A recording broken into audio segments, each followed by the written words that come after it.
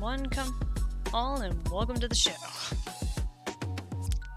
Alright, so it is payload day again, and hopefully this time we'll have like a more proper introduction for all of our characters. So there'll be less confusion when it actually starts up, but we shall see. Not everyone's going to be actively present once I hop into the call here, but it'll be a start. So just give me a moment and we'll get ourselves over there. Cool item. Alright. Like the ion the, cannon could be the moray, like the eel. Moray ion cannon. What's up? What's up? Hello. Hello. You. I'm good.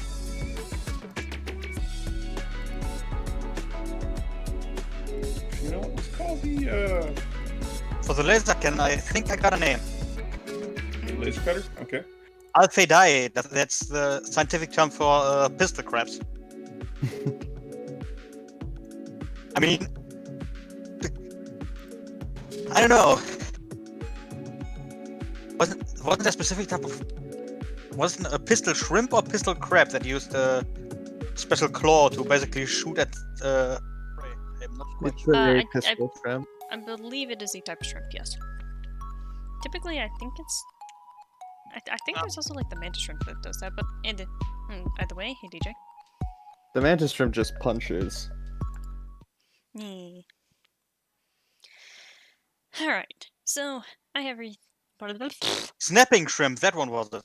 Hi. Snapping shrimp was it. Meanwhile, I have everything going on my end, and I'm slowly going to be readjusting everyone's volumes because I'm on a new computer. That doesn't really matter to you guys, but hey.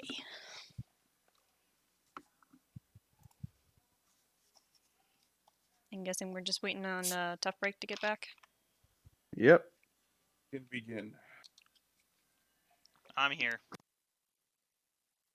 Hello? Hello. Hello? Okay. Yo. Something weird just happened on my computer when with my speaker system. I see. So just making sure you all heard me. Fix an issue on my side, and suddenly everyone else gets them. I might be infectious. Let me just hop into Roll20 and then get on the spreadsheet. I really burned my finger on the freaking power on the snowblower. Okay. Yeah, I had to reset a lot of stuff because I got a new computer, so now hopefully things will work out a little bit better on my end. No guarantees on that. If anything happens, blame Shitternet. Well, yeah, at this point, the internet's gonna be like the only thing holding anything back. Excuse me. Alright. So I guess when Toughbreak gets back, we will go through our characters and introduce them. I might pop the spreadsheet over to the other screen so the audience can see that. That way they have some sort of visual of what their characters look like. No Bronx. It's gonna be silly that, like, only two of us will not have art drawn by Blaz. But Well, you guys drew your own. no, I drew DJ's. Oh. DJ paid me to draw. No, this was done a long time ago. Yeah, Not for this. Yeah, that was done before the campaign. I drew my character for the campaign, but honestly, to be fair, I could have just slapped a screenshot of him on there. But that's neither here nor there at the moment. And also lazy. Yeah, especially since like he has the bandana on and all that, but that again, you know. The stream audience is also going to have a fancy map to look at too. Yeah. So they're not staring at nothing when the game's actually going. Yeah. I mean, I didn't realize that at first, but yeah, hopefully that's provides some interest. Yeah, that's why I just leave the map up, because it's like at least something slightly better to be looking at, because more or less this is almost podcast-like sometimes, but Pre-stream. Yeah, I mean, some people just listen to people talking, so. I mean, I'm a people. I talk. Well, here's the thing, is that ironically, I don't I don't care much for podcasts. Like, I need much more visual entertainment. So, like, if I'm listening to people, I need some sort of visual thing. Like, sometimes I'll put a video on in the background, but I will still occasionally watch it while I'm working. So. But yeah. Like I also said at the end of last session, I have posted the VOD for the first session on my alternate channel, and I will probably continue to do so. Okay. Okay. Yeah, so like, it's a good information dump for us, but also if people want to watch the stuff, but can't catch the actual sessions when they happen, well, at least hopefully the alternate channel won't go down, because unfortunately, due to how Twitch works, VODs are deleted after a certain amount of time. And Unless that's why you put them on YouTube. Yeah, I mean, to be fair with that is that if you turn it into a highlight, then it'll stay on there. But like, not everyone turns an entire stream into a highlight. I mean, you could. You could. I did do that when I played Katana Zero, but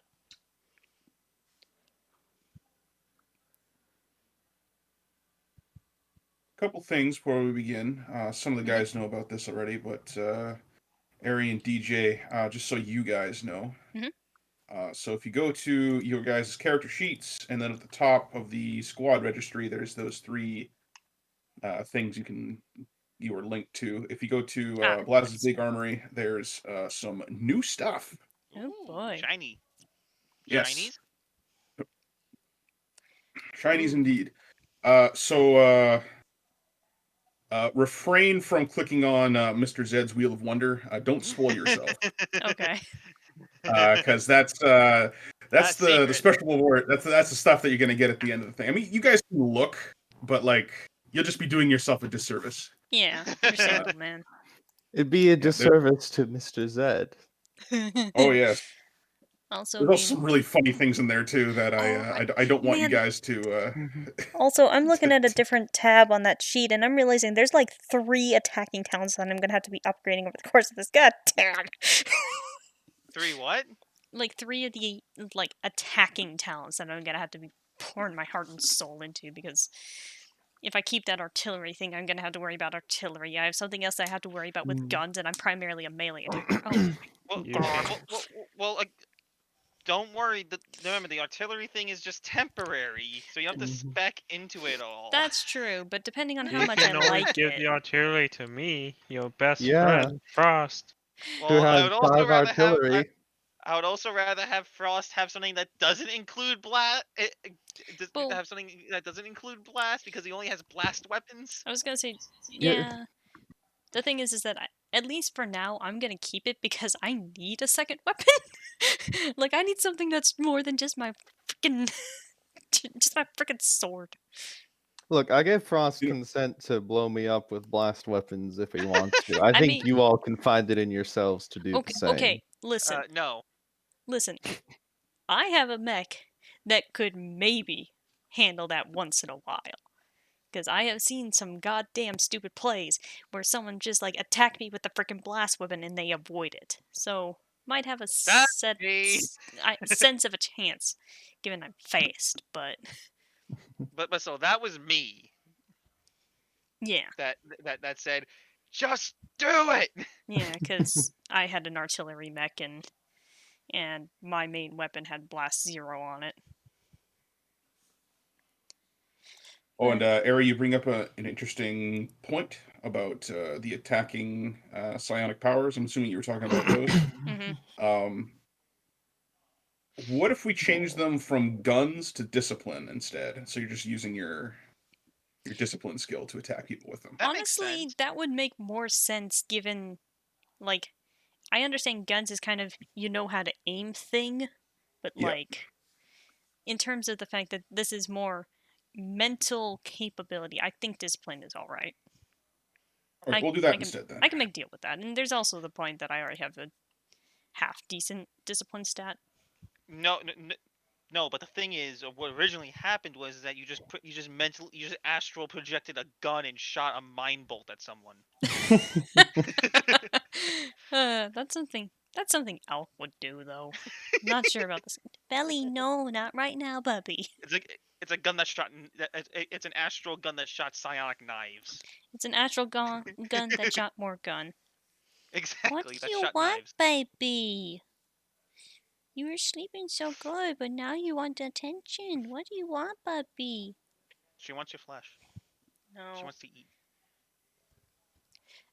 Is the wait what in regards to the fact that I have a psionic character, or the thing with the gun, Kai'sball? It might be from the gun. Yeah. Are you here, Tough? Yeah, I am here. Do we have a link to the Twitch? I put it in the main general chat. Also, I missed it. Also, Blaz, I like what you did for Hailstorm. You still kept its pertinent effect, but made it better. You betcha. I was actually going to get to that. So, for those of you who are just hopped in right now, if you head over to Blaz's Big Armory, there is a lot of things there that I'm certain you're going to want to get at some point. Yeah. But most pertinently is the things I want to kind of tell you about here is the AC attribute improvements. Mm-hmm. So you can make your AC better with money. You know, big surprise. Yeah, aftermarket parts and stuff. Gas. Yes. So you can improve your attributes just by spending cash straight up. So they range from 0 to 3. And you don't factor in any of your computer engine or any of your vital system bonuses into those. Those are just merely added on top of what you already have. But they do cost you maintenance and a bit of cash. Mm-hmm. So the more you slap onto your mech, the more expensive it's going to become over time. I'm sorry. What just happened? I have a plate sitting here, and Did you spill chips? Not chips. I managed to make the plate do a full flip, and I dropped a cookie. No! Belly, Not the cookie. That's enough. No licking Actually, that, what kind of please. cookie? That's sugar. You shouldn't be doing that. Because I moved my hand away from petting the dog. But also, I'm looking at the contraband weapon mods, and here's the question I have. Ow. Blast with that. Yep. My sword technically counts as an energy weapon. Mm-hmm. I'm gonna say this is probably not, but would it be able to have the hypercharged batteries? Because like how is I forget. You know, what... because I like you so much. Don't say that. Because you entertain me, perhaps. Blaz, you're not helping. That's sadistic. No, that would no, that would be a reasonable a reasonable explanation as to why you should be able to get that. Because you have to have how many mods can you have on a weapon? 2? You say 2? I think so. Like I'd have to get rid of the honed edge, but sacrificing Pierce 2 for continuous. Well, note that this says character scale weapons. No, I know. I'm talking about my personal sword. Mm-hmm. It's an energy sword. Okay. I know what I'm doing, DJ.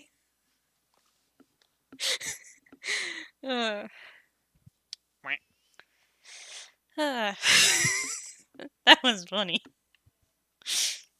I need to double check something as well with the... My finger's throbbing. Ouch. So your company Exotech has a bunch of different items you guys can purchase. Right now you don't have a tier 1 contract with them, but soon you will over time. Mm-hmm. Automatically, you'll just get it because they're just like, hey, these kids are doing good work. Yeah. And I'm going to reward you for that. And there's also a Megacorp sponsored gear. So I wasn't able to get every single last piece of premium gear in this list because that would take me fucking forever. And I don't feel like doing that right now. And I don't have forever. Also, they're probably not going to be giving you guys all of their stuff. So it's kind of more like, here's a taste of what you can possibly get. So I picked the more useful pieces of equipment that I think you guys might be able to implement if you get your hands on it, because normally you can't purchase these things, by the way. These things you have to earn Mm. through Mr. Zed's Wheel of Wonder. Oh Hmm. boy. So, Oh, so that's what those- those numbers are for. that's what those numbers are for. Oh Interesting. god. And you will notice that the Bolero, the chances of getting a Bolero item are really high, because that Blaz, is you made a small whom error. I did. Yeah. Zon is 31-6, but the first part of the Minor Corps sponsor geared for Allied is 35-40. Well, you know, like, Zon, yeah, Zon is just like, we're just gonna take this guy's percent. No, you're absolutely correct. That should be a little bit lower, and getting Zon gear should be pretty hard to get. I'd imagine, man. Every We're all fucking human. piece of gear is a Zon gear. We're all human. We make typos. Yeah, but also I guess the other question I have is, what is the circumstances that you would get contraband weapon mods? Like, would you have to find yourself like a black market deal, You or beat the shit out of a guy. Yeah, you'll have to make a UTM contract. You'll have to go talk to my good friend Nikolai. Oh And no, he no, can, but he can, you can buy some AC weapon mods out of his trunk. I'm certain he's got lots of things in his Is his trunk called the Love Machine? in his unmarked van. It's called Russia's Greatest Love Machine. God, like that's the thing. I'm looking at those because my character, he would not be above getting contraband weapons, and just like, but I want continuous or vicious on that thing. Both are evil. I need to go grab a glass of water because I'm going to be doing a lot of yakking here. Yeah, I just grabbed a but bottle of water, so. Get some cocoa. In the meantime, in case you haven't done this already, make sure to look at the weapons that you've purchased for your mech so far, and cross-reference them with the updated list that we released this week. Just double check just to make sure that everything is on the up and up. Yeah, My finger still I hurts. did that already because the heat sword got a little bit nerfed, but I will take the higher chance to hit for the moment. Oh yeah, same I agree. here at the heat claws, because one, even though I'm only dealing 4/3 damage now, I have a 6+ chance to hit. Oh, Yeah. and I'm glad you brought that up because there's two other things I wanted to mention. Oh no. Yes, just so we're all on the same page here. So the size of the weapon determines how much AP you use. Did that come across? Okay, you got that. Yeah, we got that. Alright. One-handed is now 2 AP. Two-handed and an artillery is now 3 AP. So that's why some weapons got a nerf, because now they can be used to attack with more often.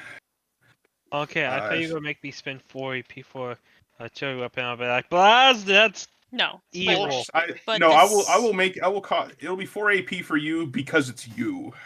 I was gonna say Okay, this fair also. enough. I can't argue that. Yeah, this also counts for the ground scale weapons. So based on how I managed to pull it off, I can technically throw a smoke grenade for 1 AP because they are considered a 2 AP, and then I have quick release pins. Now, Exactly. Blaz. Well, hold that thought. One more thing. Holding my brain. This week we introduced movement types. Those kind of already existed in the game, but it was brought to our attention that there's nowhere in the rulebook that explains what those mean. So that's a thing now. So for those of you who are hovering units, if you go to part 3 of the core rulebook and then head to the movement type section, it'll explain to you exactly what being a hovering unit means, and it's exactly what you think it does. So basically, you have them specified as a definition. Yes, they have. They've been codified now. So yeah, and any pieces of equipment or frames that would have referenced those different types of movement have also been adjusted as well. So things like the pelagic frame, you're now considered an amphibious unit. Or the deep space design, you're now considered an astronaut unit and move as such.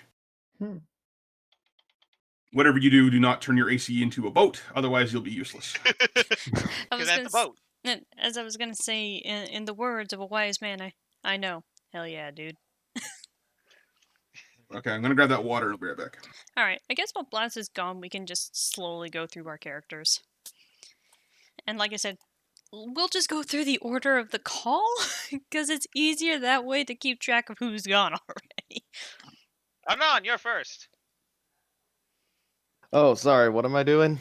We're just kind of going over our characters, and on my Oh. screen, Introductions. yeah, like I will have the Oh. spreadsheet up so they have a visual of what the character looks like. And like Okay. I mentioned earlier, 2 of us are not drawn by Blaz. But ignore that part right now. Also, just wanted to say something real quick. Mhm. Like in an hour, I'll be switching to my phone, so if you just hear me drop and rejoin, that's why, because I'll be cutting onions, because tonight's French onion soup night. Fair Don't enough. cry. Very nice. But yeah, Break I guess we will go through starting with Anon here, especially since you were the guy that wasn't here last week. That's true.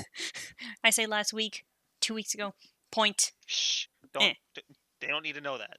It was last week. All right, go on. It was 2 weeks ago. Shh. I'm playing Johnny Starwind. If that name sounds made up, it's because it is. It's not actually his real name, but don't tell any of these losers. I'm the team's sniper. My mech is the Peacemaker. Oh shit, I don't have a token of it anywhere. To be fair, the token thing is not really as important at the moment. Yeah.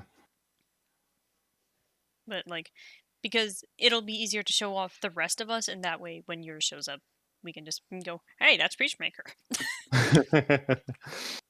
All right. I mean, I guess I can talk about everything in my biography. I am. They're not quite aware of this, but I'm in a contract with Zon. I've got debts to pay off for myself, for my daughter, for the genetic enhancements that are put in me. I don't know what they do. They are there. I'm a crazy gun nut sniper secret agent with a fake name. I love it. I don't really need to talk much about appearance since I have this wonderful art by Blazbaros. Oh, yeah, that's Who's our fine. DM? Mhm. And also a fantastic artist. Mm-hmm. He draws nice things. Yes, he does. Alright. I think that's about what I could talk about with my character. Anything else important comes up, I'll mention it. Mm-hmm. Alrighty. Guess that'll move on to me then. To which, like I said last time, if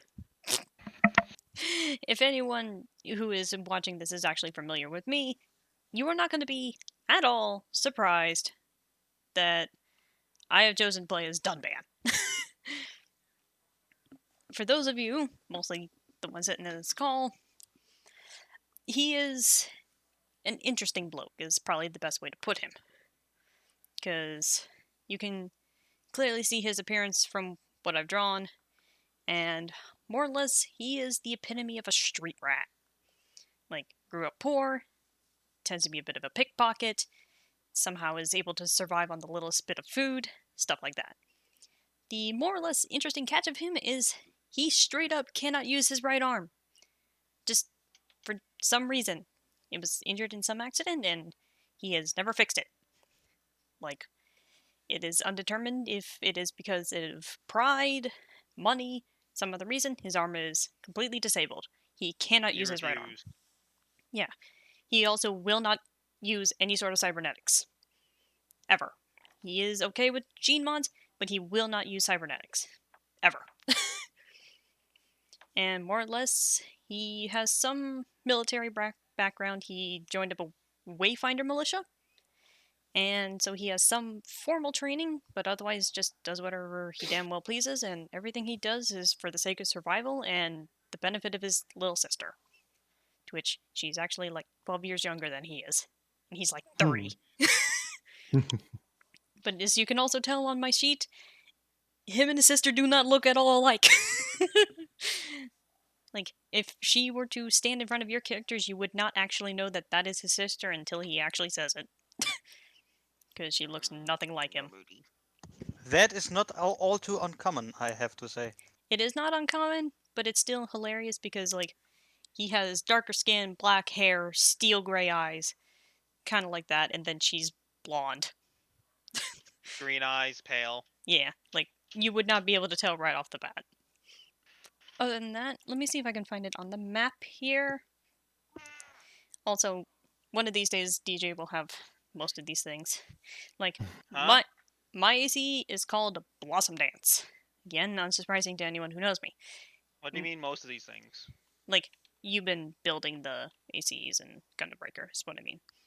Oh, yeah. Kind of more of a vague sense of what they look like. But Yep. in terms of ACE builds, mine is borderlining an ultralight. Like, this thing in terms of ACE weight class weighs nothing. It is very fast, it is very agile, and it's a hover unit, meaning I ignore terrain. Which is, again, for the benefit of being very, very fast. The trade-off, it is very squishy. Like, this is the epitome of dodge everything or you die. Because I have, like, the paper least... mache comes to mind. Yeah, like, I have the least amount of armor out of all of us. Because that is just straight up how I am built.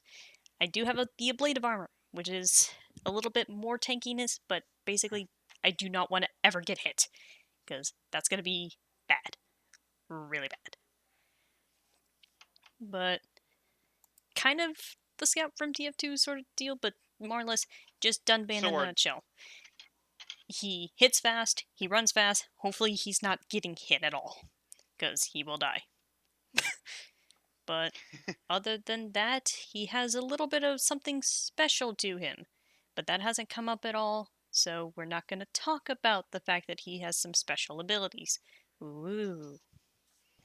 Ah. But that's about all I can... But that's about all I can provide for my character. Oh yeah. Thank you, Blaz. That was the other thing on the biography that's actually kind of important. He's kind of he's kind of hard-headed, so if he doesn't agree with something, he will probably voice his grievances, and he is very stubborn. So he doesn't like listening to orders. So that's going to be interesting. Thanks, Blaz. But I think that's about all I can provide for Dunban. That leaves DJ next, so have fun. Okay, my character's name is Tali Calvetti. And if you can't tell from the name, yes, she is Italian. She is a trained EMT and very meticulous. Those glasses are not just for show. She does need. Stay on target. What's so funny? It was Blaz in the Twitch chat. Just ignore it and move on. Just keep going. We got things to do. We got places to go, things to do. Yeah. Yeah.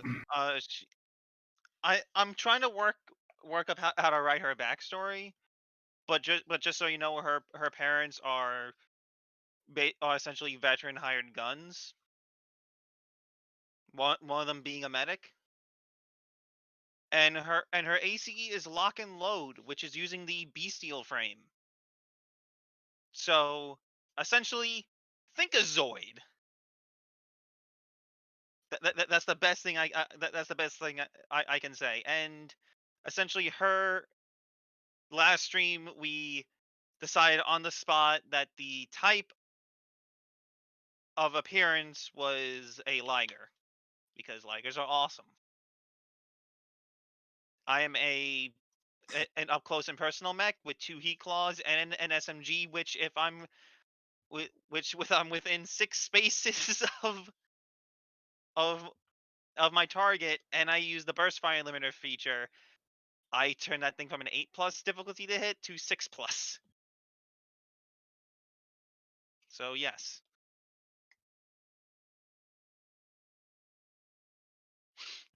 And that's essentially what I got. I'm a tanky bruiser type fighter. At least in Ace Combat. Yes. Alright. Fenris. Okay. My character is Alexandra Alex Komnenos. She was a street rat, similar to AriZonia. Just unlike him, she never had a sister to look out for. She was always alone, taking care of herself. She would have probably her life probably wouldn't have changed until she came across motivation in the most unusual sources.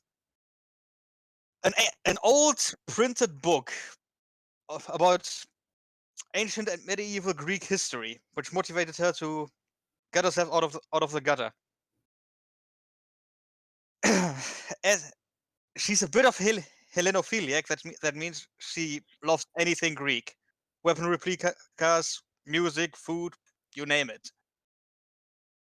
And well, her AC is Athanatos, a name that smells of hubris because it means immortal or deathless, and it is a melee monster.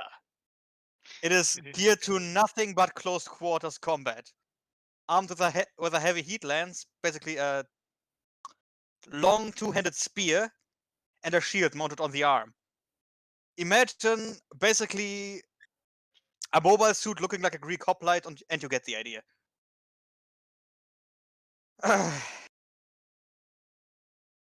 She's rather stubborn, emotionally cold, and, well, she... What's to say about that? I don't really know how to continue. I kinda had to block here. All right. Well, thank you for that. Alright, Frost.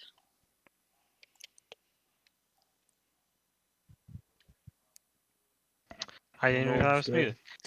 Oh, there he is. I was like, Years of Ronin is the group's techno sage. They don't know that. She is from an ice planet, and she is the group's Arturus, appears and mechanic, and as she develops some techno sorcerer, she is also slowly replacing herself with cybernetics. Because obviously cybernetics are superior to genetics. Cough, cough. We gonna have an issue about this? Not yet. Not now. I'm just gonna attack Anon King from over here. Don't mind me. She also is very much into drones, having 2 drone ravens, and her mech Baldir is a group's main artillery mech with a scout drone Fenrir at the moment. And boy, is it a bitch to fix. Because I keep forgetting the point of the game is not to have the highest maintenance ever. But I keep doing it. I guess for a quick comparison, mine has the same amount of maintenance. So yours also goes Neum. Yeah. Also, compared to... And she also has the Nordic theme going on.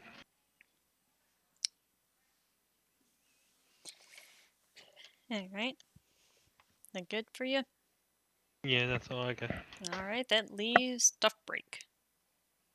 Well, hi everyone. I'm Dan, and I'm playing Hans Tough, aka Mr. Toughbreak. Now, he grew up on the red planet of Maximus. It's a harsh world, which produces some pretty strong, sturdy people, as you can well see.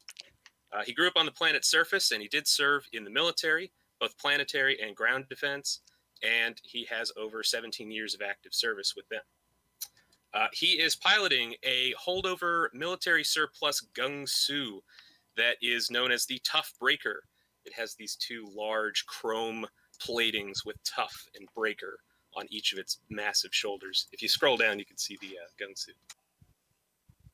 And I'm going to be piloting a missile artillery mech. He favors this because it's accurate at long range, and he can move in with close range with a very fancy heat drill that, again, served really, really useful on the harsh planet of Maximus. And he has an unfortunate injury that happened long ago that, well, he took a hard fall, and it rendered him with a leg that was really severely damaged. It required multiple surgeries. He has foregone taking a prosthetic and instead has adopted an external cybernetic cuff that he equips to his left leg. It is well worn. He's had it for a long time, and it helps him mobilize the damaged tendons and bone structure in his knee. Huh. That has earned him the title of Mr. Toughbreak because he had a severely tough fall. And that's who I'm playing today. I won't lie, I just kind of imagine the fall as like he was just like, eating a bowl of soup and just tripped down and fell down the stairs. No, it's much more tragic than that, but that is equally tragic. I know, that's just what goes through my head. That's embarrassingly tragic, not tragic. Yeah. I gotta make up a cover story, I can't let him know. Alright, so that kind of covers who everyone is, kind of helps you familiarize the voice as well a little bit. I do have the reference down at the bottom in terms of like names and who's going to be responding, but of course there is the point that familiarizing yourself with who's talking is also a good thing. That's why I have the Discord overlay, because you'll generally see the green circle over who's talking. Or occasionally you will hear DJ's bird. I do not control the bird. But I think that just oh yeah, that was the thing as well. That none of us covered is that we have the collective charisma of a bag of cement, because none of us have a presence stat above 0, which means we That's all right. have a presence penalty. Some of us worse than others. Yeah, Some we're the rough bunch. Yeah, because given this system, if we have to make a presence test, you add the amount of dice equal to your attribute. In the case of negatives, you subtract dice. Some of us have a -2, raise his hand. -2 club, woo!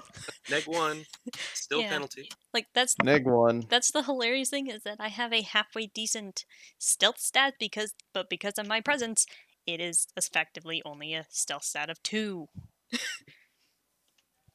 So That's okay, you'll get there. we'll get there eventually.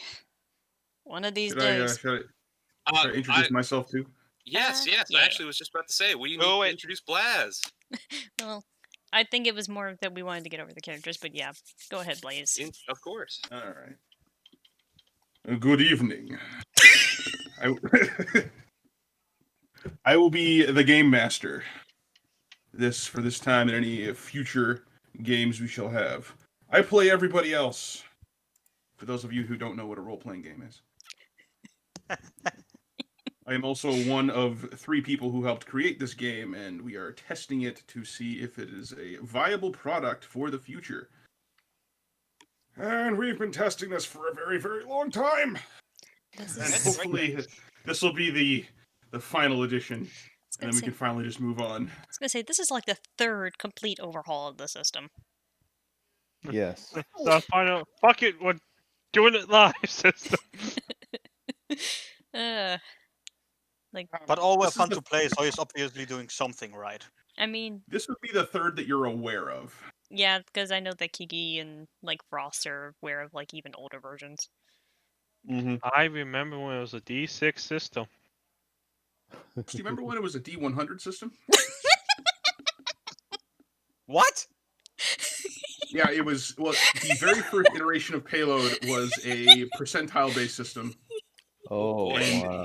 it played very similarly to Fantasy Flight's Warhammer games, specifically Dark Heresy. Because previously we had played a hack of that game, which was Evangelion themed, which had you taking the role of a pilot of an Ava unit, and at the same time I was playing the Front Mission re-release for the DS. And this was years ago, mind you. And I thought, hey, I could take that. I could take these rules. I could take that game. I could put it together and have all the stuff that I ever wanted in it, without the depression and the childhood trauma. And the Well, we overt, kind of just add that in our and the overt Christian themes. We got Christian themes that don't mean anything. If there's Christian themes in this game, it's because they actually mean something. Yeah, that's an actual thing of Evangelion. It is basically the same. Damn. It's basically the same principle of people using like other, like religions and all that without the actual meaning. That's what they did with Evangelion and Christian themes. They're just like, we're gonna just do that and make it cool. Who needs meanings when you got symbolism? That's exactly what that is, Frost. Symbolism. It's symbolism. We don't know the meaning behind the symbolism, but the Meanwhile, I've started making some comparisons of Payload to Xenogears of all things. Not familiar with that. I'm gonna have to do some research about that. It's later. an old PS1 game, so like there's just a that's thing. from when I was alive. Yeah, like I actually have played like 3 hours of it, and there is some interesting mech combat, but like it is a bit more on the slow and cumbersome side compared to the more fast-paced what you would expect out of like Mobile Suit. Also, hey Motaro. All right, so are we all squared up, ready to go? Yep. Whenever Okay. the music starts playing, that's gonna be the point where I just kind of start ignoring the chat. Like I will speak in chat, but I will not verbally acknowledge you unless we're taking a break. I got my cocoa. I have a bottle of half-drinking water, so I may dip at some point for more water. Oh no, you're half drunk. Also, Buzz, if you hear me drop out and rejoin, that's just me switching to my phone so I can go chop onions. Gotcha. All right. So, we are going to start episode 2 of this Attack of the Clones. adventure. Woo. No. We're supposed to know about that. Shush. So, last session, unfortunately, Anon King wasn't there for the whole thing. Mm-hmm. So we didn't get to introduce him properly to the rest of the crew, and I think we need to do that. Oh boy, I'm ready. All right, so let me get your character sheet here. Where are you? Okay, Johnny Starwind. You wake up in your cockpit of your mech, the Peacemaker, to an alarm sound, and then you hear a voice say, "Good morning, Mr. Starwind, and how are we today?" Heathcliff. Yes, sir. Okay, good. That is you. None of the shit they put in me is making me hear voices yet. Well, don't worry, sir. We have medication for that. I have put a few out in front of you on your console, along with a cocktail of various stimulants and tropical fruits, in order for you to get up in the morning and on this lovely morning. I think you need to acquaint yourself with the rest of your team. They seemed a little skittish when you did not respond to them. Yeah, I was, Fuck. What do I say if they start asking? Not the truth. Yeah, I gathered that much. I'll just have to flex my improvisation. Very good, sir. I'm going to start helping myself to some of those tropical fruits. So basically, you see in front of you, like on your console, there's a little tray that has three different tablets. like little pills. One's white, one's like a pale green, the other one's like a pale yellow. And then there's a tall glass of looks like orange juice.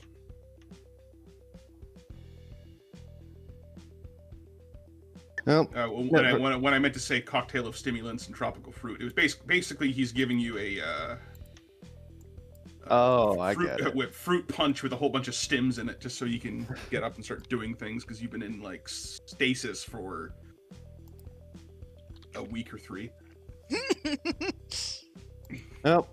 Never let it be said that you don't take care of your pilot. I'm gonna pop each of the pills back. Such is my duty, sir. Mm. To ensure your survival and your company loyalty. Mm-hmm. Alright, give me like 5 minutes to make myself not look like shit, then pop the cockpit open. I can meet these people. We're gonna cut out to the outside of the cockpit after those 5 minutes. You guys are kind of doing your daily routine, kind of doing some maintenance on your mechs, getting some breakfast, and then suddenly you hear this loud tss as the cockpit on the rather silent and ominous Peacemaker finally opens up. Mm-hmm. Yeah, the Peacekeeper is it's one of those mechs where Is it Peacekeeper or Peacemaker? Shit. I've been playing. I shouldn't have been playing For Honor Peacemaker. recently. It is the Peacemaker. It doesn't keep the peace. It creates the peace. Oh my. Anyway, Peacemaker is one of those ACEs where the cockpit opening is just the whole front popping open, Titanfall style. And ominous would probably be a good way to describe it. It's a light frame, sort of like Ari's Blossom Dance. Though, seeing the two of them together, it is not an ultralight. It is edging into fairly about as well protected as a light frame can be without losing the lightness to it. The ominous touch comes from the dark camouflage color scheme. No color lighter than a dark gray is present on it. It's all murky brown, black, gray patterns that are almost kind of shifting slowly across the frame due to the optical camouflage equipped. The only spot of color is just the one big red eyeball, which was kind of staring at you guys before it opened up.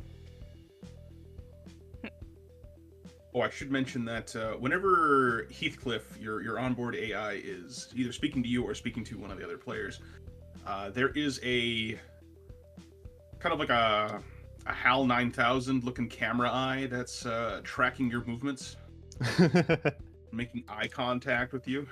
Yeah, I was picturing Jabba's palace greeter. I'm pretty sure. Yeah, kind of like that. Yeah, kind of like that, except it doesn't like poke out of a hole. It's just kind of like this orb-shaped camera that's kind of like moves around and is keeping track of you. So basically the personality core's in Portal. Oh yeah.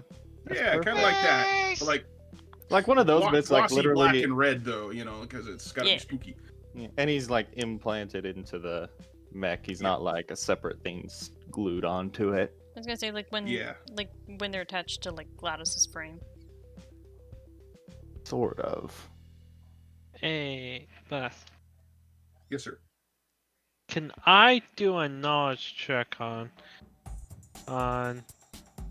this next build? Yeah, Okay, sure, go Frost. for it.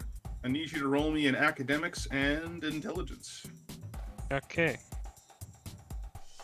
I Okay, that's 6. What's the difficulty?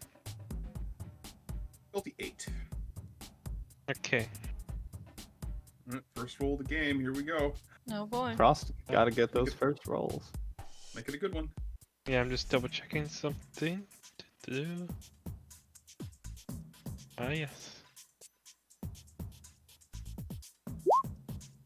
I get to reroll 2 of them. So I get 3 successes. 2 of them with 10s. Nice. Very nice. I don't know if that does anything. Well, Frost, for you it might. So you look at this mech, and even on board the transport that you guys were on, landing on this planet, you felt uneasy about it, and now that you've kind of gotten a little more up close and personal, it spooks you. Just there's a lot of things about it that you just don't like. And it is because it feels like it could belong to a techno sorcerer, but it's not. Has the all computer ever spoke of? Because well, here's a question: does it feel like it also kind of copies her mech's design as well, due to the creation process? It feels like yours, but newer. Okay. Yeah. I will say it's a custom frame, mixing elements from, as far as I can figure, some parts from the Advent, which is what I'm using as a temporary token, but also a few elements, at least appearance-wise, from things like the Solace, which has a big red eyeball on its head. Mm-hmm. So people will probably see Ursa just standing there with her staff in hand. Her ravens on her shoulders. She's just staring at this mech, just like not even moving. She just stares at it. Mm-hmm.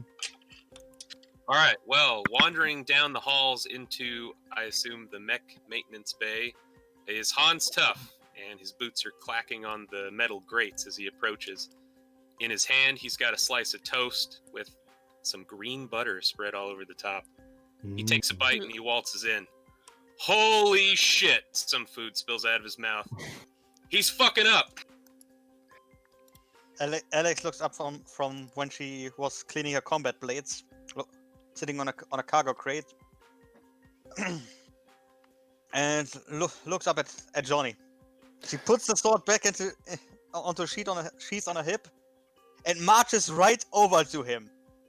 I'm still up on my cockpit right now. I haven't come down yet. Yep. As over to him as she can manage. She's probably standing at the feet of your AC, and glaring up at you very disapprovingly, and mumbles loudly and mumbles more or less loudly to herself. Pretty much loud enough for everyone to hear it, but still quiet enough as to not make much of a scene of it. If that isn't Mr. Eccentric, if he doesn't live up to the hype he generates, I'm gonna make right on my hand puppet thread last time. Well, I would say that then she raises her voice. Oi, Snow White! What took so long? I take just a moment. The pilot emerging from the Peacemaker probably doesn't match the ominousness of the mech, mostly because I'm not currently wearing the cool black coat in my official image. Alex doesn't really give a fuck about that. She only cares about getting to the pilot. Yeah. You probably Yeah, have I've got something more the, akin to like a Evangelion plug suit on. That's all kind of actually probably closer to the suits they have in Gantz, if anything. Except it's all shiny leather. Yeah, it's pretty sexy. Also, kind of more of a reference question. Like, what time is it even? It's probably the morning. It is probably like 10 or 9 o'clock. Alright. I guess hearing all of the commotion, Dunban kind of comes waltzing in from, like, whatever comms area, just to see why everyone is shouting this early in the morning. Just For some odd reason, he's got like a bottle of sarsaparilla already in his hand. Like, this is not common breakfast fare, but he's just like, so why is everyone yelling so early? Since you just said how you look like Blaz, I gotta say this. Alex narrows her eyes a little as she gets a real good look at Johnny, and mumbles to herself, "Oh great, he's a gimp."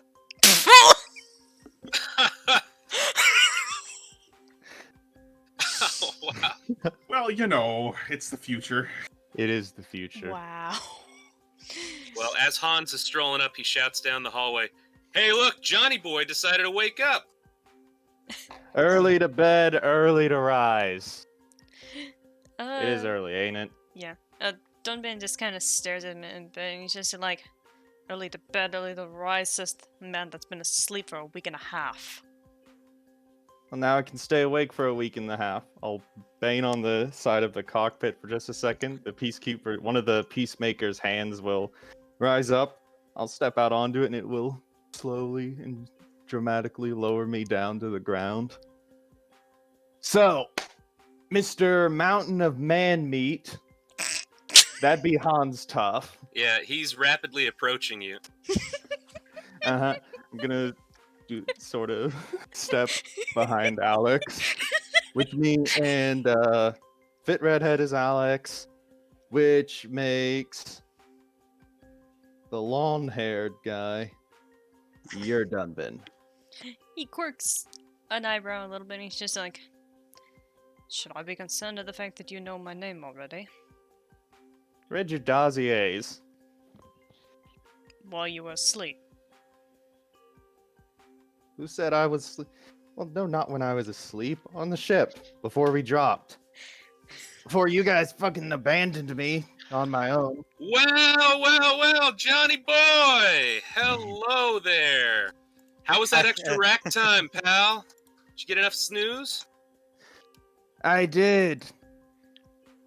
Well, that's swell, buddy. And we are looking forward to you pitching in around here, you know? Oh, you're And- expecting me to do that? Yeah, we all gotta pitch in, alright? Oh, damn, no one told me. That's why I stayed asleep the whole time. Alex And- shakes her head and moves past you, Can I get one in? saying in a little sing-song, "Head puppets," Oh, and goes back to cleaning her combat blade. And on that note, just a very, very tired-looking and disheveled Tali. She's just in like sweats and a t-shirt, walking in with what seems like toast and a plate of eggs, and with a coffee cup. It's like, why is everyone yelling this early in the morning? Well, as you can see, our missing pilot is now amongst the land of the living, which I could have warned by this point that he would have been dead, but alas. Hey, who had I any don't- money on him being alive? If I did, I had 2 marks down. I would give Well- you the money, but currently my hand is occupied. Also, Yurso will just get real close to Johnny. They just stare at him. So what's And up then- with you?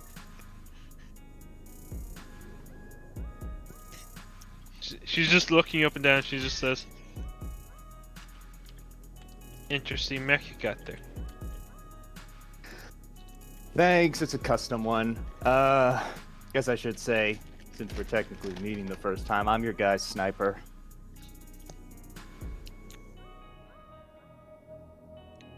And then she smiles like, "You think you could beat me?"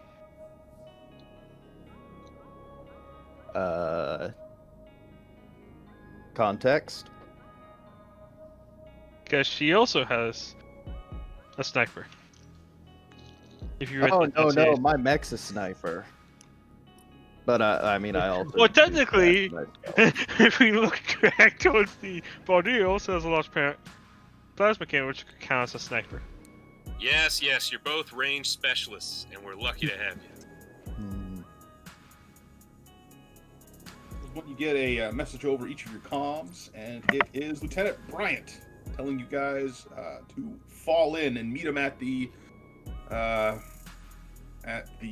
mobile command center that you guys had picked up. He's got something for you. Alright. Dunban probably just kind of chugs down the rest of his morning soda. Here's the question, is there any sort of trash nearby? Of course. Besides me? I was gonna say, can he make an attempt to just kind of toss the bottle towards it?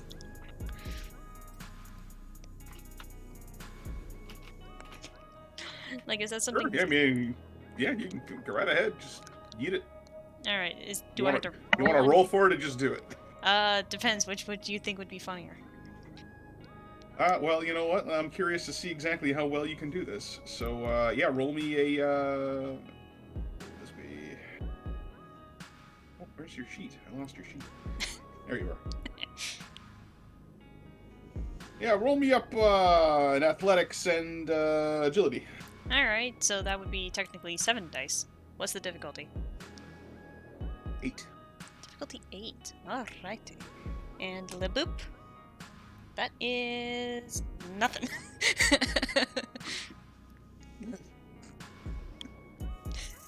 You got your little bottle of sarsaparilla, and you just you chuck it towards the can. You're like, oh, here we go, Kobe, and then Shaq. I was gonna say. Smashes on the ground and shatters. No, I like the idea more that like he flips it to grab it by like the neck of it, and he just throws it, and it slams against the wall. You throw like a throwing knife, just like ha. But backwards. It's like, I'll clean that later. If anything, he just proved that he's really good at throwing potato masher grenades. You see this janitor around the corner, and he just he sees the mess you made, and looks at you, looks back at the thing, and he's just like, he's kind of got that disgusted look on his face, like, what the hell's wrong with you? What, were you raised in a barn? I was lucky to have been raised at all. But yeah, Anyway, moving right along. yeah, he just Okay, takes everyone, the glass, this is shatters, it. and leaves. Chop, chop. We got to get everything, get your gear. We're going to go meet in the new operations center. I think you're going to love the way it looks. And Hans is really excited. You can basically see. Holly speaking through a mouthful of food, and was like, did we finally get it to an operational state? It is online. Is it mobile? We can talk about that. Oh, boy. Oh, great. Dunban just kind of pats his leg in a half-hearted attempt to clap. Good on you guys.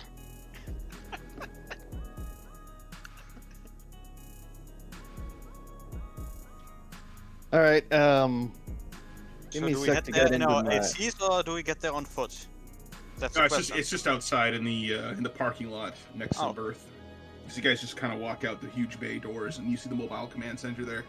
So it is now imagine those you know those really big buses that kind of have like the rubber bit in the middle that can pivot. Yeah. Now this Accordion thing buses. is yeah, it's it looks a lot like that, except it's very wide and very flat. It almost has actually, you know what? The latest Mandalorian episode had a great reference for that. Let's get you guys a picture here so you have a decent idea of what it looks like. It's basically going to be an even wider version of that transport vessel. Yeah, so imagine that. So it has multiple, each major section, like the front and back. It looks like they're a giant they're wheeled mirrored. caterpillar, basically.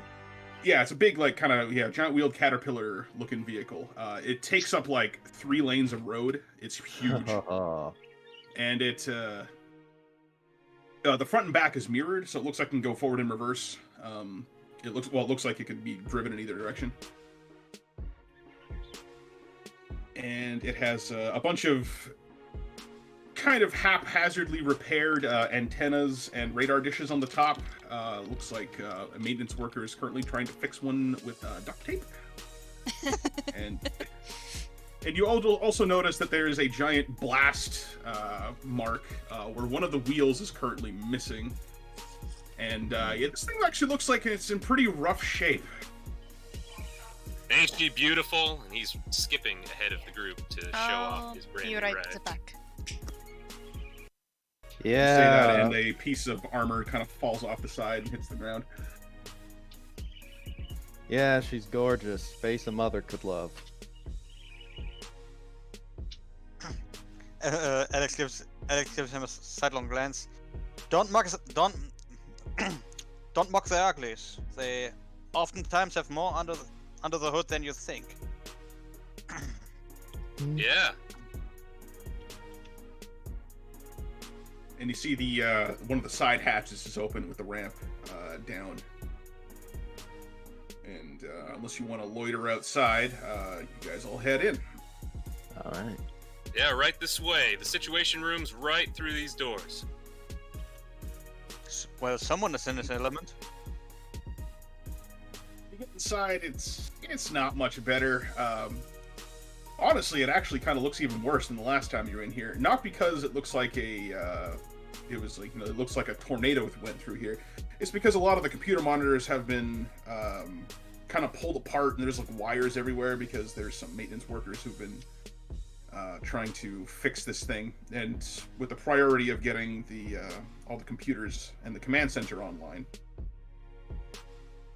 But thankfully, the middle of the situation room here has been kind of cleaned up. There is a glowing table in the middle of the room, which has a holographic projection of the region that you guys are in. And you see Bryant standing on the other side of it, the ambient glow lighting up his face. Alex gives him a polite nod. Good morning, Lieutenant. How are you doing? The last time we met was not a gentle affair, I seem to remember. Well, much better thanks to you. If you didn't ignore my orders and save my ass, I probably wouldn't be here right now, so I won't court-martial you. Oh, and I see I see one of our lingering members is finally up and about. Reporting for duty, sir. Trust me, Lieutenant, we're all just as surprised as you are. Explain yourself, soldier. That's pretty simple as far as I see it. When we made a unplanned drop from orbit, I landed apart from all you guys and was able to make my way here on my own. Yeah, seem to more like remember- first off the boat. And you seem to remember that you were in your AC from the start. Your robot butler, what was his name again, even steered it into the dropship. I don't think your story holds up, man. Oh, you mean that? No, I was sleeping. Uh-huh. I wish I could sleep for a week. You should try it. Well, anyway, Lieutenant, please continue. Are we even sure that he's mentally fit for the pilot, considering he was out for a week straight, longer than cryostasis was? If he isn't, hand puppet. Please don't. That's right. Look, I Honestly, I'm piloted not my really too AC. worried. I'm gonna take what I can get at this moment. How's our situation? Have the rebels made any significant moves in the meantime? All right, we'll get to that in just a moment. I want everybody to have a seat, and I'd like to say a few words if we would begin today. I'll Done. take a Go seat. ahead, Mr. Tough. Dunban takes a Yes, thank seat you, and Brian. puts his feet up on the table. Alright. Yes, Lieutenant, thank you. All right, so we all had a pretty rough landing here. I was just among you guys, just the same. And we had our first engagement. I actually think it went pretty well. I want to commend each and every one of you for your service out there. And Mr. Starwind, you have yet to show me your operational capabilities, but hopefully you'll get a chance to do that today. I am looking forward to it. I want you guys to know that I've taken the responsibility as acting squad leader. But thankfully, due to the heroic efforts of Alex, Lieutenant Bryant is here today. He will serve as our CO. I receive orders from him, and you all will receive orders from me. That is the chain of command.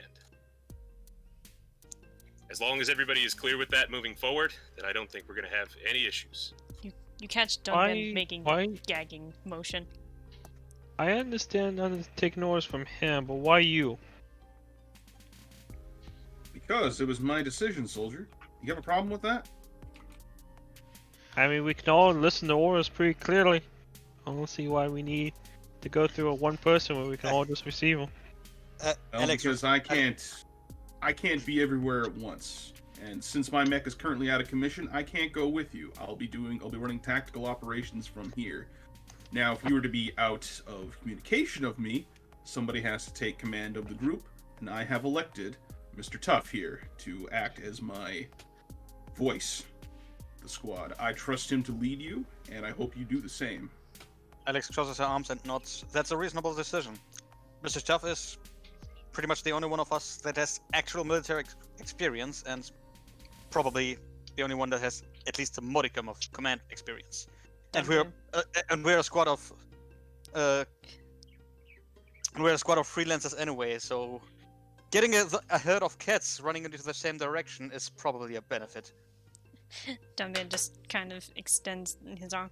Like I already told you guys, I have military training as well. Please stop making assumptions. Nobody's making assumptions, and now that you brought that up, you interrupted me while I was out there in the field, while I was assuming command. You have to take that into consideration for your report. Now, I don't expect you guys liked the decision that Lieutenant Bryant made, but he made it in good conscience. And Alex is right. I do have, among all of you, the most experience. But I'm asking you to trust me. I think we should take a vote. Billy, no, not right now. I don't think you understand exactly how chain of commands work here, Miss. What was your name again? Bolden. I don't know how they do things in your neck of the woods, but around here we wear uniforms, not pajamas. Duncan, it's just like you're expecting a little too much out of us so early in the morning.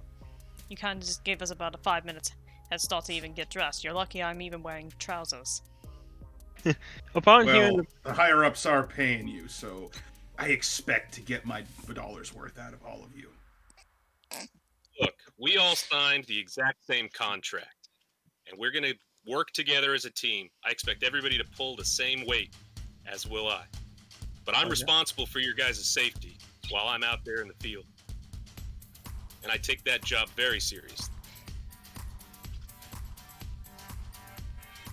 Alex gives a casual two-finger salute. You got it, sir. I'll follow you. Thank you for your cooperation. Now, without further ado, this is the first operational meeting. We have our first assignment today. As you all know, our contract status will leave the probationary period at the end of this mission. We will have proven to them our capabilities in the job that we were given. That means we're going to have access to special armory equipment through Exotech's gracious generosity. And I, for one, look forward to receiving that status update. Well, don't keep us in suspense, boss. What's the mission? Well, I will turn it over to Lieutenant Bryant to lay out the mission parameters that we will be visiting today.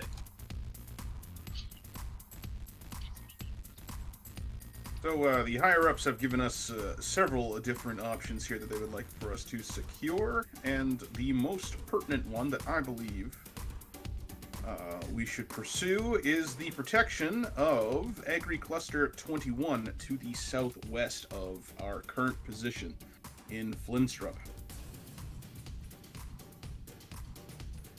The people here could probably use the food, and well, frankly, the people down south there don't really have all that much protection. They're kind of far away from any other major settlements. They do not have the proper defenses to protect themselves from the roving marauders that these rebels have kind of become. So we are we're gonna unfortunately have to take a long walk from Flintstrup to the Agri Cluster, since any air support we currently have is a little dicey thanks to the Dark Star. That bastard that almost shot us out of the sky and ended our whole careers. That's right. And matter of fact, Bolden, you've been assembling a report on the Black Dot. What are your findings so far?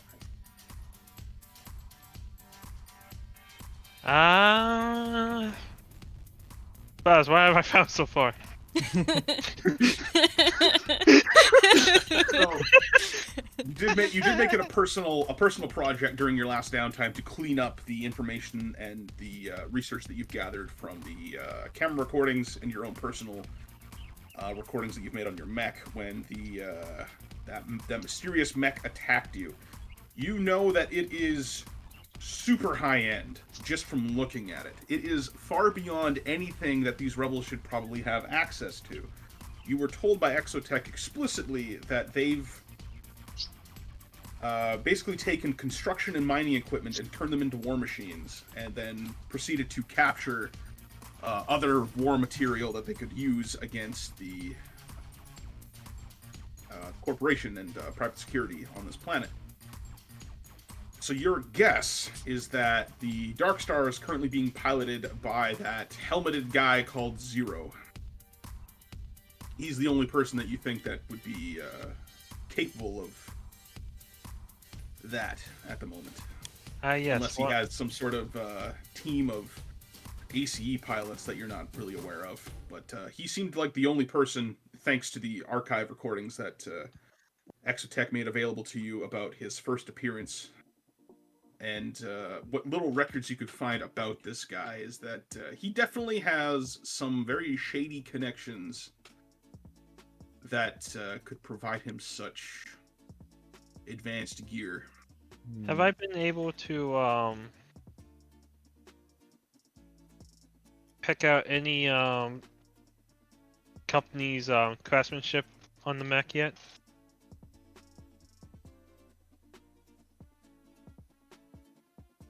Frost, make me another academics and intelligence test, and your let's see here. What do you got for? I know I have one entities here? complication. I don't know if it'll count for this. Yeah, we're gonna turn that complication into an affinity. So Frost, you get roll me this at a 7, if you could. And it's academics plus intelligence. You got it. And we roll 2. So that's 3 successes. All right. You've identified a lot of the technology, at least the design of it anyway, seems to be very Zon oriented. In particular, the large blades sticking out the back of this mech look very similar to the Gordonovsky gravity drives that a lot of Zon mechs employ. You're unsure, though, how it's able to maintain supersonic flight, however. That is beyond you.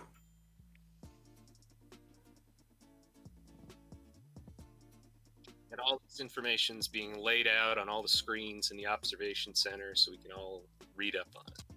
Are we expecting to run into this thing? Oh, yes. You bet your ass it's still out there. I mean, considering that we encountered it right from the get-go when we were entering atmosphere, I would say it would be prudent to make it accountable for our risk assessment. If I may ask a question, Lieutenant. Go ahead. Have any other Exotech forces or mercenaries under your employ made any reports about this unknown ace? Has he been seen or any other signs of his activity so far? Or was it his little air show the only thing we got? Seems it was it had harassed a lot of our drop ships during our initial invasion. Many more were shot down, and they weren't so lucky as we were. We've lost entire squads to this thing.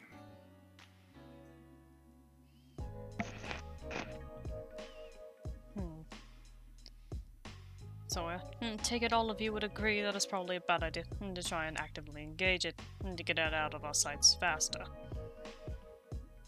This time, we are not making the Dark Star a priority. If it decides to engage us, we will retreat, because I don't think we have anything right now that we could possibly throw at it that would even make it dent. That's right. Until we get some proper funding and some proper equipment, I would recommend not engaging the Black Dot. It's far too advanced for our capabilities. But what if it were to come after us within civilian territory? Wouldn't it be better if we had someone, say myself, use themselves as bait to lure it away, at least for the moment? If you're willing to put yourself up to that task, so be it. Dunban, I strongly advise against this idea. What happens if it catches up with you? I'm willing to make some drastic plays for the sake of helping a few others in a drastic situation. Let's not poke the spiky murder robot, please. I'm not saying to provoke it. I'm saying that if it were to come after us and we're in civilian territory, it would be in our best interest to lure it away. And our best interest would be to get it into a position where its movement is useless and then dogpile it with everything we bloody got. I'm just no saying. Need to use any one of us as bait and risk their lives for what is arguably a minor objective. Alright, well you heard the Lieutenant. It is not our priority. Do not engage. And we can use that tactic in the future. I will strongly consider that tactic. You just kind of catch Dunban rolling his eyes a little bit. He's not objecting, but he's not actively agreeing. Right, so we are taking on the agricultural district today. Hopefully we can get some food back on the tables of the local citizens, which I should remind you is our main job.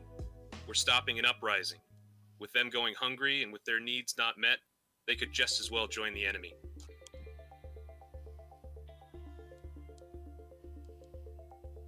Any questions? Yes. Do we know what kind of forces we're going up against in number? Seems to be that they are the Outrider forces from a larger rebel task force located at the Site 15 mining complex. We've identified 2 ACs, along with a squad of gunships and tanks. Although exactly what those ACs are capable of, we are unsure as of at this time. So I suggest you take the utmost caution. I love mysteries. All right, everyone. Anybody have any other questions? Yeah, how much are we getting paid for this? Same rate as before. 10,000 with a bonus for every ACE that you blow up. Or not blow up, but for every ACE you render inoperable. Take out, destroy. Exactly. And I've already been informed that you've been participating in the Mr. Zed project. Yeah, that crazy guy's gonna show back up, isn't he? I still haven't really recovered from that experience. The hell is a Mr. Zed? Don't ask. You would know if you weren't reenacting Snow White. Oh, Alex, you did great. And Hans is gonna give a playful little pat on the back. Dunban just so you're all aware, the participant is actually chosen by popular vote from the viewers back home. Oh, Oh God! I was gonna say, Dunban just says, if I have ever hold on to that stage, I will be pulling what they say a Houdini even faster. Well, in any case, I have been told by some other squad members, if you actively try to avoid the Mr. Zed show, they'll just have to bring it to you. Oh no. Oh, that sounds awesome. Do it. That sounds horrifying. Oh, Johnny, you're gonna love it. There's an audience and cameras and a big old spotlight. Hell yeah. My favorite things. Right then, so we have our orders. Everybody mount up. Make sure you bring your full kit. We're expecting heavy hostilities, even greater than we had last time. all right. all Then right. let's And let's just to make like- one thing clear, you might want to bring some snacks along. It's going to be a bit of a jaunt. So if everybody could please look at the map. 20, if you could. The main map. Which one And is this? The map of Cluster. Boreas. Yes, the Boreas map, if you could. Ah. Ooh. oh, Yes. that one. Whoa. So this is the this is the planet you guys are on, not the whole planet, but the region that is most important right now. So all the green circles here are locations of interest and places that you may be eventually going to at some point, or you could just travel to because you know of its location. So on the map here, you can see that the giant crosshair with the P in the middle of it, that is your current location. And you guys are currently going to be going over here to Agri Cluster 21. Interesting. Now, while traveling overland, you guys, since you guys are going to be walking there, every 3 hexes is a day's worth of travel. Woof. And depending on the kind of terrain you're moving through, it could take longer. For instance, this big kind of gray-white clump right here, that's a mountain. So going through that would take significantly longer. You could Are there always any- go around. Are there any Or you can even- highways or roads that could ease the travel? Yes, that is one thing I will be putting on the map, probably in a That was future. that was more an in character question, not a not. I know you put that on the map later. Alex was more or less asking Lieutenant Bryant because well, he's the officer in charge and probably knows the surroundings a bit better than we do. Yeah, there are 2 highways that you could possibly take to that location. I was actually going to give you a mechanical benefit for pointing that out, actually, because I'm glad you brought that up. So when I do put highways on the map, if you guys decide to follow those highways, they'd give you an extra space of movement if you decide to do that. So there is a highway going this way up to Black Pines, following the river, and then it kind of goes down this way through this valley here towards the Agri Cluster. There Or we could hit was a coastal highway this way, but that one currently has suffered some damage and is there's some landslides blocking the way there. So the south way is currently not the best way through. But you guys could try your hands at going over top of the mountains. I mean, I think you can. The Yeah. valley smells too much like the ideal location for an ambush. They took out the southern route, and the northern route is the only one we can take. It just screams that they set up defensive positions there and just wait for anyone coming through.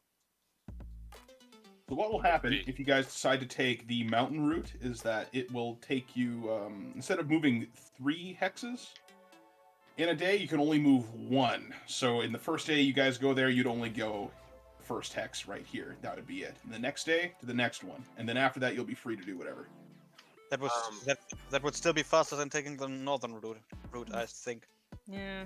Yes, Well, but it also is much faster. much more hazardous. That's right. Yes, there'll be some rolls that you guys will have to make. All right. I will take hazardous over. Fine. Something hazardous of a potential massive ambush. I suggest we consider the southern route. It is going to be hard to get through that overpass there, but I think if we hug the shoreline, we might be Hold able on. to at least assess if we could pass through before deciding to cross the mountain. And failing that, crossing just one part of the mountain range here would prove a lot more easier than two. Yeah. I bet I could get us through the mountains safely. How do you promise that? I fucking love this wilderness survival shit. It's what I was born for. You could also take some time to clear the highway. That could also be an option. My strong recommendation is to just spend the 2 hexes traveling to this location, seeing the current situation, at which point we could then go over the mountain range here and make our way down to the agriculture cluster. Hey, Buff. What's up? How deep is this water right here? Like, there. Right there. Not terribly deep. It's still very much in the along the shore there. Your ACs would be traveling underwater if you decided to go that way. Also, does this still count like... Would this count as like difficult pass because it's kind of like more hilly than mountain? That's kind of more at the foothills of the mountain, so I would probably say no. Like right here is like these 2 particular spots right here. This would be like cliffs and kind of mountain passes that you'd have to move through. The highway would let you just move through it no problem because there's just a clear path through there. But they have indicated there has been a landslide and the roads have been damaged in that area. So if you want to go that way, you can. It's just going to take you a little longer to kind of clear the roads and then move through it. I say that's our best bet, especially because we'll be using the highway. It'll save time in the long run. Dunban just kind of shrugs all this off, and he's just like, regardless of the path, I would move mostly unhindered. Yeah, well, you're a part of a group. And not Yes, all I'm saying that in fact that I can scout ahead and make sure that there's nothing ahead of us, as I would be able to move faster, and then report back to you if something is going to be dangerous to the rest of you. Same thing with me. Considering Hold my on. mech is a 4-legger. Like, you guys might have to actually hold on to this because I actually want to hear this stuff, so I'll be back in a bit. Funny enough, We can make a you're what? pause just for a second. also, just doing some calculations. Either way, it's going to take us 4 days to do. Here's the thing. Just add a character. I don't think it would spend much time just getting to this point here. It would be easy to reassess, and then we could just cross over the mountain range. That's 1 mountain hex versus 2. It would be a lot safer, and it would basically cost us the same amount of distance to move it. I mean, by that logic, we could just go... Boom. All right, maybe I should just make that a little more clear as to what's kind of happening there. So you'd move these 2 hexes, but then moving into a mountain hex, you'd have to wait a day to do that and then go. So it's like you have to use like all 3 of your points of movement just to get into the hex, and we get a bonus for taking highways, right? Which there are 2 spots of highways there, I think, right? Right, but you've used like 1-2 points of movement out of the 4 you would get for the highway, and so there wouldn't be enough to get into this zone here. Yeah. Well, doesn't it cost? It costs a whole day, right? So my question to you is, if we spend 1-2 of our movement to go there, how long to clear the debris and eventually repair the highway? Not so much repair the highway, but just clearing the debris. That would be a check, and depending on how well you guys do, it could take you the whole day, or you could clear it out in the same day. Well, Toughbreaker has a drill. It should prove pretty useful in this situation. What's everybody's thoughts? I'd love to hear what you think. It all depends if you want to do it. Either way we go, it's probably going to be like 4 days. Let's see. Yeah, and that's what I'm seeing as well. Like, either direction, it's going to be 4 days. 2, 3, or maybe 5 if we go 1,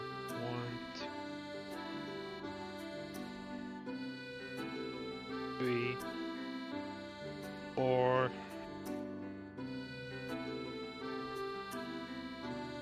Basically, bank on 4 days worth of rations in your pack. That's the kind of the most important part that you probably should. Maybe so 5 to be safe. Probably, So- in case something horrible happens. We have to also consider the risks. By going south, we only have one problem spot to deal with, and hopefully in enough time we can clear the road, at least enough to move past it, and then we've got clear sailing from there. At least that's what we expect. If we're talking efficiency, that is probably the best way to go. Efficiency and safety. Right, because safety is a big concern here. Alright, I'm back.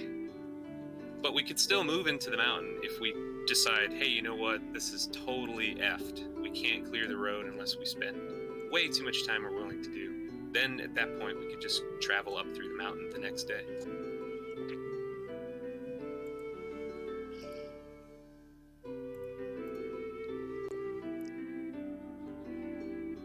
Yeah, that seems fairly reasonable. I think going north is like the safe route. Is way far out of our way time-wise. I say let's just go the coast route. It'd be easier. I think in the long Yeah, run. I'll have the highway stuff put together for you guys next time. I think then it'll be more clear how long exactly it's going to take you to going from one place to the other. All right. So we'll reach the coast in about half a day. And then from there, we'll reassess our situation. Okay. All right, everybody mount up. Hell yeah. I'm going to be do you guys want to take a day to get yourself together, or do you want to leave in the same day? I say leave. Because your morning is pretty much the morning of the day here has pretty much been spoken for. I was gonna say, both in and out of character, I would probably say go ahead and leave the same day, waste less daylight. Or rather, waste less time. Yeah, Tali would say the same thing. So if we do that, and I think that's still an okay idea, we'll be reaching the coastline about as it's getting more towards evening. From there, we could assess the damage, work on either the road, or head up in the mountain the next morning. I think that's pretty fair. As an environmental concern, this is an alpine world, a colder world than what you'd normally be used to. So the nights here will get below freezing pretty consistently. So make sure to wear warm clothes. Take a space heater if you need it. Knew it was a good idea to bring the survival tent. So We have a I also multi got one. as well. I'm a snow planet. I'm fine. If anything, this is my summer vacation. I was gonna say, I have a travel pack, so that also helps out with this, so. Guys, we had the best space heater in the world, an ACE. The travel pack, it carries most of your amenities, you got your clothes in there, you got your toiletries and things like that. That's mostly what it consists of. It doesn't account for the weather of where you're going. Yeah, but it's unless still you specifically said that I'm going to pack my swim shorts because I'm going to Camilla for a vacation. I mean, I was gonna say this guy is kind of more into knowing how to survive certain situations, so he might have something small in there. But, You probably got a puppy jacket or something. yeah. And also the fact that I'm assuming that we would have known that, oh hey, we're going to a planet that's really, really cold. So we would have known, so we would at least pack the clothing accordingly to the climate. Hmm. Yeah, well, there's packing close for the climate, and then there's staying out in the wilderness. Yeah, survival that gear planet. is a little more extreme. Yeah. Now, Yeah. I think we should take some time and at least equip ourselves with proper weather. I mean, cold weather I mean, clothing is one thing, but not everyone is equipped for, say, a polar expedition.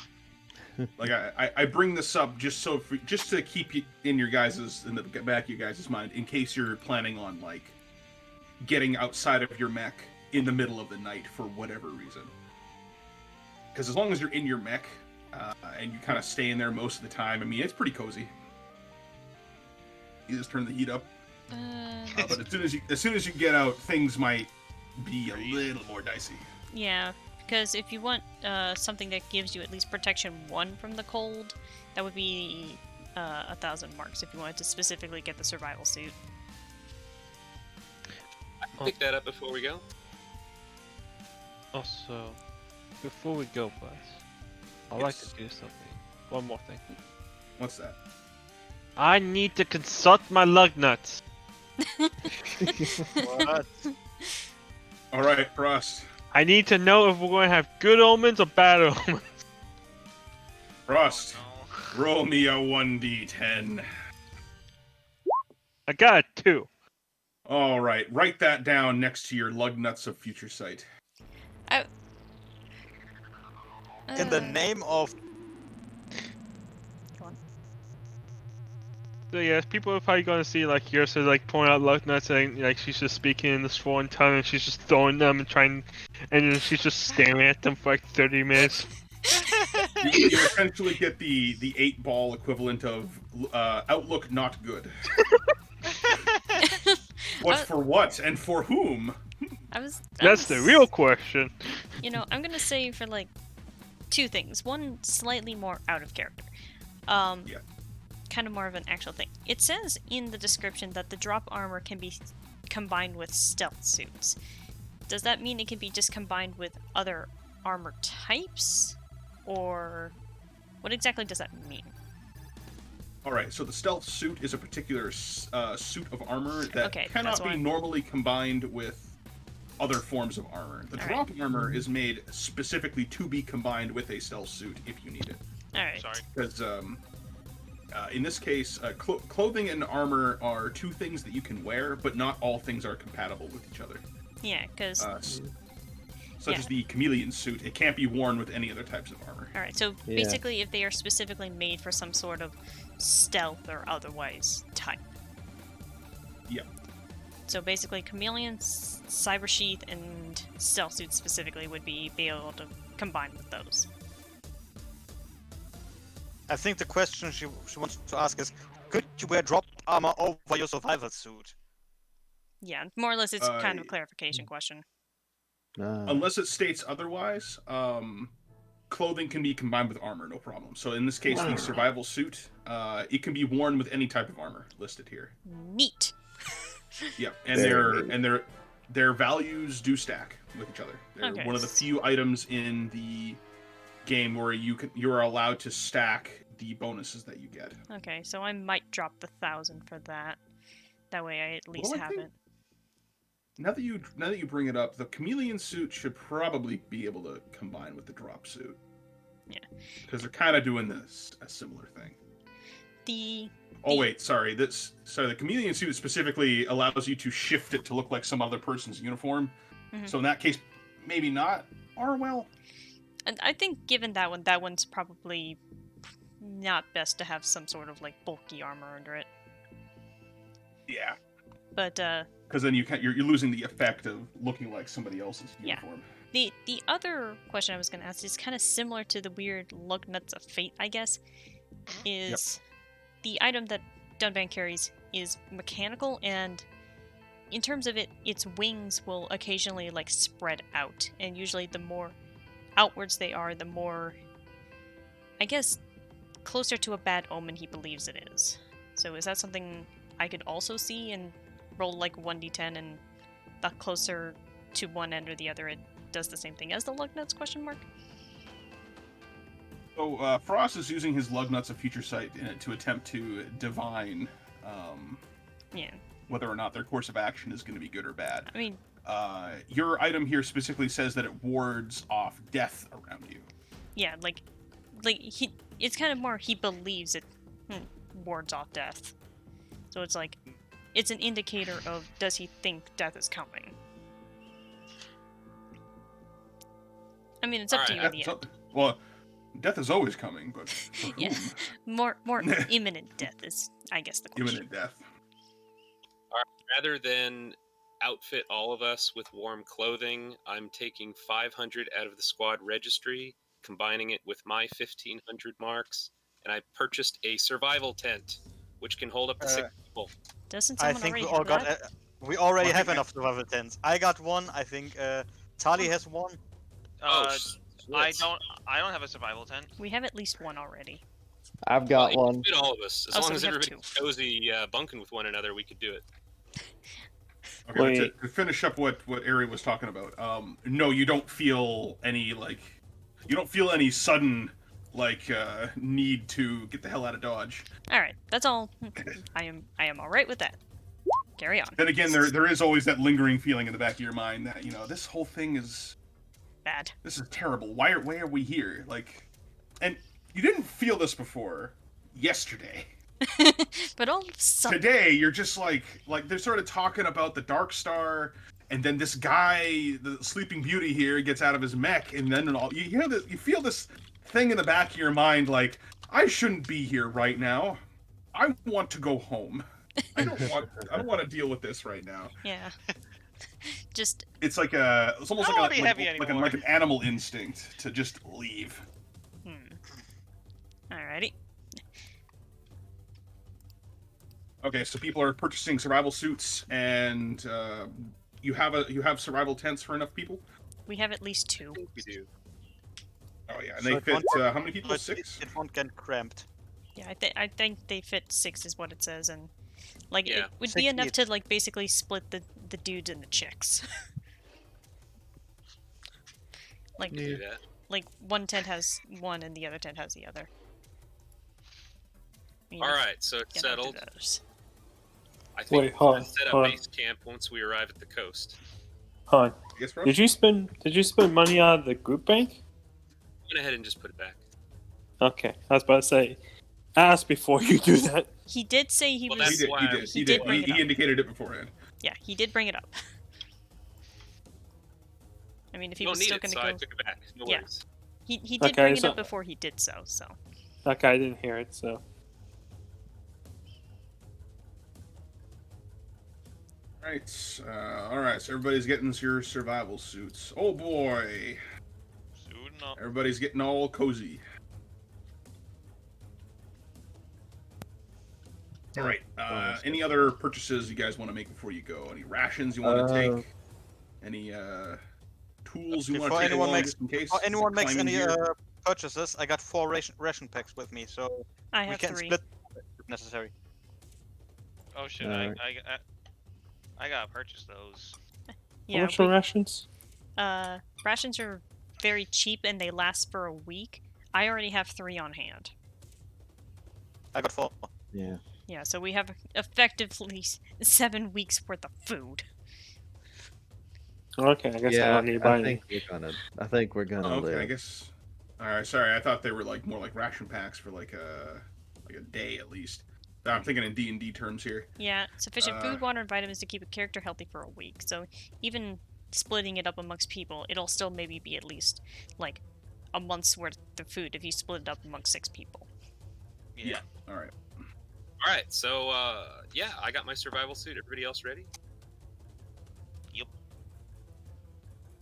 All right, Okay. so I imagine it's about high noon now. Sad belly. She squeaks in defiance. Well, can you ration the rations? Probably not. All right. So let's get a move on here.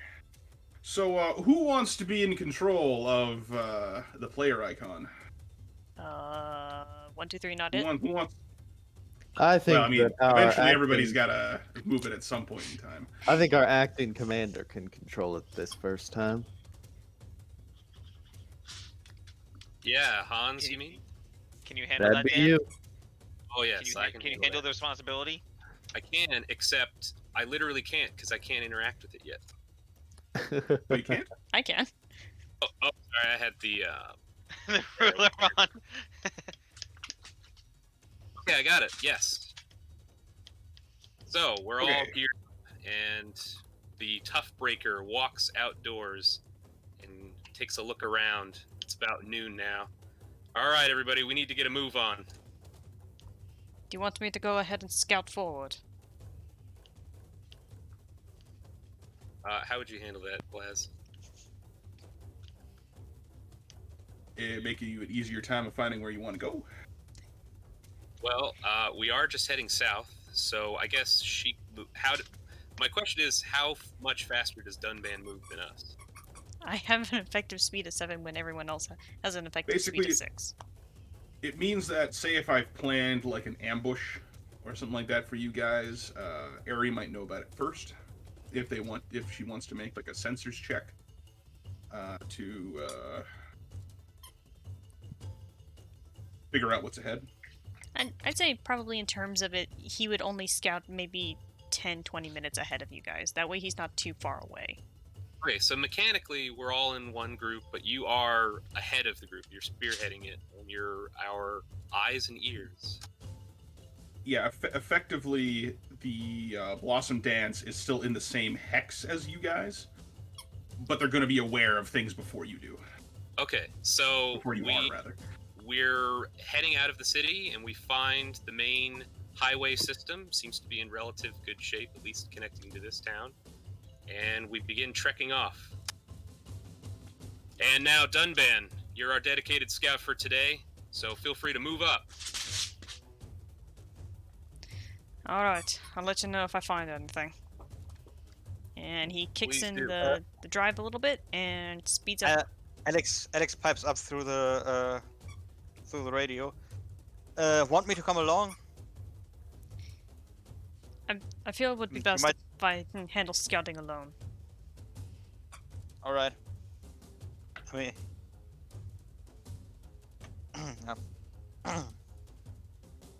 Yeah, her Right her then. benefit is that like Ari can fly. Is hers. Can Oh, fly, oh, and oh. I am the straight up fastest of the team. So even if he sees something, he can get okay. back quick. We want to move So up as a basically- whole group. the answer is basically just powering up your anti-grav or whatever you have. Yeah, he has hover unit, so he can Alex just just go. lowers a finger and says, "Forget I said anything. You're better alone." Without any apprehension in her voice. Just so. Just more of a realization of, wait, you can fly. Yeah. I can fly? They fly now? Yeah, Jeez. yeah. So Alright, Dunga one- just kicks in one big into hit. the gear. All right, we've moved into position. Ow. What do Owie. we do now? Keep going until you hit your destination. Oh, okay. You don't want us to make a check. Not here, no. Here it's relatively safe. Nothing, I think nothing crazy. the area is more or less under corporate control. I think. Unless Ari wants to specifically say, hey, when we move here, I want to Yeah, specifically make like a sensors check for this area here that yeah. we're I was in. gonna say probably once we start going around the mountain space, then I'd probably want to do a check. All right. Well, we've reached the coastline. It's now nightfall, or just about heading to dusk. And what do we see as we approach the mangled highway? So, Ari, since you were scouting, could you make me a sensors and perception check? Alright, just give me a second. My mouse is a little bit finicky today. Or it has been. Let's see here. Sensors is 0. You said perception? Yes, please. Difficulty? 8. Alright, and the boop. 1. Okay. So yeah, this highway here is a little it's a little twisty, going in and out of these foothills here, occasionally going along a cliffside, and you do find where the road suddenly stops before everybody else, and there is a pretty big problem. Well. One is that this landslide is completely covering the road. The second problem is to your southeast, towards the coastline, it is a sheer, like, 200-foot drop into the ocean. And to your northwest is a equally sheer cliffside that would take some doing trying to climb around. All right. So it's either you guys spend a lot of time here trying to clear the rest of the landslide, and potentially maybe even causing more if you don't do a safe enough job. Can I make a roll to assess about how long it's going to take? Just estimating, of course. Well, that's once he probably relays the information. Oh, of course. Right. Yes, please. Yeah. So, is he still within communications range, or does he have to go back a bit? Yeah. No, absolutely. You're in communications range. Yeah. So he just kind of brings up the comm and is like, "We got plenty of trouble in at least 3 different ways. Like what? The landslide is quite massive, and it leads straight into about a 200-meter fall. Oh, that's it? I thought we'd have, like, some real trouble. No, but climbing around the mountain is definitely going to take a toll on all the view.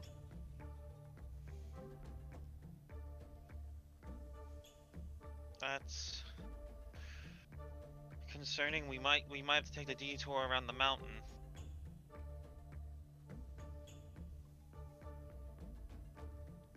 I'll let you all assess the situation and see what is the best course of action you would deem. All right, so we're moving up to your position now. We'll regroup and we'll think about how we're going to approach this. Just don't Yeah. fall.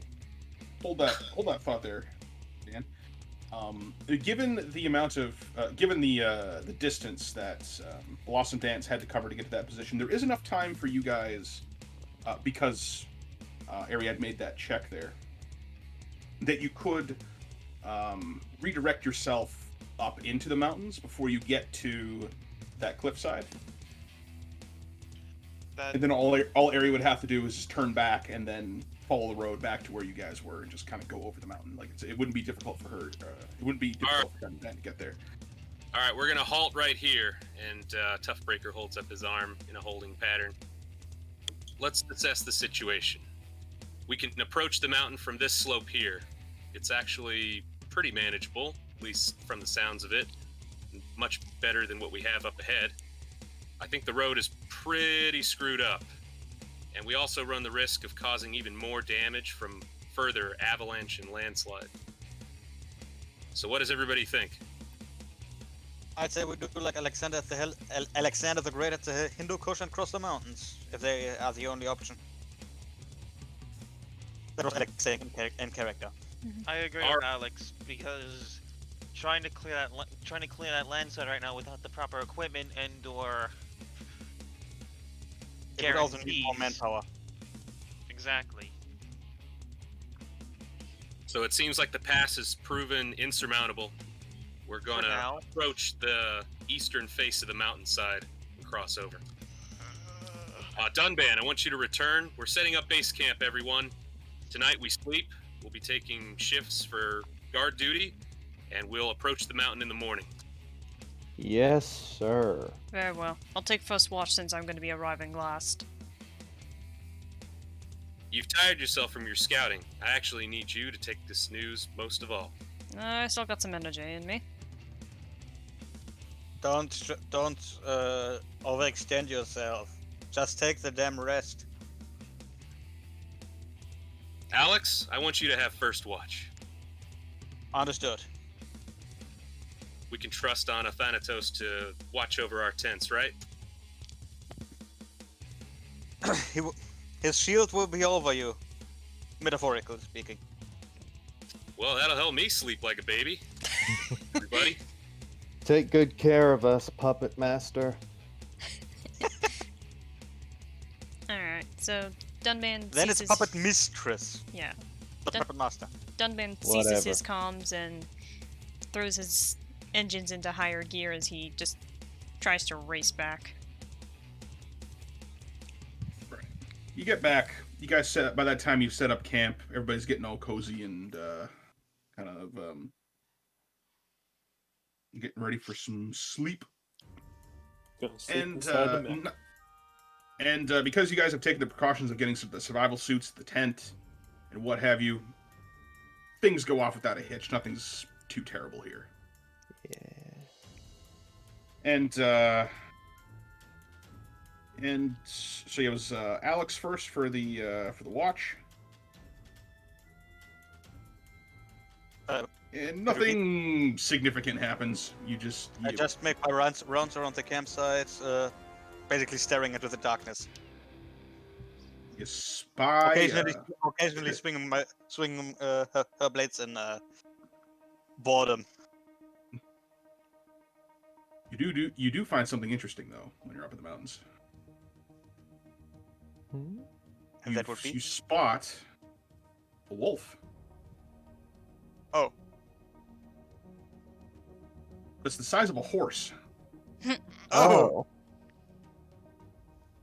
It takes one look at you and gets the hell out of there because you're like a 12-meter tall robot with a big ass spear. So it's more afraid of you than you are of it. But that was a big ass wolf. Alex's only thought is, that would look interesting if mounted on a Thanatos shield, but she got her but she got her priorities and doesn't go after him. So whoever gets next watch, nothing really happens to you, and the person after that. And you guys get ready for your next day to get up into those mountains and try to cross these things. So, for those of you who are not hovering units, I need all of you to make a piloting and handling check. Por favor. Do I? At a difficulty of 8. Does Tali get any bonuses because she's a 4-legger? Oh, you can you get a you succeed on 7s because you're You have one more leg of stability. in a quad. I have 2 more legs of stability. Well, the thing is, if one of your legs decides to slip, you still have the stability, is what I'm getting at, my man. And you said it's piloting and handling, you said? Piloting and handling. Okay, so that's 5 dice, succeed on 7. Not too bad. Oh, man. Wrong dice! Wowzers. Nice try. No, what's between the 10s? Very good, very good. Yeah, Nothing no. significant happens to the Zoid bot. Okay, my turn. Let's see. 5d10? Make sure it's D10.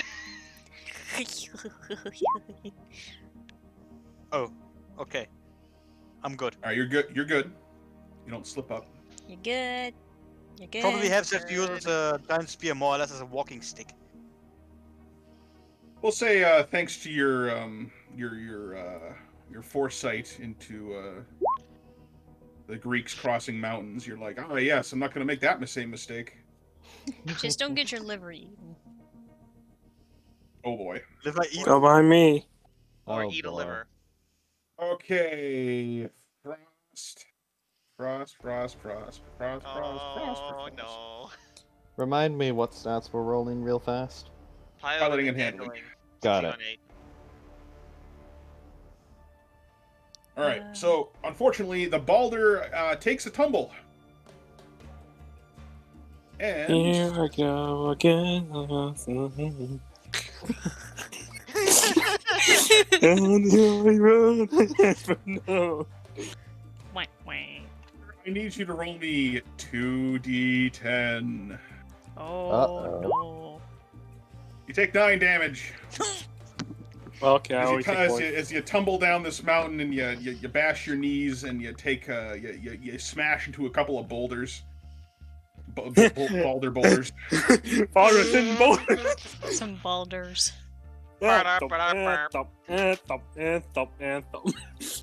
So yeah, you just write down 9 damage on your character sheet.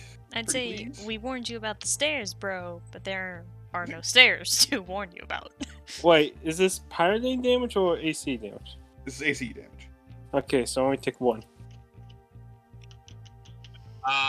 Blaz, I got a question for you. Yes. Hans is tougher than tough because of his life on the planet Maximum. Can he get a bonus for operating in the rough, rocky terrain? I will give you a 7.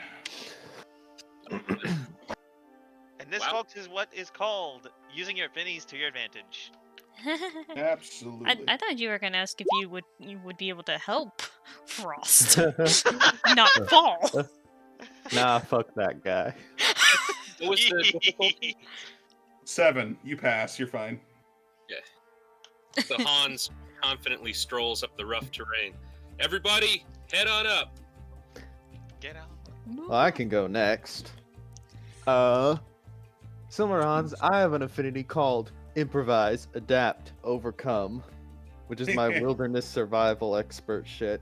Can I leverage that for this, or does it not apply? Sure. You also succeed on 7s. All right, give me.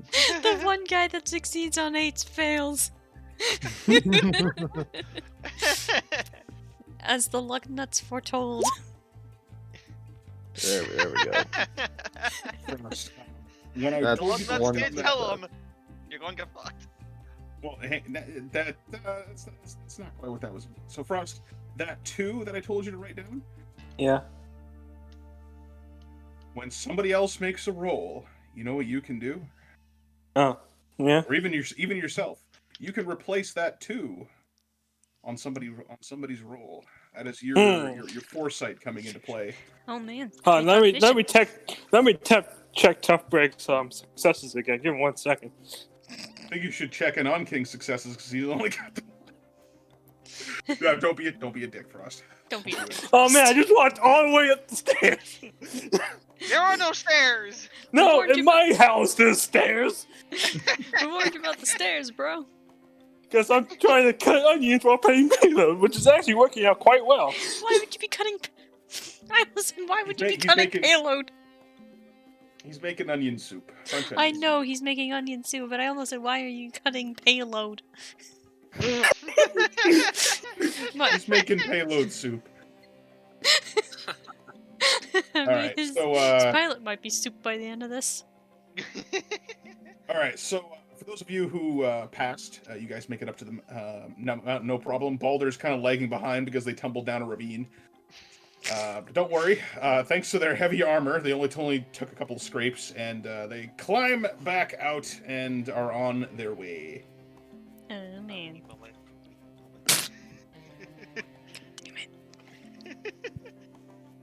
Who else is Okay. left? I think that's the it. other one. Oh, okay. Because Han- Dunban exists in a different plane. Hans is going to take a second. He stands on top of a tall rock, and he's going to scan the skies for any activity. You see clouds. That one looks like a duck. I was gonna say, Rather gorgeous can from he up here. see Dunban from his position? Yes, Dunban is flying around like an absolute loon. Sounds about right. Hey, Dunban, keep an eye out for that black dot. He's like, are you certain that I'm not the black dot you're seeing? Well, I think so. He's going to squint. Hey, Dunban, are you the leader of the revolution? I might be if you keep talking like that. Noted. All right, what do we see next as our next challenge? So you're up in the mountains now. Yep. There is significantly more snow up here, so now you have to like trudge through snow. Oh man, snow. So hey, you're getting affected by a cold rating, which means you guys have more heat loss. Woohoo! Oh. But also it's a cold rating, which means you guys are getting cold. Ah. Ugh. Yeah, it's no good. Alright, so how you guys want to do this next bit? Are you going to are you gonna try to sleep in your mechs, or are you guys gonna camp outside? What are you trying to do? Okay, so we're at the top of the mountain. I thought we've only just begun traveling really up it. Yeah, Well, but- sorry, no, you're not up in the mountain. You're in the mountains. It's yeah. over a while. You're basically. It takes you a longer time because you're navigating The through range. the terrain here. Yeah. Which is why it only takes which is why you only move one space when traveling through mountains. But what if we All had right. GPS? Yeah. So, So We're gonna it have takes you. cold nights ahead of us. Yeah, it takes you a significant portion of the day to move through there. Now, Yep. So we establish a base camp, and I'm going to radio Lieutenant Brian and contact him. this is Bryant. Bryant, this is Sigma Squad. We've made our base camp within the mountains, due southwest. Have you heard of any activity in the area?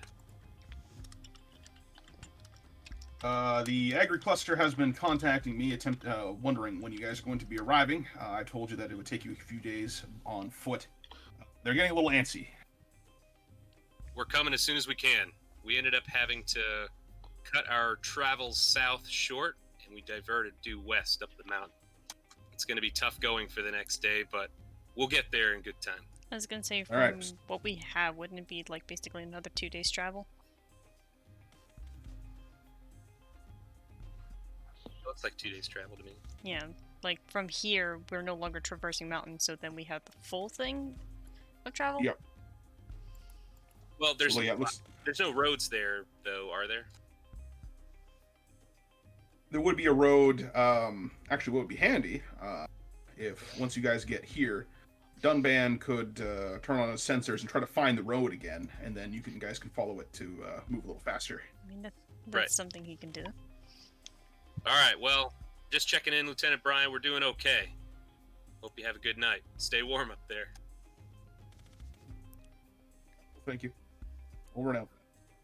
Okay, so He's just watch. quiet. It's like more Dunban. than him. We're gonna need you in the morning to scout out the roads once we get down this base of the mountain. I'm gonna elect Johnny as our watch for tonight. First up. Oh, I'm honored, sir. Yeah, he just kind of comes got- in. He's like, So I'll see what I can real. manage. The sensors on this thing are not designed for this. It's just more reliant in terms of travel. I have faith in you. I'm glad someone does. And we got Hey. faith in Johnny, because he's got his beauty rest. He can watch over us while we get ours. That I can.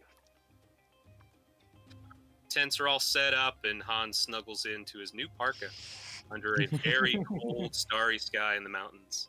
He takes a second to appreciate the stars lighting up before him. You can see galaxy clusters from here. So do we actually Looks set like up tents, or are we just sleeping on our mechs? Well, we've got tents, and they would be able to. Alex is setting up a survival tent. So the survival tents is actually probably the better option in this case because it is now cold rating 3 where you guys are. Meaning Temperatures that, drop. temperature has dropped significantly because now you're in an elevated climate Mhm. and it should be cold. Oh man, we're gonna find banshees. Phantoms. Stop. Stop. That sounds Is like it a story cold? for another time. No, that's just a game. That's just How a bad joke. is this cold rating gonna fuck with me if I'm staying in my ACE for my All right, watch? I need you to make a body and endurance test. Oh boy, body. 3 Do you have dice. a survival suit on? I did not. I did not buy one. Okay, body and endurance. Mhm.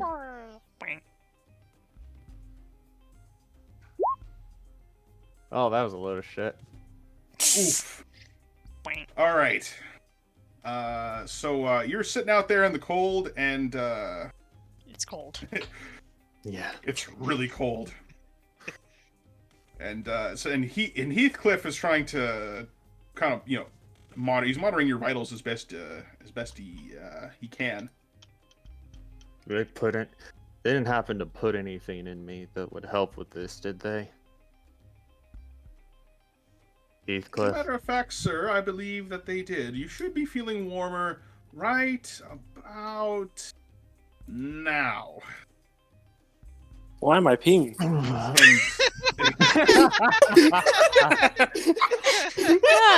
damn it.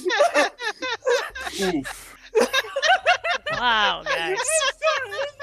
It was the perfect moment. I had to take it. Just take the wind right out of my sails. Just... and then like everyone is just avoiding you for like the next 2 weeks.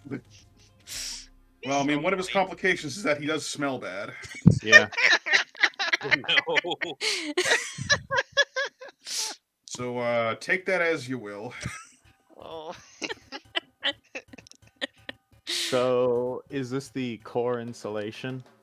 Yes, so please write down core insulation on Right. your character sheet. Will do.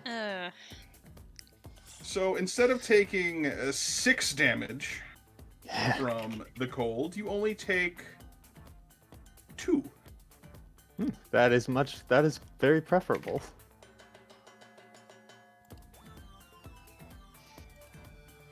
Meanwhile, I need Look, it's cold in here, but you're just like, you know what? This isn't so bad. Let's tough it out. Meanwhile, I need to do something here. Yeah. Oh, and I got Ari. Yeah, I was trying to grab the Discord link. I think these gen mods would sell better if they didn't make you piss yourself when they kick in. So we're rolling with this. Ugh. Let's see here. Side effects include loss of bladder control. God damn it! Alex just shakes her head and says, Thank the gods I don't have to sleep in a tent with that guy. I mean, he's in his ACE. Mm-hmm. But he's going to be going into the tent a little bit. Don't worry, sir. Your suit is equipped with a waste disposal unit. You should be feeling clean in no time. Yeah, that's Just sprinkle that's what the It'll help. medication. By the way, sir, that is what the medication is for. Thanks. You're welcome, sir. Have a pleasant evening. Yeah. I'm gonna leave Heathcliff to monitor for emotion for a second while I put new pants on. Oh no, your suit's auto cleansing. Oh, awesome. Yeah. It's like the what's that suit called from Dune? The still suit? Oh. Yeah. It can turn piss into clean drinking water. That's convenient. I mean, I'm not Waste even not, gonna want finish- not. I was gonna say, I'm not gonna finish my statement. But, Improvise, adapt, overcome. ugh. But, yeah. Thankfully, that guy is staying in his AC. Otherwise, Dunpin would kick his ass. Personally. So that's your night up on the mountain. Pleasant. Next day comes around. Almost there. Oh, we're doing it. We're almost halfway there. All right, It's rise and almost a shine, quarter everyone. of the way there. Man, you guys missed the craziest night. Oh, I know what happened. Acid rain. It's a miracle that we didn't die. Whoa, that's serious stuff. I used my cunning thinking to save our lives. I was gonna But say. word of warning, some parts of the camp may smell like piss. That's from the rain. Oh yeah.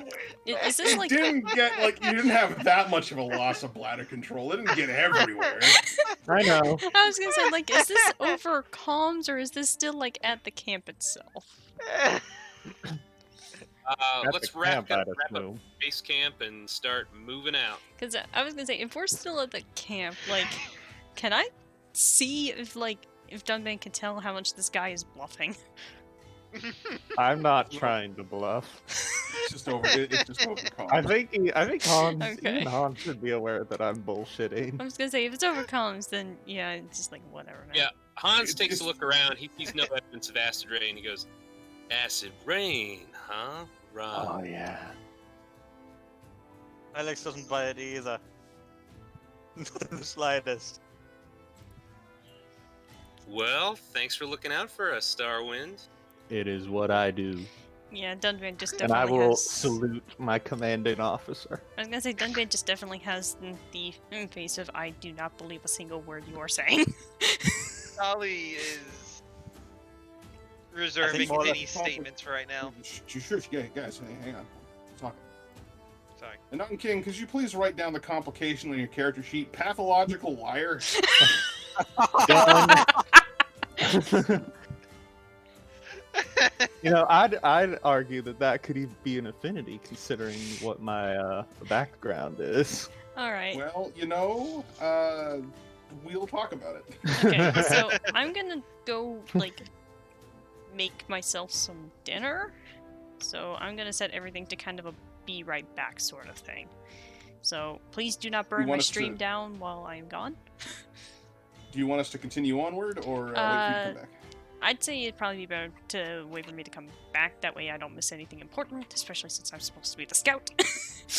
We can do a little role playing to bridge the gap a bit. Before you leave, could you please roll just that sensors and perception check, and then we'll just get you guys to the location. Alright, a senses and perception you said.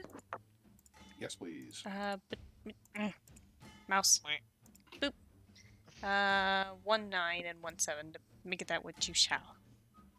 Okay. Yeah, you guys managed to find the road again, and we'll just skip ahead here since I'm starting to think that taking this thing day by day doesn't really add anything to the game. Yeah. Alright, I shall be back soon-ish. Well, Okay, it Blaz, would you got the life if fluid. there's encounters or stuff that'll stop us. Yeah. Well, I mean, I think that'll just slow the game down, honestly, unless I had something pre-planned. But at It's- any rate, yeah. Alright. So I'm gonna contact Lieutenant Bryant and inform him that we finally cleared the mountain pass, and we've successfully located the remnant roadway leading to the clutch. I always trip on that one. Agri-cluster. Hey, All right, so we're all marching up, and I think we're gonna. We have at least a day before we get there, I think, right? So my thoughts are to move thusly. We get to move 3, right? you get to move 4 because you found the road again. Oh, found the road again. Okay, We're on the We're on the road road. again. here we are. We're exactly east of the Agri cluster, and it's at this point Hans is going to switch on his newly upgraded sensor systems to try and scan ahead for any remnant forces. Well, one thing that's very clear to you is that technically you're actually already in the agri cluster. You do see scattered farmhouses and lots of farmland down here, especially large patches of greenhouses all kind of lined up against one another. If you guys have seen Blade Runner 2049, it's like the opening scene when he's flying over top of the protein farm. It would look very similar to that, Very cool. except with more crops and less maggots. So technically you're already in the agri cluster. It's just the location that you're going to is the main processing hub of the whole cluster. All right, Toughbreaker is marching through amber waves of grain now, and he's taking a scout around to see if he can find any hostilities in the area. All right, if you could roll me a sensors and perception check. All right, I think that's 5. And give me an 8 on that one. I got a 9. Got a 9. Okay, so you do a sensor sweep of the area that you're in, and you do not find any rebel activity. You mostly find auto tractors doing their thing, which at a distance, because of their size, they kind of look like tanks. Kind of threw you off for a second. I'm sorry, could you repeat that? I was looking away for a second. So when you when you're turning on your sensors to kind of scan the area, you saw these very large vehicles that you mistook for tanks for a moment. But it's actually just the giant auto tractors kind of doing their thing out in the fields.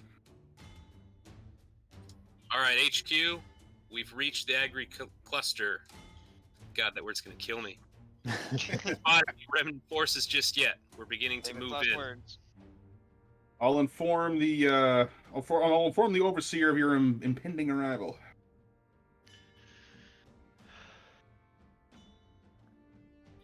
All right, thank you. Okay, we've got one more night ahead of us, and then we charge in. I recommend we get a light sleep, and we assault them in the middle of the night. Right. Oh, there was no.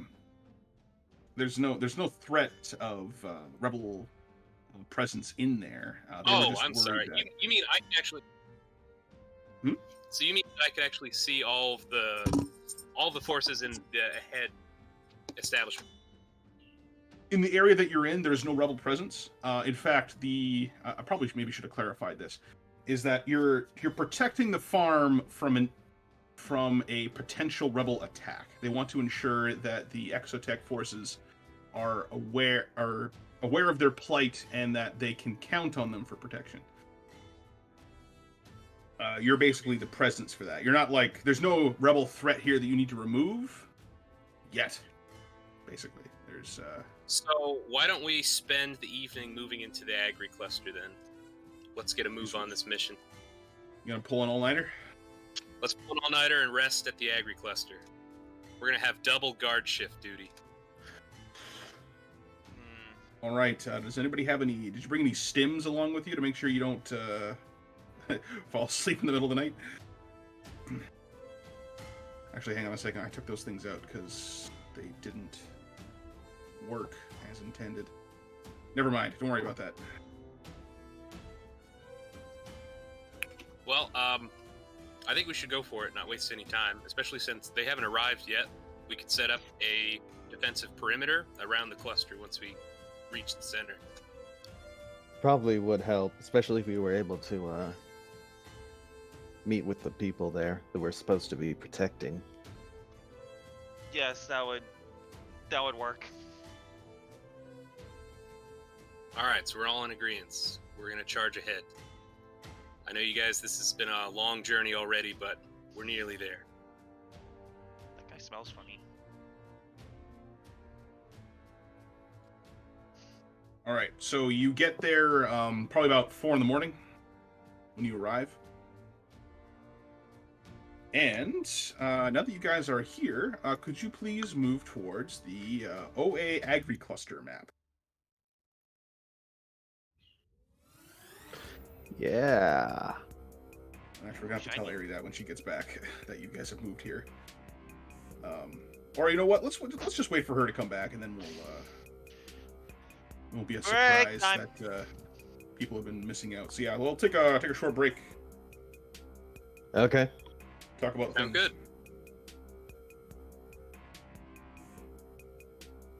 All right, so this is going to be a defense mission. Mm-hmm. We want our melee combatants out in the fields, and we're going to have our long-range specialists closer in. Let them come to us. So the mission here is to just defend. You don't have to destroy all of your attackers. You just have to make sure that you protect the Agri cluster for a certain number of rounds. I'm thinking 5, and then once that's done, they'll back off. They'll declare that this place is too tough or it's too much trouble to take back, and they'll just leave. Basically, make it an unappealing target, more or less. About how many of these auto harvesters are in the area? There are quite a few. In this particular area here, there's probably about 6. Are our mission parameters for protecting those as well? The mission parameters is the processing plant and administration office is more important at the moment. Tractors can be replaced pretty easily. Those buildings will likely take a lot of time to get back together.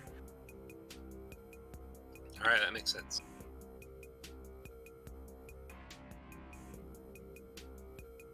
Yeah, so what I do when I'm doing like my other games is when I have a world map like that, I like to have like little events that kind of happen along the way. I don't actually have a table of random occurrences that I can do for overland travel. You should have probably thought of that ahead of time, and I thought that maybe things could just become like emergently apparent as we went across the map, but then I realized that's not really terribly interesting. And also, I have experienced times in the events in the past where the random encounter on the map actually sidetracks the party into doing something completely different for a little while. And they kind of like, we're like, hold on a second, what was our main mission again? Oh, right, we're supposed to do the thing. Oh, well, we got sidetracked and go into this tavern and fighting a bunch of people. And then finding out there was a conspiracy where snake men were, you know, we're trying to kidnapping take over the people and sewers taking their using place. local brothels. Yes. Pretty much. Yeah. And then But that instead suddenly they find a became coward the... named Gobbledygook. And then talk to him. but yeah. In any case, it's half I think past what- midnight where I live, so happy birthday to me. Happy birthday. Hey, Happy birthday! Hey, you did it. happy birthday. You survived another revolution on this rock.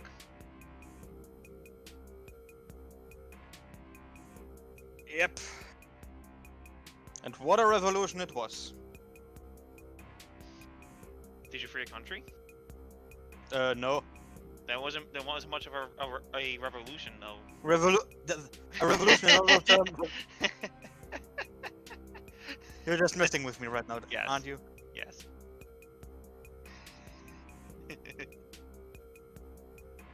Ah, my wrists are killing me. Tally,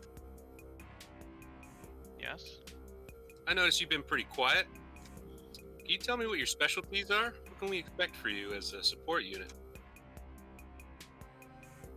Well, on foot, I am a trained EMT, as I'm pretty sure I've mentioned. And, Multiple. And you saw how I performed last combat. I didn't. Well, it's always important to know who the medic is. Yeah.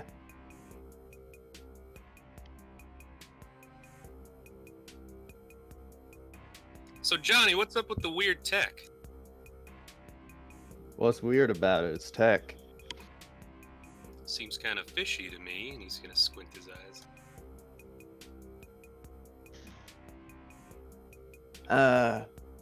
Fishy's a weird word. It ain't amphibious, if that's what you mean. Yep, weird is the word, alright. You referring to like the ACE? I am, yes, Peacemaker. Ah, the peace. All right. Ursa. Ursa? Oh, maybe Frost is not here. He is muted currently, so I don't think. Oh, so. I didn't even notice that. My bad. He's probably doing this onion soup thing. All right. I can talk. I'll talk about the Peacemaker. It's a custom one, you know, not one of those ones that you get from a core. Not even using the frame. I had this built from scratch for me, and I'll tell you one thing: it cost a pretty penny. That's what most of my hired gun pay goes towards, paying off the paying for all of that, as it were. Ah, I see. So you're still paying off the service fee for this? Yeah, that's the downside with getting something this wonderful looking. It doesn't come for free.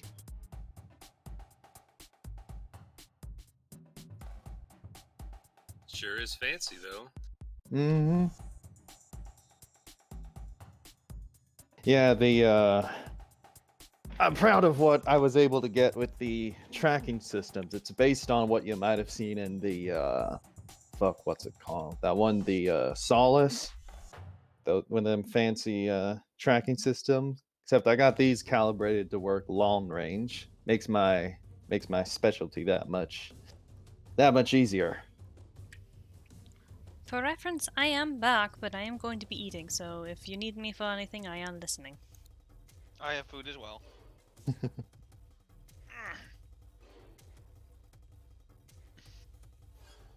In any case, Alex is doing the thing every soldier learns on duty, getting some sleep, and well, nothing is going on. And apparently Frost's eyes are burning as well.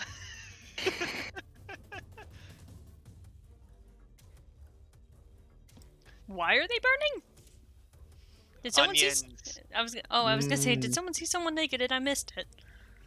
No, I don't think he's referring to in game. I think he means IRL. Well then. All right. What did I miss though? So we've We entered moved. the agri cluster. That's right. Fenris, why don't you get her up to speed? Well, we finished our journey and entered the agri cluster. There's no enemy presence that we know of. And, well, things are peaceful so far. Yeah, we're working towards the heartland of the Agri cluster, and we have yet to meet the civilians in the area, and we're about to see the map reveal in a moment. I would recommend for everybody to grab your token and copy it so we can move it over there. Indeed.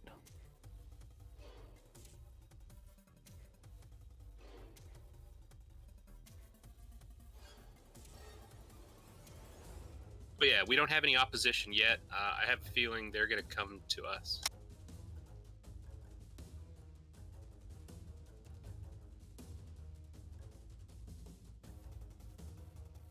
There's the Peacemaker token. Yeah, because since Ares here, let's move to the Agri cluster map, and then we can get started on that. Get it started up in here. So We'll be approaching from the east, so. Yeah. So you guys get here very, very late, or sort of very, very early in the morning, like 4 o'clock in the morning. And You realize that the left side is the west, right? Oh, my mistake. Sorry. man, have I been getting my directions wrong? East is the East. right. East and East. Don't Wait, forget I thought west. if you're looking at the map, east said is left. No, you're Oh, coming no, in I'm- from. I've been saying the wrong one this whole time. My mistake. Sorry, guys. Which compass are you using, Patrick? This one, sir. That's west, Patrick. You're fired again. Oh yeah, you guys would be you'd be coming in from the road over here. This whole time, Hans was literally holding his compass upside down. So the west. That's Coming correct, in from the west. Well, you're traveling east, but you're coming in from the west. You're Hey, we're hey. eastward bound. So technically, wouldn't this mean we're going west? Yes, you're traveling west. Yes, Patrick. West.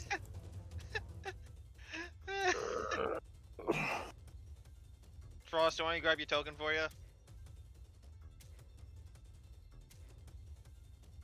Yeah, it should be like below the Peacemaker. I'm about to come up, so you can just put it on the map for me. Yeah, I'll yoink it for you. Boulder.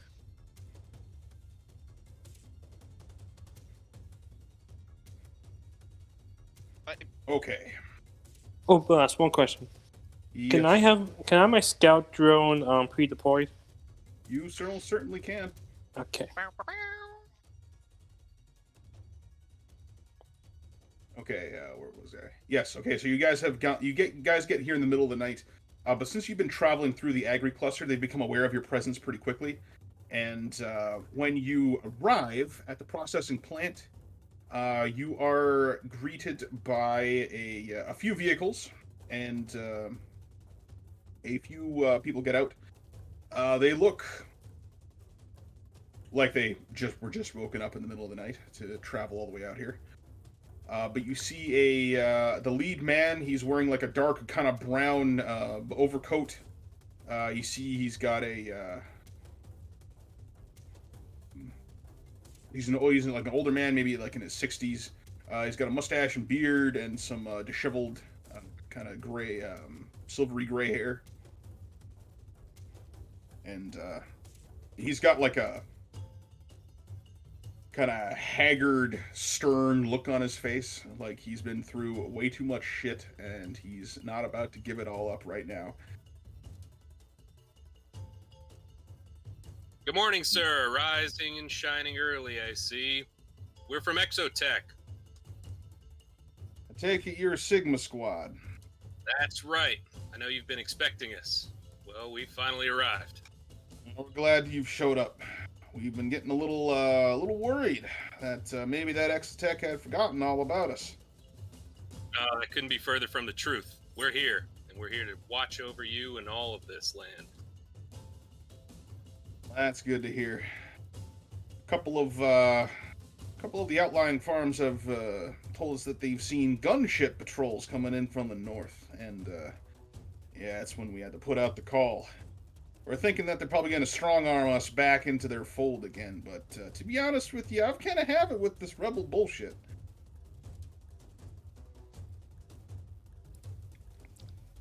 So we're hoping that maybe that you can dissuade them from trying this again.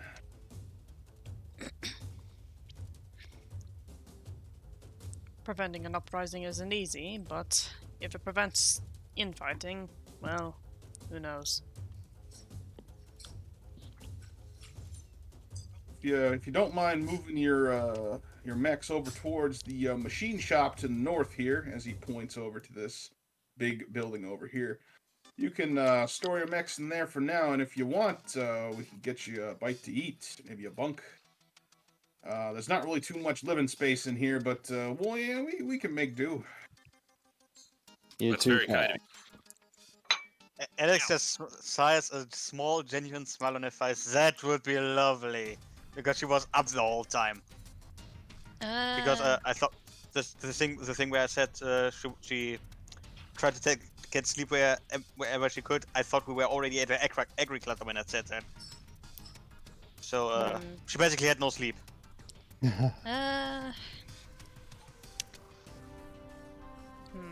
Dunban getting any sort of bad feeling about this situation? Make a wits and perception test. Wit and perception. Or, sorry, wits and insight. Actually, this is you kind of being just a little introspective on your. Wits and insight, still the same regardless. Difficulty? 8. Difficulty 8. Alright. 5 dice. Boop. Nothing. It's unclear. Why am I rolling so low? Oh well. Because you're going to be rolling high later. That's right. Yeah, I guess he'll join the others. We've got gunships that could be coming in from the north at any second now. Everybody on.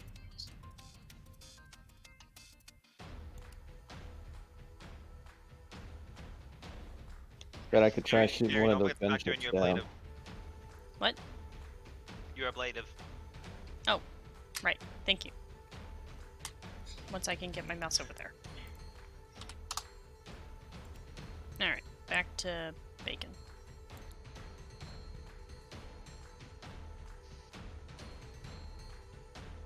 So we're standing in front of, what is it, like a large machine shed?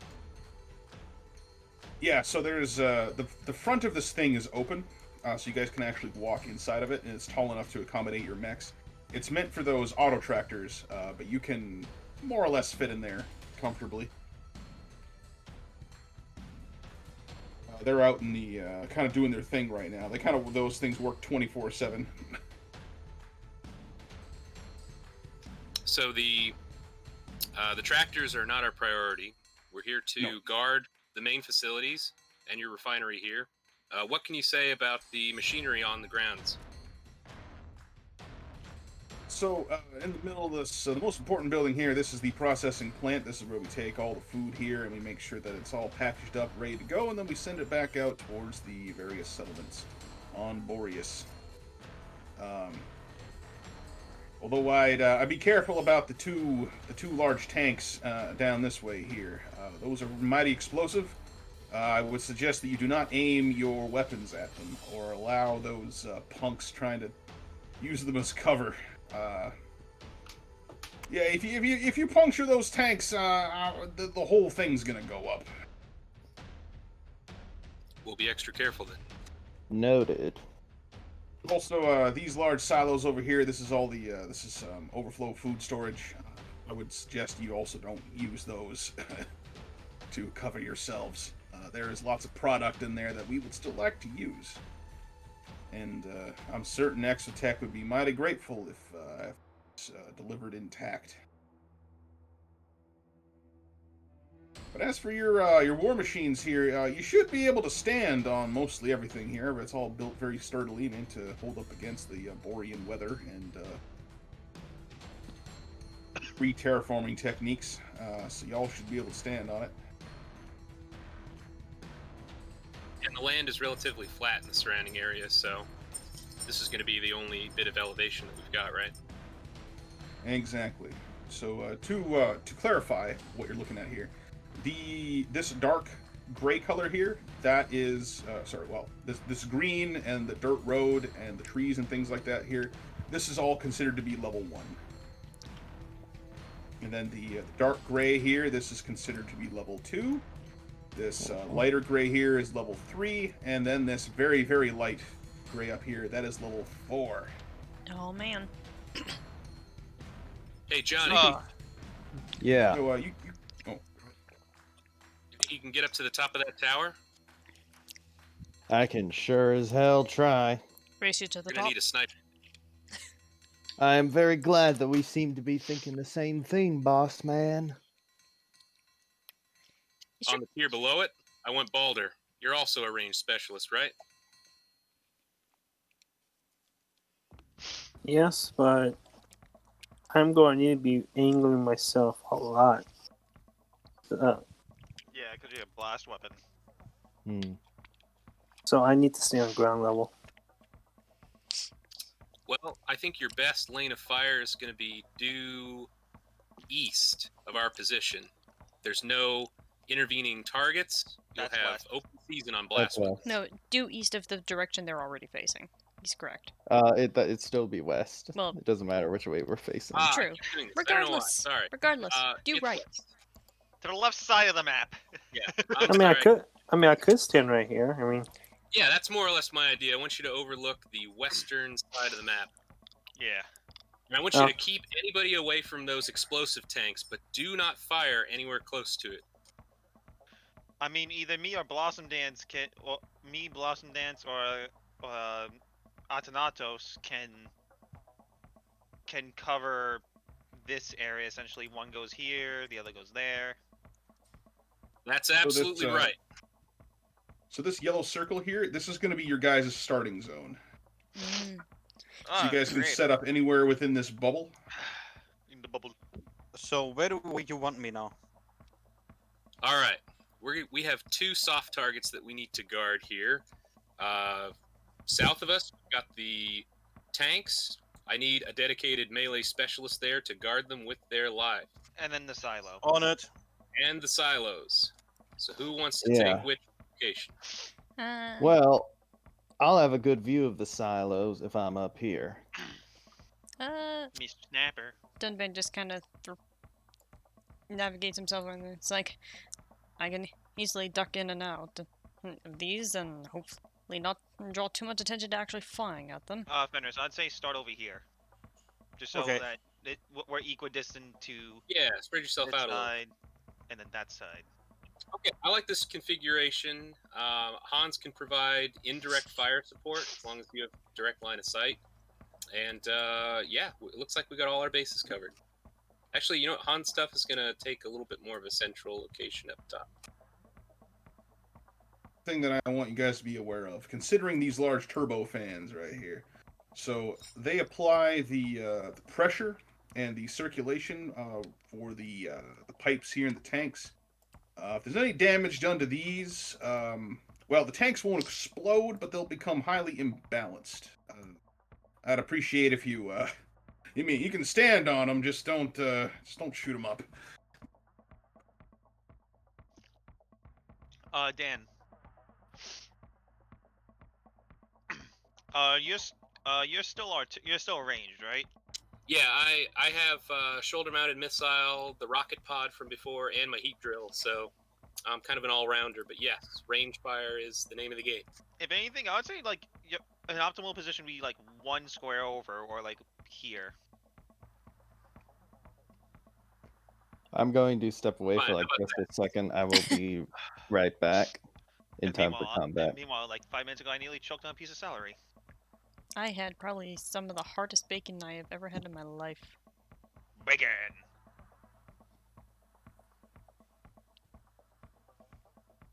Hang on a sec, I gotta let my dog out.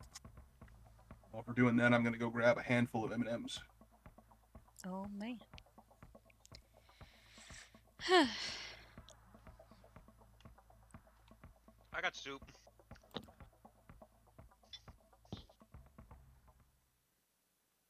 You know, when I was cutting those onions and I was laughing, I couldn't tell if my tears were coming from my laughter or the onions. Always assume the onions. I cut up 5.5 onions. Sounds like too many onions. Actually, might not be enough onions. Here's the thing. I do not like onions, and I'm also mildly allergic, so even 1 onion is too many onions.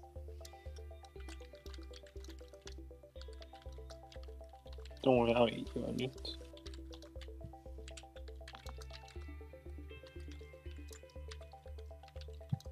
Oh, my eyes are still burning.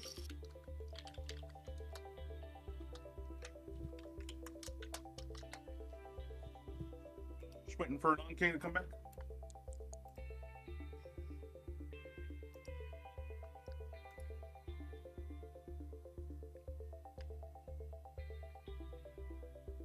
Okay, I'm back.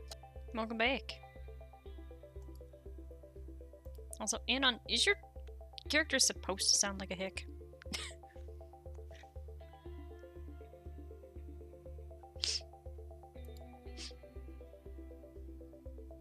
I will take the silence as a yes. Well, he also did say he was stepping away for a moment. I thought he said he was back. No, that That's would be something me. a hick would say. Dan is back in town. Yeah. You guys are hearing my semi-poor attempts at emulating an English accent. But to be fair, what is with the consistency of me playing characters with English accents? DJ, help! I was considering doing that with Heathcliff, but I was like, my English accent is not very good. Well, to be fair, I have to do that for my Wait, character. I'm saying, like, why do I keep playing English characters in Payload? I don't know. It's your shtick. Yeah, because, like, the thing is, I have to do the accent for this character because, well, he actually literally has an English accent. The only accent in English I can do reliably is a stereotypical Hollywood German accent. You know, where the TH is an F and W's are pronounced like a V, stuff like that. That sounds really fun, actually. Sounds wonderful. Wunderbar. Wonderful. Well, I could speak like that, like... damn it. I mean, to be fair, you already have a little bit of a natural accent already, man. So. Because I am German! Exactly. Exactly. Wait, you're German? What? Oh my god. Like, to be fair, like, English accent is not the thing I do primarily, but that's because. But it's still more hilarious that I keep playing Payload characters that happen to have an English accent. But of course, due to my position, I'm a lot better with Southern accents. But I'm not about to do that. Not at this moment. I can distinguish kinda between, say, Scottish, an American, an English, and an Irish accent, and sometimes an Australian one. But apart from that, I'm lost. Well, to be fair, those are at least some of the more distinct accents. Like, the only other ones I could say that I can understand, like, more distinctly, like, when they're speaking English, is, like, those of, like, Russian-based languages. Like, Russians have a very distinct accent. Slavic. Well, not exactly just the Slavic. But, like, yeah, like, Slavic language and Russians in particular have very particular accents to them that are very distinct from, like, even English or German. There's also a little bit of the French that I'm starting to get used to, but that's because, well, I know a French Canadian and an actual French woman. So, there is still some slight nuance between the French Canadian and the actual French. No, Ari. In terms of voice quality, not necessarily accent, I've played Gravelly Gruff. I'm back. Did I miss anything? Nope, we're just shooting the Kind shit. of a normal accent, and then what kind of accent would you say that I've given Savannah? Kind of like a hint of Southern almost, or like. I really haven't been able to tell much in terms of accent for her. Well, hi, doggy. But yeah, My dog's visiting me because I got a hot pocket and she wants it. no, It's just- the hot pocket. It's just a sudden like nuance of like, oh hey doggy. It's quite the opposite Oh, of hi, me dog. going like, Belly, no. I But didn't yeah. realize we were in the room. Hi, doggy. Alright. Oh, hi, doggy. Hi, Mark. Anyway, I think we're all back now. You tear me apart, Lisa. That just reminds me of frickin' TV tropes because, like, when you have an account, you can set your relationship status, and, like, there's stuff like that. Like, you're tearing me apart, Lisa, forming Voltrons, shit like that, and it's great. Because there's, like, 1,000 options or something. It's pretty good. One of them is just the YouTube link to never give you up. Like, you can get frickin' rickrolled by TV tropes itself. Yep. And also, meanwhile, I've been watching How to Drink. Disclaimer: drink responsibly and legally. And don't go drinking fringe. Don't go drinking big fringe weavers when you're a lightweight. Okay, you farmland protecting corporate scallywags, you. I was gonna say, if you're gonna Yeah. if you're gonna call Dunban like a farmhand, he will personally get out of his mech and beat you up. I'd take pride in it. Farm life is good for you. Air in your chest. Alright. So you guys probably get about maybe 2 hours of rest before the alarm goes off. It's 6 o'clock in the friggin' morning. And when the cluster overseer tells you that they got incoming, and there's a lot of stuff coming. Frost, you Oh, may want to mute if you're gonna make a lot of clanging. Ah, shit. I thought I was muted. Chop, Nope. chop, chop. Well, screw me. All right, we got bogeys coming in hot. No, thank you. Everybody up and at 'em. Okay. What's that? They're coming in from 2 directions. It's a pincer movement, Oh no. which is funny because the 2 lead mechs here look like giant fiddler crabs. Fiddler crabs specifically. Oh, wait on. Not So even... they got one really massive claw and one normal sized one. All right, Yes. and yeah, exactly. And so there's 2 of these mechs coming in, and here I'm just gonna plop these guys on the map here. Ah! Badoosh. Hey, look how tiny it is. Hold on.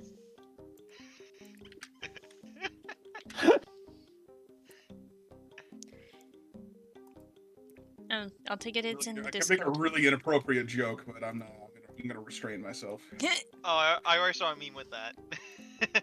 Dare I even ask? I'll deal with you. It's probably how Dunban looks, because he only has one arm that works. Ouch. His right arm is kind of skinny, and his left arm is just super jacked. I mean, to be fair, for a guy that theoretically was laid up for a year after that accident, he still looks pretty good. All things considered. So his art is a little bit inconsistent with that. I mean, it states in its complications that his left arm doesn't work. Now, an accident left his right arm disabled. Yeah. And then Oh. there's the permanent arm. Yeah, it specifically says left his right arm. It's specifically his right arm. Mm-hmm. Jesus, Alright. I'm blind. So you got 6 tanks have rolled their way in, along with these 2 fiddler mechs.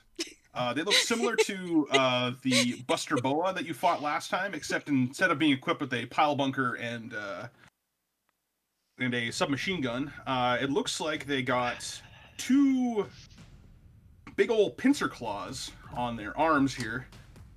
They have a looks like a submachine gun mounted on their back, which is their torso, and who knows what else they got there. Also, if you But see you do notice that their arms are. Oh, excuse me. You do notice their arms are actually a lot longer than normal ACE arms are, so they have the. They probably have the extending arms frame feature, meaning that they can threaten a larger area around them. Oh. They look pretty mean and raring for a fight. So they're kind of like the Strongbow, that they just have weird long arms. Or was it the Defender? That's I the think it's Defender, yeah. Either way. They're kind of like the Defender, except kind of hunched over. Let's see if I have actually do I have a picture of that? But yeah, if you ever see like my arrows just constantly flicking in and out, that's because my mouse is like a piece of shit. Well, I won't hold it against you. It's fairly soon Alright. I have a picture of this Melee thing here for you specialists, guys. engage those crabs. Also, are they like, are they Time for crab? mechanical looking, or are they more closer to like biomechanical? Crap. Well, they're ACEs. Like they're totally Crab. ACEs. Okay, they're People. still. They just crab. I call them crab mechs because basically they have these big old big pincher claws on them. Crap. Sure. Think King Crab from BattleTech, just with actual melee claws instead of just protective. Actually, here we go. This is Yeah, that a makes pretty sense. great reference. Something like this without the giant guns sticking out of their face, and then imagine them with 2 big old pincers. Oh, that's perfect. Yeah. They're melee specialists, though. We need to take Not too them far away from the King Crab that I said. Not too far away, out. Yeah, it does look kind of like that. Beefy boy. So yeah, there's a bunch of them, and as they're approaching you guys, you get a comm signal coming from one of the fiddlers. But do they have a fiddle? They don't have a roof to fiddle on. In fact, they want your roof. That's why they're here. No, Damn, my I was about to roof. make that joke. I guess at least Dunban accepts the comms. Tally's opening up audio. Purpose here. Alex does as well. Yeah, continue. Say again, what is your purpose here? Our purpose is our business, and you're on private property. And he's gonna raise his missile launcher in the direction of the talking fiddler. Are you threatening the crab This by making crab is under the protection of the Boreas Revolutionary Army. I suggest you file on out of here before things get ugly, son. Protection? I don't think so. Squad leader, may I? Damn, I was about to ask. That one didn't come quite through. Yes. Yes. This agri-cluster is under is property of the Exotech Corporation and under protection by Exotech forces. I suggest you turn back or face the consequences. You hear that, boys? She says we're gonna face consequences. And to clarify, the consequences are going to be that I cut you up from mouth to anus and wear you like a Jesus, lady. I'm going to open a and I private. do not make empty promises. I'm going to open a private comm channel. To take you up on that. Boys, Guys. charge. Anon's trying to speak. Fuck. Shish. Oh, sorry. I want to open a private. Well, I was going to open up a private comm channel, probably towards Hans, and just ask if he wants me to try and drop the fiddler that was talking. But they're charging now, so let's go. Charge the fiddles. Well, here we go. Sorry, It is turnover time. guys. I think that was my fault. I mean, to be fair, that was pretty funny. It was funny. I don't know where I got that line from. I have to admit. I think you pulled it out of your ass.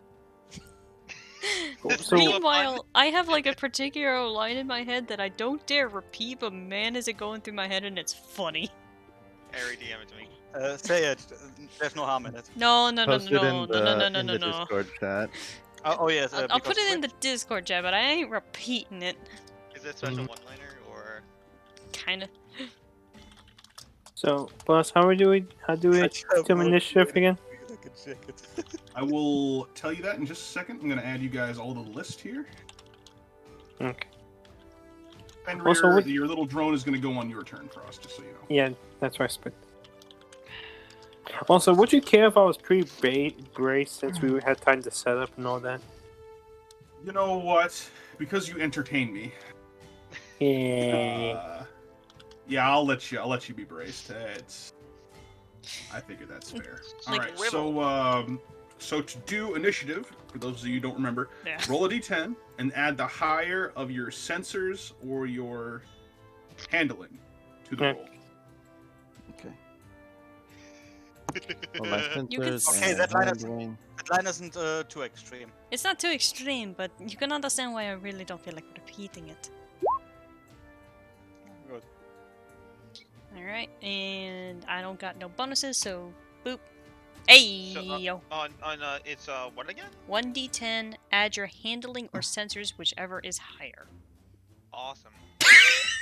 Oh my god! Could This you is just gonna be not a good- for a second? Like, This is gonna be a good fight, boys. Hans is gonna lead up that train from the rear.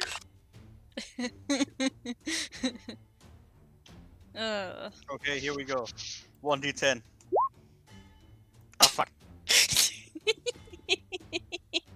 Yeah, you guys will see something flash on screen for a second, but it's nothing important. Okay. I think we know who's going last in the team. And of course, I stole your thunder. why DJ. is it constantly shifting to 0? I don't know. Don't worry about it. There we go. I'm annoyed because this is the second time I've gone last. I hate that I'm not going first simply by the fact that I don't have any bonuses. I roll as Okay, good as so- the rest of you fuckers. it's funny how Baldur and Peacemaker, since you guys hate each other so much. We don't you're hate both- each other. It's just a little bit of healthy rivalry. All right, so between the I'm two of you, who wants to go first? Or do you both want to go first? Wham, wham, wham. Well, Baldur, you have that drone to move around, right? Would you like to get that into position? I'll let the lady go first, bless. You're the lady. Yeah. Are you sure about that? Yes. Matter of fact, I do. It's written on your character sheet. Unless there's something you'd like to tell us. I was gonna say, if you're talking about me, that's irrelevant at the exact moment.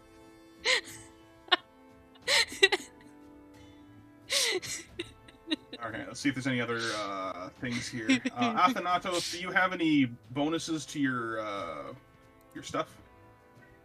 For handling and Your- such. To your initiative? Any bonuses at all? No, my Handling and sensors are both zero.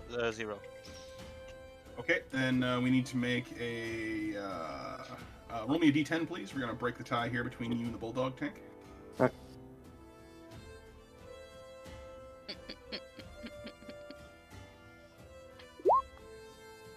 Well, Bulldog tank is going before you, and this fiddler wants to go before the bulldog tank. So yeah, between Baldur and Peacemaker, who's going when? You can go first if I you was want gonna to say, go just first. roll a die and go from there. Okay, Frost let's. that- Frost You're that planning stats. on going first no matter what, so might as well roll that die, see what happens. Okay. Oh, hold up. Go get 1, 2. You get a 1. I got a 2! Okay. Well, There that doesn't seem answers to be that any question. more. All right, so there we go. All right, guys, your mission. I'm gonna put this up in the top corner here so I don't forget. I'm gonna make sure that it's in big letters. Route the enemy. Letters. Nope. Defend for that many. Ah, it's one of those missions. It's one of those missions. So if you can hold out for 5 turns, you win. Okay. Because at that point, they probably decide that the agriculture isn't worth the bother. You know Oh, yeah, what? We don't but- want your stupid farm anyway. It smells like cow poop. Yeah. Says the one standing in it. All right. So let's get this show on the road. Peacemaker, what do? You are first. You are on top of the tower. Yep, I got clear sight on pretty much everything. What do? Hey, you want to unload on one? We can unload on this guy. Maybe you just wreck his day. I was gonna just. Which guy? This guy.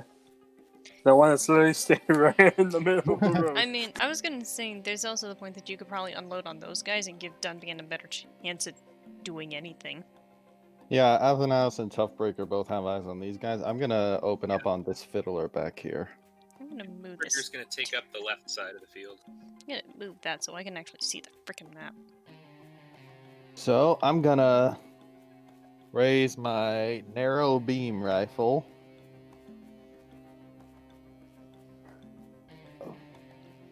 Ignore any Guns. barking you hear.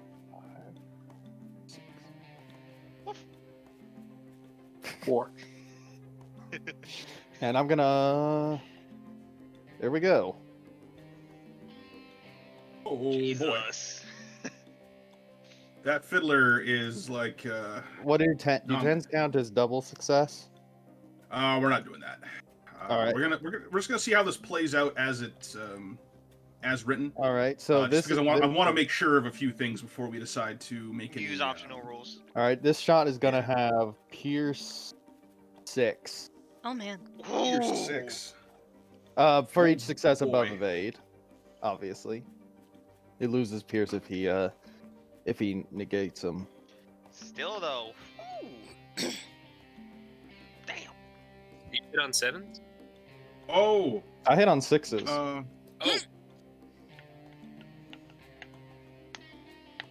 Yes, Blaz. You hit on 6s. What happened? Oh, is that what that gun does now? That's the buff for narrow beam rifle. But Dang, son. All the right. downside is heat cost. Yep. Sounds about All right. right. So Fiddler is like, oh hell no, and he's gonna try to Wait, succeed I on have Oh 6s with hell this gun. no. I have 10 heat Oh count. hell nah. And see, this And, is a two-handed weapon. That'd be 2 He's, AP. That'll be 3 AP. 3. Bleh. Yep. So he's spending 5 AP to nope right on out of there. Nope to fiddle. Or rather, Yep. roll to And fiddle. unfortunately, he's only got 4 dice to this. So kind of sucks to be him. Here he goes. He's succeeding on 6s. Well, he gets 2, and he goes 1, 2, 3, 4, 5. Moves over here. Okay. Closer into Dunban range. All right, he's still gonna get clipped by 1 success, which is gonna be 6 damage with 2 pierce. All right, he takes 4 damage. I'm gonna write this on his thing here. 4 damage. 4 damage. 4 damage. And which means 0 to 4. 0 to 4. Yes. A What hard happens at point- 0 to 4? A hardpoint item other than a primary weapon is disrupted. Ooh. All right, his hardpoint items include jump jets, shoulder shield, which I actually forgot to use because I'm a dingus, and a hardpoint Dingus. flamethrower. I think I want to take that shield out. He's I got would 2 shields, one on each shoulder. I would Oh, shit. personally say take out that flamethrower. Those things can be nasty. Well, let's have Dunban focus on that if he gets the chance, because they can cause a lot of damage to this. True. Mhm. Yeah. Actually, you know what? You're right. D- He's near the flammable tanks. Let's take that flamethrower offline. Ow. Oh, these tanks weren't flammable. They just didn't want you to shoot them because they contained some. I mean, to be fair, you don't want to be heating Produce. those things up neither. Otherwise, you're gonna get a lot of popcorn. Well, Alright, to, Baldur, don't any my other- joking. I mean, sorry, to be not fair, Baldur, regular Peacemaker. corn. Anyway. Corn cup. Peacemaker. Any other bright ideas? Can't really hit that guy. You're actually You're, an you're like on higher. elevation 4, man. He's elevation 1. Can I see him? Yeah. Well, let's find out. So that's a no, and no. I thought There you have because it. of his Can't see elevation, over it? though. Isn't he, No, like, I don't think. really I think high? it's too high. Well, these This things is might an be elevation 3. Yeah, these things are. Well, I mean, I guess how we probably should read it is: this is 0, this is 1, that's 2, this is 3. That's probably how that should be read. But this thing here is elevation 2. I'm gonna say that your angle is not gonna be good enough to actually hit this guy. Alright, Mhm. fair enough. Yeah. So One he's, moving in towards you, Dunban. All right, Alright. Peacemaker, is that all for you? I do. I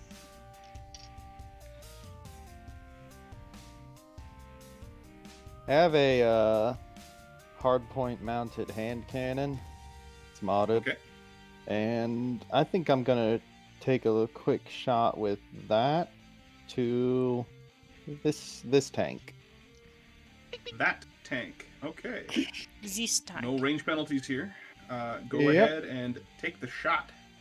All right, this Take one will the be shot. this one will be succeeding on 8. Hey there, big shoots.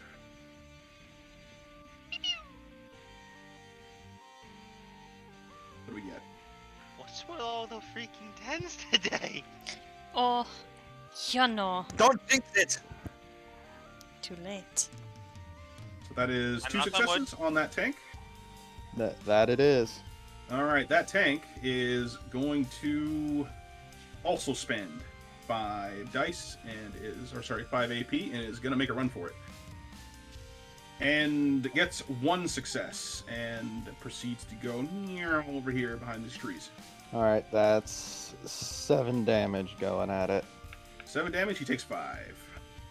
Can I get somebody, give me the 5 damage for a vehicle, please? Vehicle. 0 to 5. 0 to 5.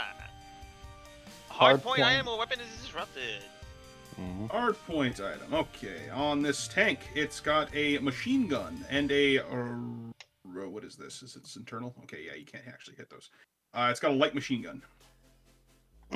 Well, I mean, if that's all there is, I'll just take that out. All right. You knock out the light machine gun.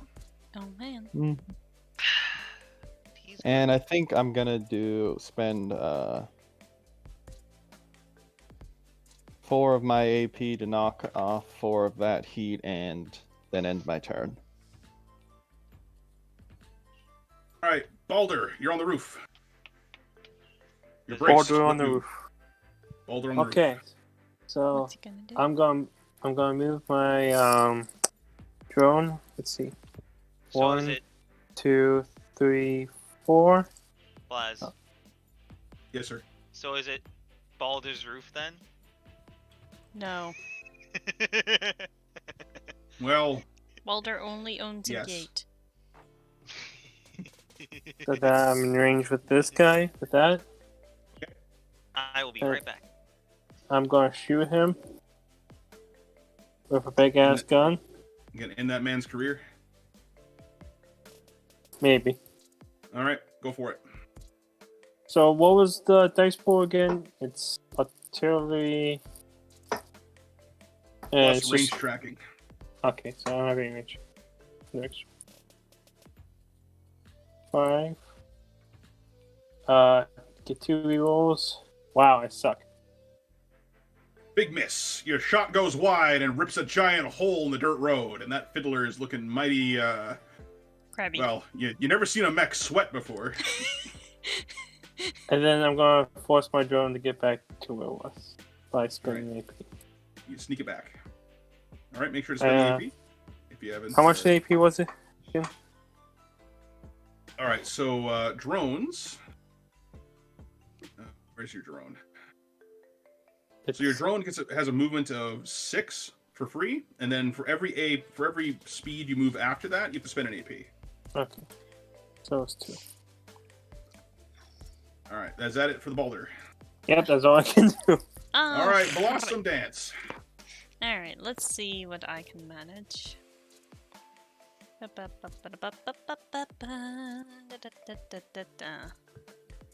Alrighty.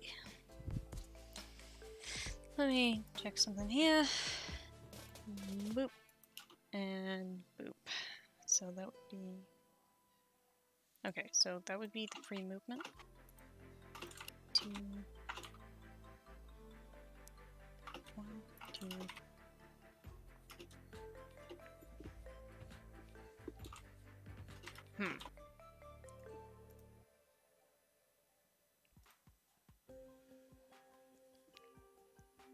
Are we still working off of the 1-to-1 rule for diagonals? Yeah. Okay. Yep. So that would be... So just go by what it says on the ruler there. 1. That's how far you're going to go. Okay, so that would be 2 AP if I move that. That's not bad.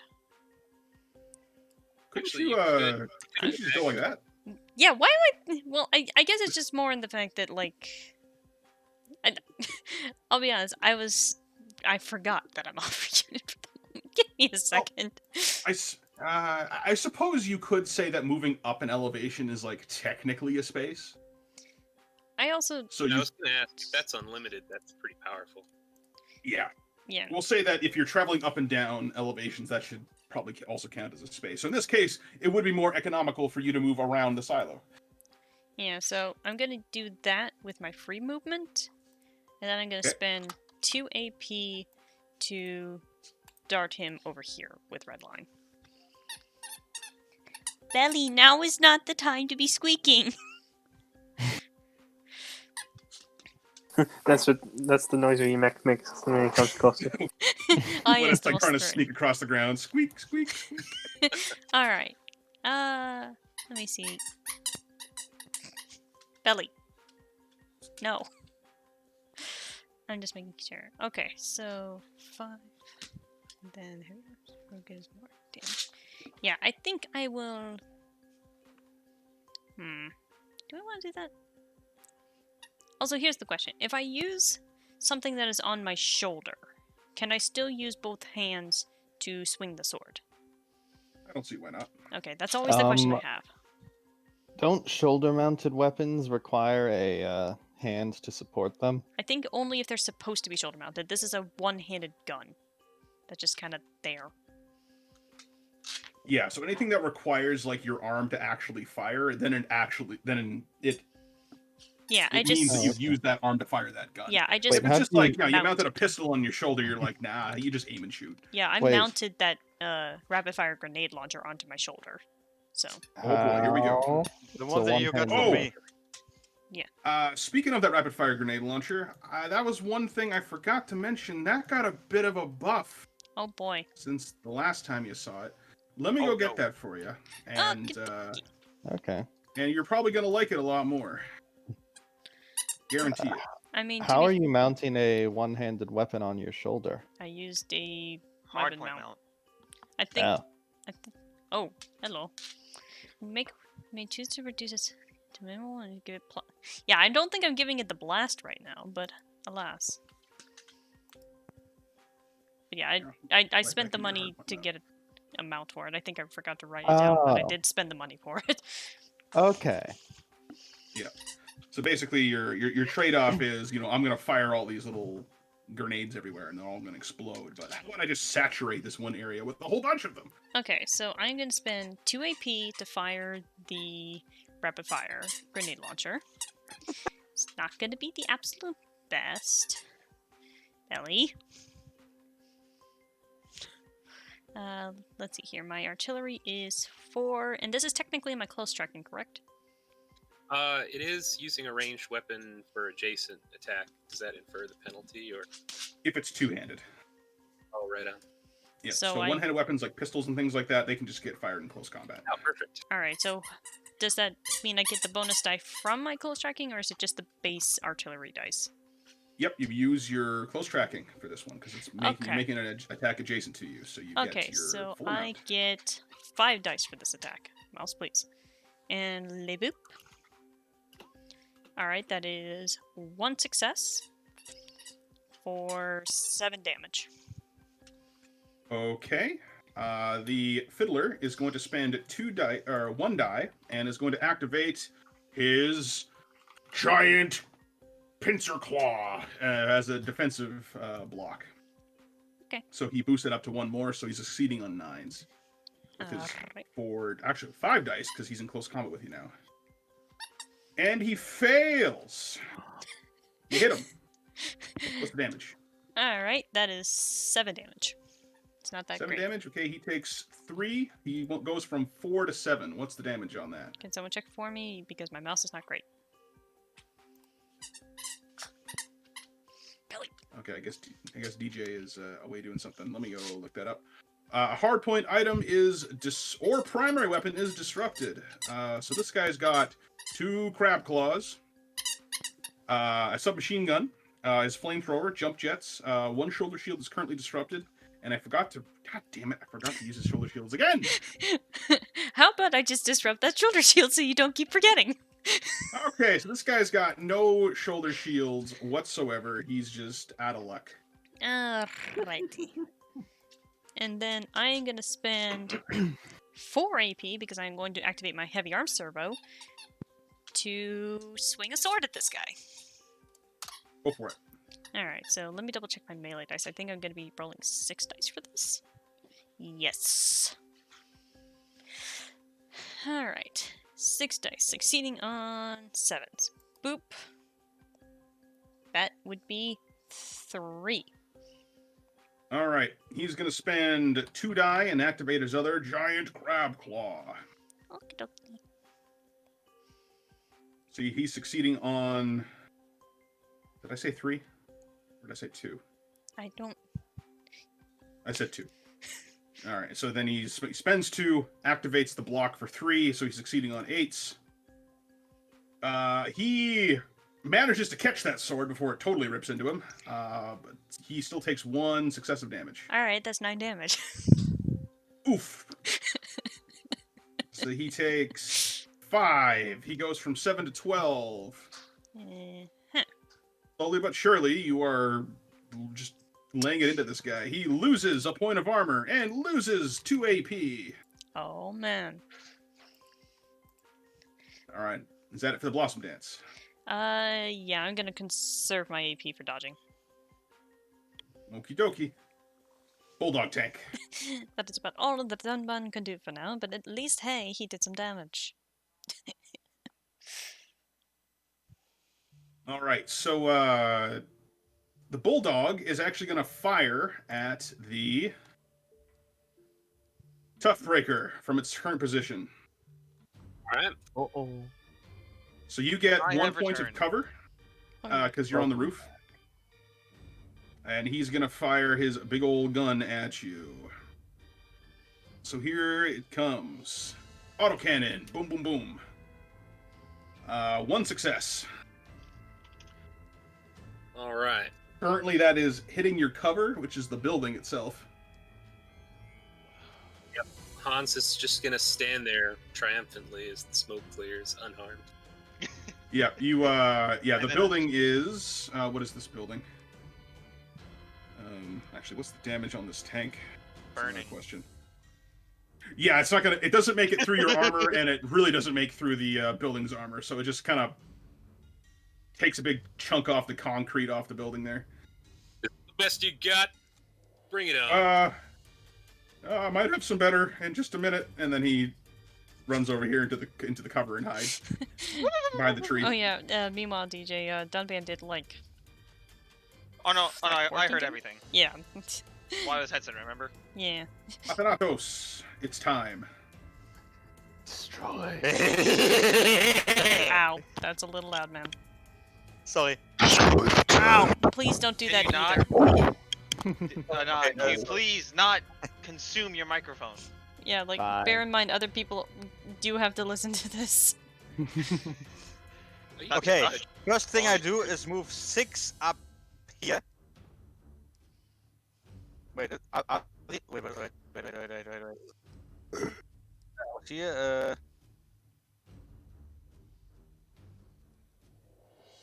yeah, 6 is up there. Okay. Oh, it says feet. I should change that to meters. Whoopsie doodle. Eh. You can move a maximum of 10 spaces. And then I spend 2 AP Not great. to get directly into that bulldog tank's face. Now remember, you have a reach weapon. You actually don't have to get right up next to somebody to attack them. You can be here. I can strike on here.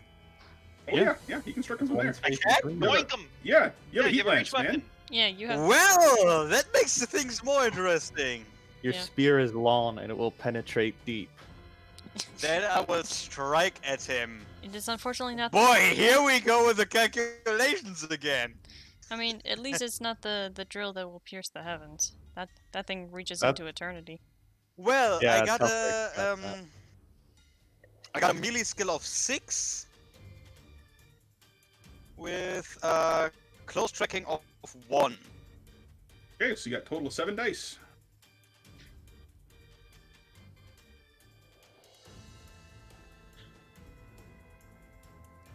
I succeed on what? It should say on the weapon. Check your heavy heat lance. Are you using it in one hand or two hand? 2-handed. Okay, As and then always. it's succeeding on 8s. Oh boy. Ugh, Belly, let go of the ball. Here we go. Belly. 2 successes, and now we come to the damage phase. How much damage I do? Well, you can calculate the damage right now, but he still needs to dodge. Yeah. The tank is going to spend 5 AP to get the hell out of there. It doesn't want to get skewered by you. Gets 2 successes and manages to escape your deadly grasp. Or your deadly thrust, rather, and proceeds to shit. whoop over Oh here. my. He's like, nah, man, get the hell out of here. I'm out, man.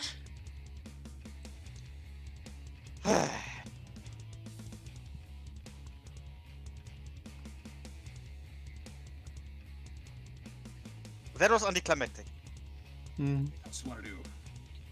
Because I had because I have a mod on my heavy heat lance that gives it pierce +2. So his armor wouldn't save him. His armor wouldn't have saved him, but he managed to dodge completely out of the way. Yeah, I know. All right, so is Athanatos going to do anything else, or is that it? I could try to run to the second bulldog tank, spending oh wait 5. That will leave me with no AP for dodging and such.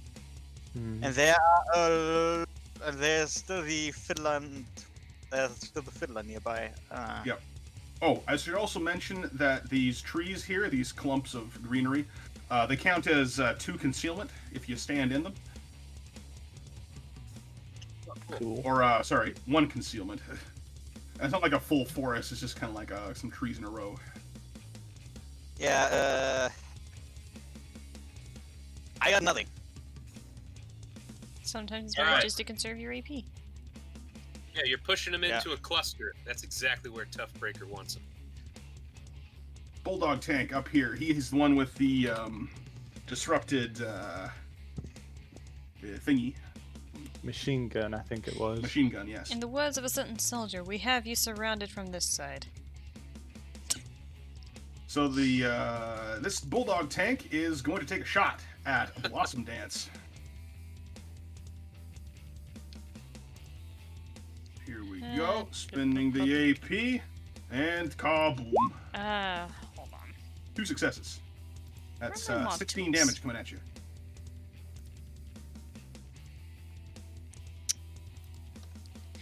It was a TF2 reference, yes.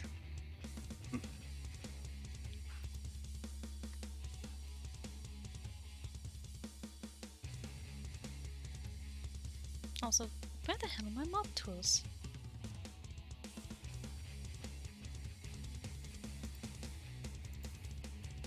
I got it. No, I got it. There we go. Oh.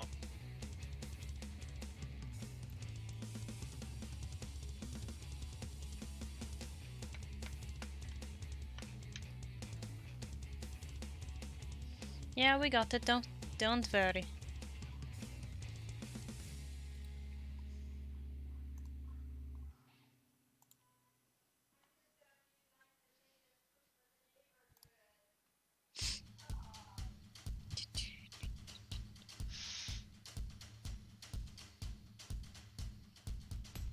We just stand still in the map here.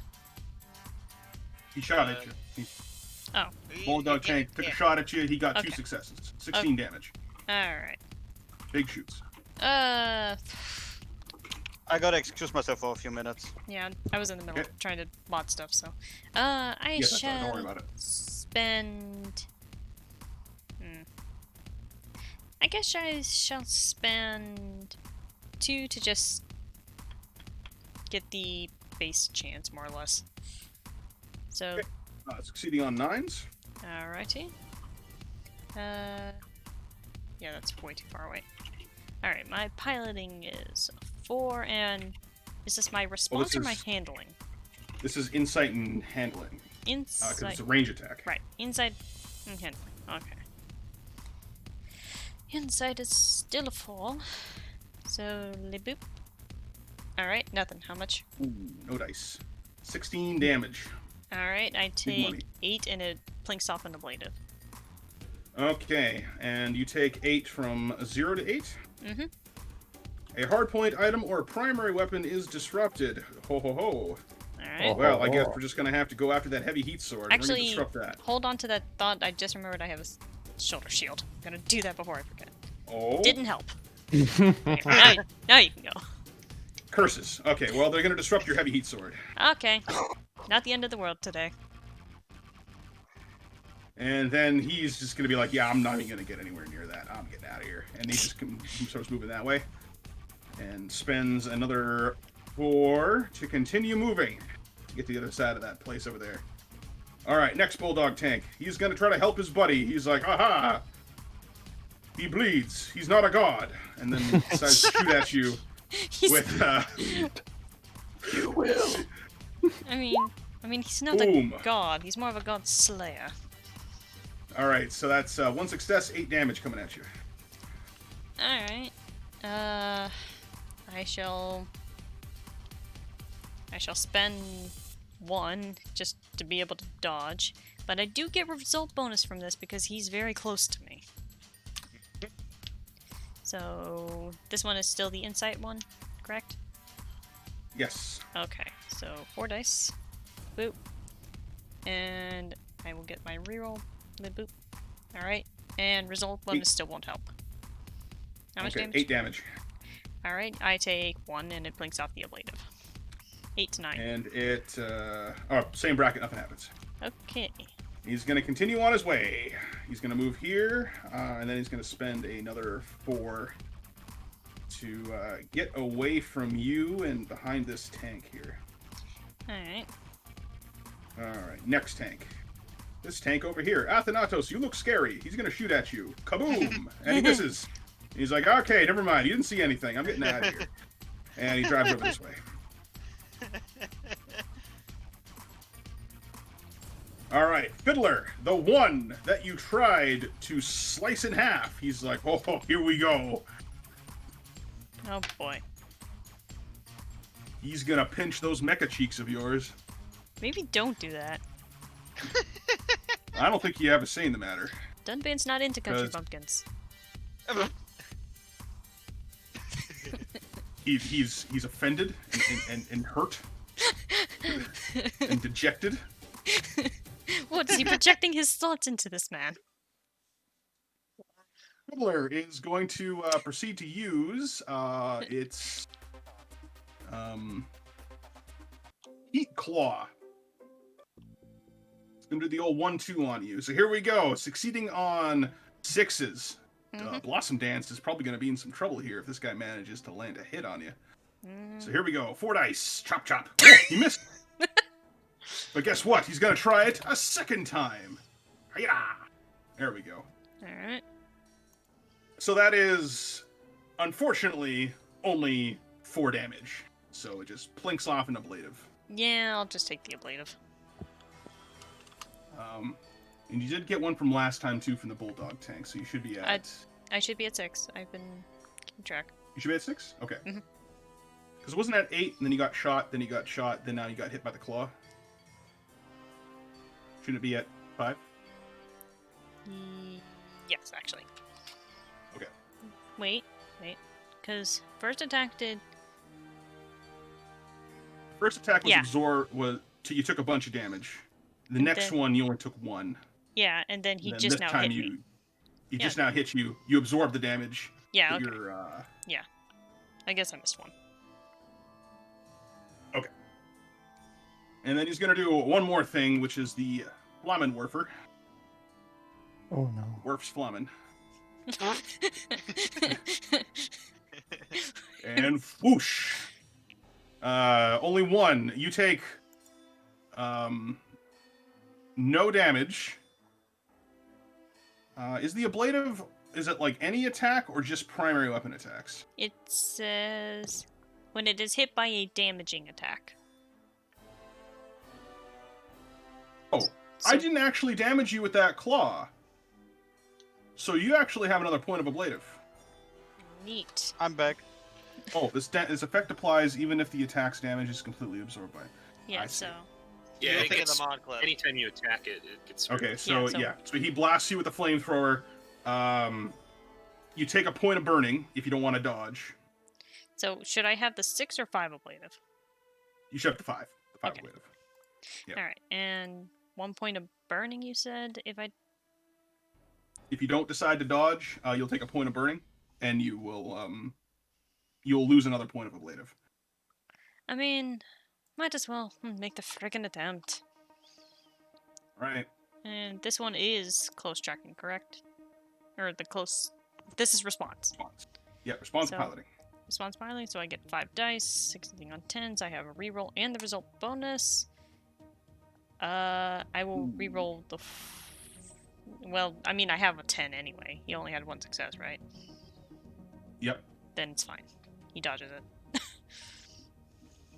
Plus 2 result bonuses, hooray!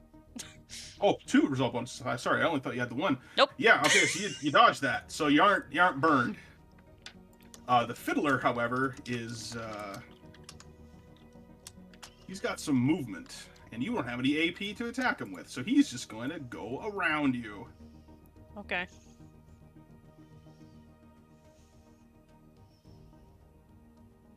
And that is his turn. A bulldog tank. All right, the one that Athanatos had originally shot at. He's going to fire at Athanatos. Boom. Ooh, 3 successes. Oh, Big man. damage. That is 8, 16, 24 damage coming your way, Athanatos. How do you plead? Yep.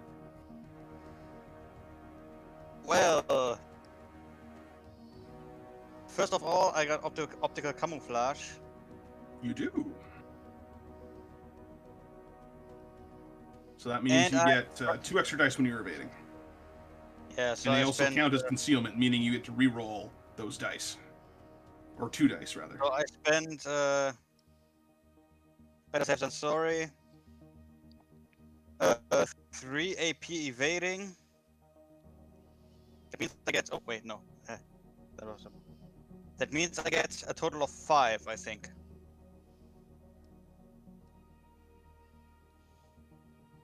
You got insight, yep, 5, and plus 2 more. So you get a total of 7, and you get to re-roll 2 of those. Oh, sorry, re-roll 3 of those because you have a shoulder shield.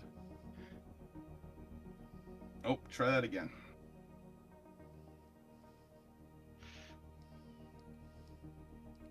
Right. Maybe we should just show you guys the frickin' whatever they're called I have, that I just press a button and it rolls the dice. So you got one success there. So he deals 16 damage to you.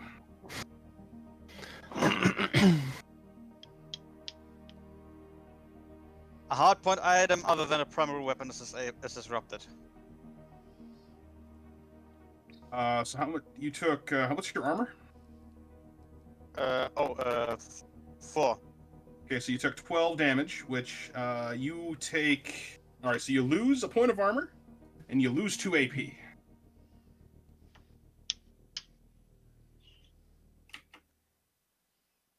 And so make sure to write down your damage on your sheet there, so you know how much you have to repair later. How much damage do I get? You took 12 damage. Oh yeah, 12, okay. Oh wait, fuck. There's a little damage spot there on your character sheet for you to write that in. Next to your maintenance. Yeah. Alright, so while you do that, he's going to back up and get into this tree over here. Alright, next fiddler. So, Balder, you had the audacity to shoot at this guy. He was freaking out before, but now he's just like, oh wait, you missed. That means I have a chance. And so he blitzes up to the edge of the building here. He gets 6 spaces normally, and then he's going to spend 1, 2, 3, 4, 5, 6, actually. He's just going to get right up in there. And, You're pretty mobile. Oh yeah, and he jumped up there, so he used 2 points for Fiddler's jump, and he's gonna reach out with one of his claws and try to tear you apart. So you can do that from back here. You can So tear here we go. asunder. Slash. Oh boy. I am using my thing to make that only 2 successes. Oh, you're gonna use your lug nut of fate? Yep. All right. That 10 becomes a 2 somehow. And then so you've used that for the, so it's gone now, Frost. That number's gone. Yeah. And you only deals 8 damage to you, which your armor absorbs. He looks frustrated and dejected. I look at him. And he looks at me. I look at him. Where's the because he only caveman? It sucks to be him because. Oh wait, hold on. What building are we on, boss? You're on top of the processing plant. The one that's not going Okay. to explode. We can damage this one. Okay. I mean, you probably shouldn't. But you can. I wouldn't recommend it because the overseer might be like, "Hey, you gonna pay for that?" Well, I mean, I got a guy right here. We want to get the civilian population on our side and not to goad them into joining the rebels. Also, Well, we Frost, have a there's a question. difference between there's a difference between shooting the building and then they're shooting him. Oh yeah, I'm gonna be shooting him. Also, what were these guys called again? Like, someone's asking what the group is called. The rebels. All these bad guys. These are the Berean Revolutionary Army. Yeah, those are words. Hey, BRA. Hey, Peacemaker, I got a crazy idea. Maybe keep your eyes on Dunban so he doesn't actually get torn apart. All right, so that is this guy's turn. He's going to spend his AP to try to dodge later. Toughbreaker, you're up. All right. So he's been watching all of these pawns move around the battlefield. He's been doing some calculations, and he wants to spring his action into full effect. So first things first, he's going to use the sightlines from Blossom Dance to make a indirect fire attack targeting this square and hitting both the Fiddler and the Bulldog tank. All right, and you're using Blossom Dance as your line of sight? Right, so I'll be using a systems check for this, or sorry, sensors check rather than a range check. Yes, sir. All right, here I go. So my artillery is 5, if I'm not mistaken. Yep, it's 5, and my sensors is 1. Newly upgraded. Let's try out this new targeting suite. Oh, you actually bought the attribute buff. That's correct. Oh, good. You actually marked it with a plus sign. Thank you. I'm glad you caught on to that. Which ones I did, because it costs more as you keep going. Yep.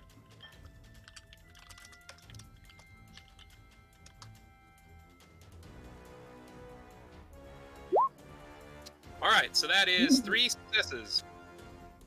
Oh, that's right. This guy's disrupted stuff had actually cleared at the end of his turn there. All right, 3 successes. Oof, ouch. Okay, so this Bulldog tank knows that he's probably going to be in trouble here, so he's going to try to make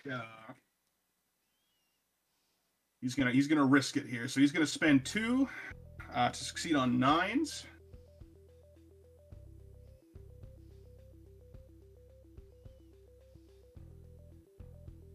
Actually, you know what? No, he's going to blow it all. He's going to succeed on 7s. Well, he got 1, and then he uses the rest of his movement to go that way. And he takes, what's the damage on that? Okay, so he got only 1 success? Only 1 success. All right, this was the shoulder-mounted missile launcher, or missile battery, and it has 15 and 6, so 21 damage. And that's a pierce value of 2. All right, so you blow through his armor. Oh, he actually would have lost a point of armor earlier. So yeah, you still blow through it. So he goes all the way up to 36. He's out. He's wrecked. He explodes. We got one. He's gone. The Fiddler, on the other hand, is like, oh, great. And he spends 4 of his own. And he's going to re-roll 2 dice. He manages to take out 2 successes. Okay, so that's 15 damage with 2 pierce. 15 damage with 2 pierce, and he's also going to move. Actually, he's going to get right behind this tank here. So 15 damage, you say, with 2 pierce? That's right. All right, so he takes 14 damage. So he goes from 12 to 26. He loses another point of armor. And a body part is disrupted. Now, these mechs don't have a head. They have the headless option. Ah, so they're like the Roomba. Yes. So, if I'm not mistaken, you have 1 large attacking claw, and that's your main attacking claw? Well, both of them, they're the same claw, just for my personal ease of figuring out what they're supposed to do. Oh, okay. Yeah. Yeah, you know what? I'm just going to disable one of his arms, because he's got a shield on that too, right? Yes, it counts as a defensive item. So you disrupt one of his arms. It goes limp and drags along the ground as he moves away behind that silo. Skitter, skitter, skitter, skitter, skitter. He does as the crab do. Blossom Scuttle. Dance softened him up for you. You're going to have to finish him off. Now, lock and load. I'm going to need you to engage Fiddler on the roof. Repeat, engage Fiddler on the roof. You've been waiting to say that. Meanwhile, Dungeon now, just kind of casually hanging around like, perfect. Well, the thing is, I can't get up on the roof. You can actually, can? you can. Climb. You have to go to the elevation lower to get up the elevation higher. So can you can I climb up the go? pipes? Oh yeah, you can get up on the pipes and go up that way too. Yeah, you can do that. That's way too far, though.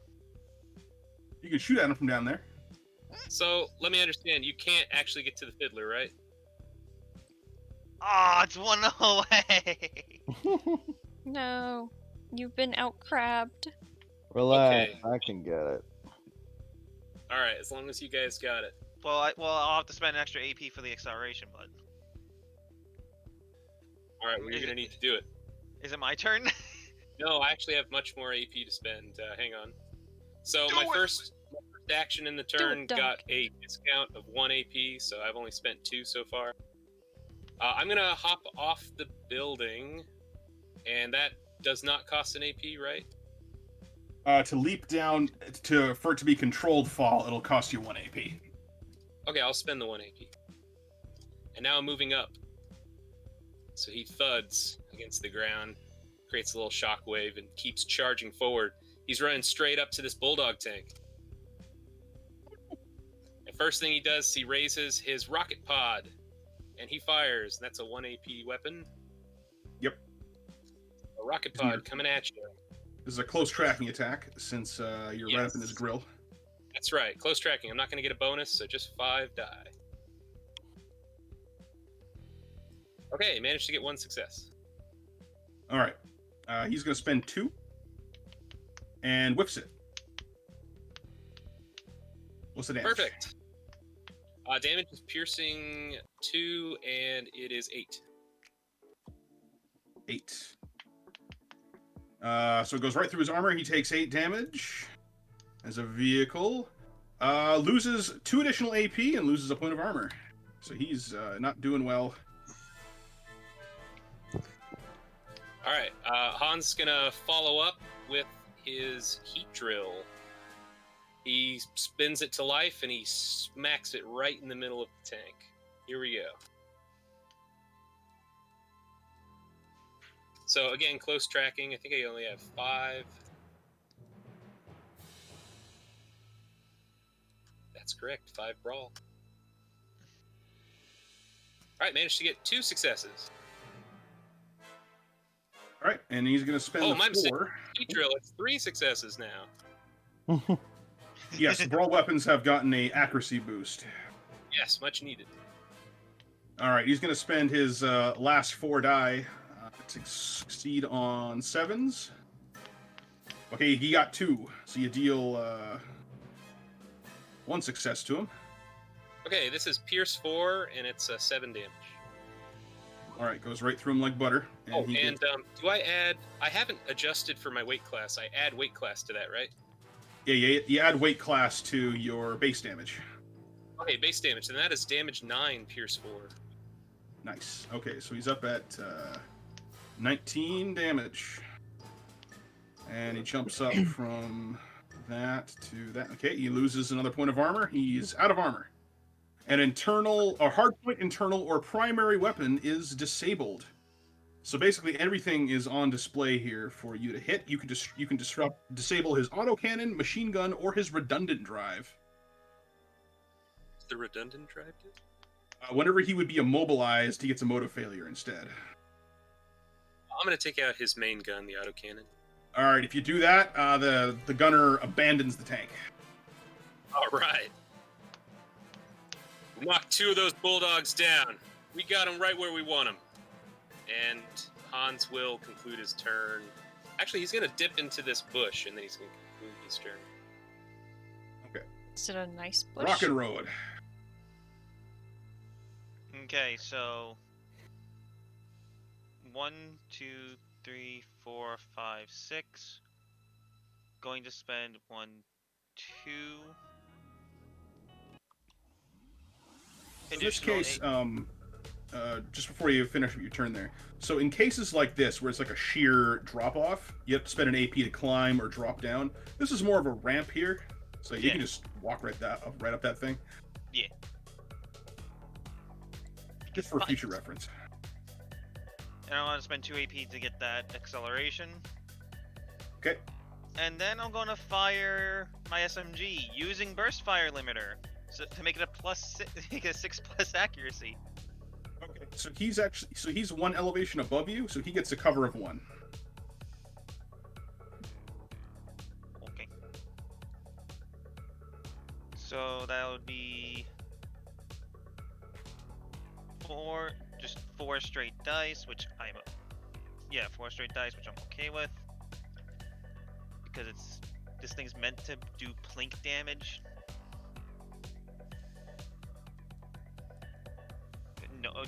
Okay, advanced roller, calm down. Okay, roll. What the fuck? Okay then. So you overcome the cover, and you will be overcoming the cover until this guy decides to doge. You know what? He's actually gonna tank it because he's more worried about Baldur blowing him out of the, just annihilating him. So he's gonna try to tank it. Okay, so that would be still rapid fire 2, and that's 14 damage. Right. So he goes from 0 to 10. 10. Which is for vehicle 1 breach no, token and motive failure on its next turn. This is a fiddler. It's a AC. Oh, AC. Whoops. Yeah. So he loses. Loses 2 AP and gains a breach token. Yeah. So he's kind of just wondering about his life choices here. Like, oh no. He's I'm debating on his the roof. life. I'm on This the is a bad roof. idea. I did not want to go on the roof. All right. Anything else from lock and load? Just reference. We can still only use 1 weapon per turn, right? You can activate 1 weapon per turn. Yes. Unless you have a thing that would state otherwise. Also, hardpoint blinder is still 1 AP, right? You betcha. I'm gonna blind him. Okay. Roll it up. Now it's using sensors and computer, right? Yep. Okay, that's still a 4, but a 4 versus 8 is not horrible. Okay.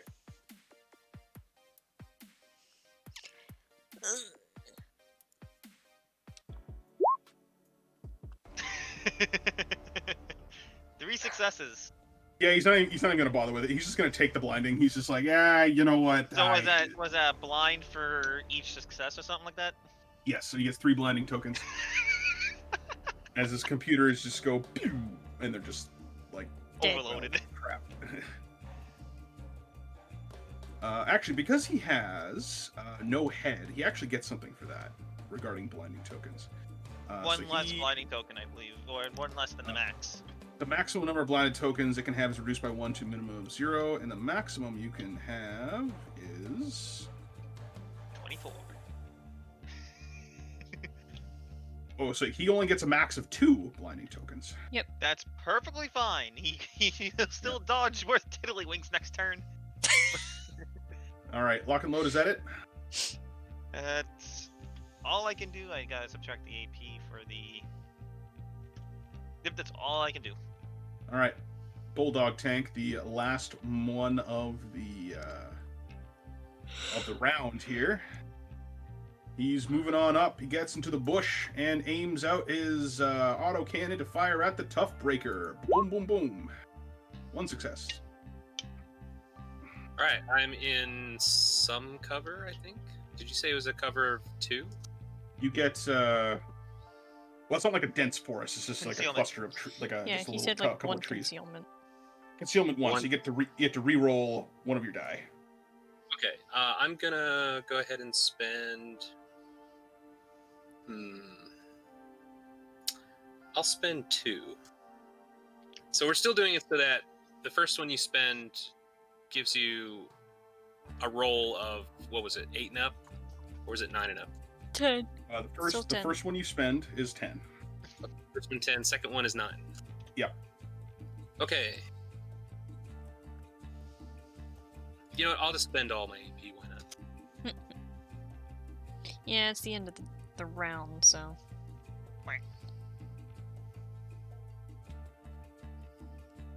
Alright, hang on just a sec. I do have a handling of 1, so this is a ranged attack. And that plus my piloting makes 6 die. No, it's response and insight, I think, for ranged. I thought handling was for ranged. Insight and handling. Oh, insight. Responsive piloting for Yeah. for. Oh, insight handling. Okay, yeah. Yeah, In that insight case, it's the same. I have piloting and insight of 5, so it's the same. Fair enough. Okay. All right, looks like I did pretty well in dodging. Yep, you dodged it, no problem. You're fine. Yeah, and I'm gonna move back a little. Okay, where to? All right, behind Yep. the building. About All right. that round is over, and I'm realizing that that round took a little while. But I mean, once you start taking people out, that'll Oh yeah. that'll start going We're shorter. eliminating people one by one. Yeah, because we've already started eliminating people. Yeah, we got Yes, 2 you in just have. that first round. I think we're. All right, the maker of peace. Yeah. Oh yeah. First, we get What would my you like to evac, do? and You're a knock blind that fiddler. off.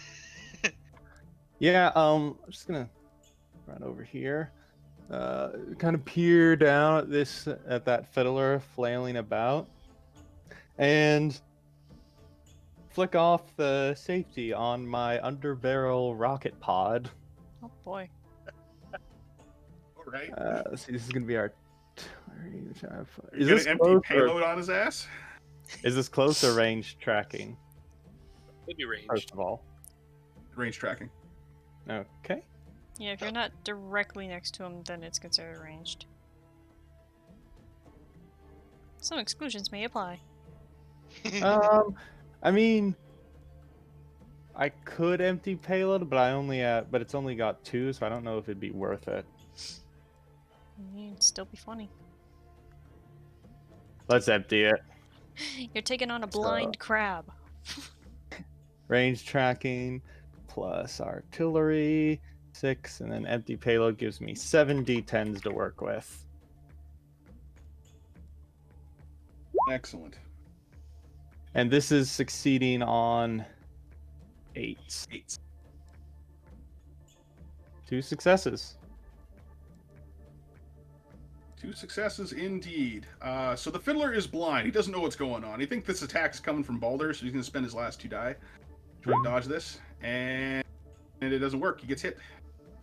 Okay, What's the that's damage? going to be 8. That's going to be a total of 10 damage at him.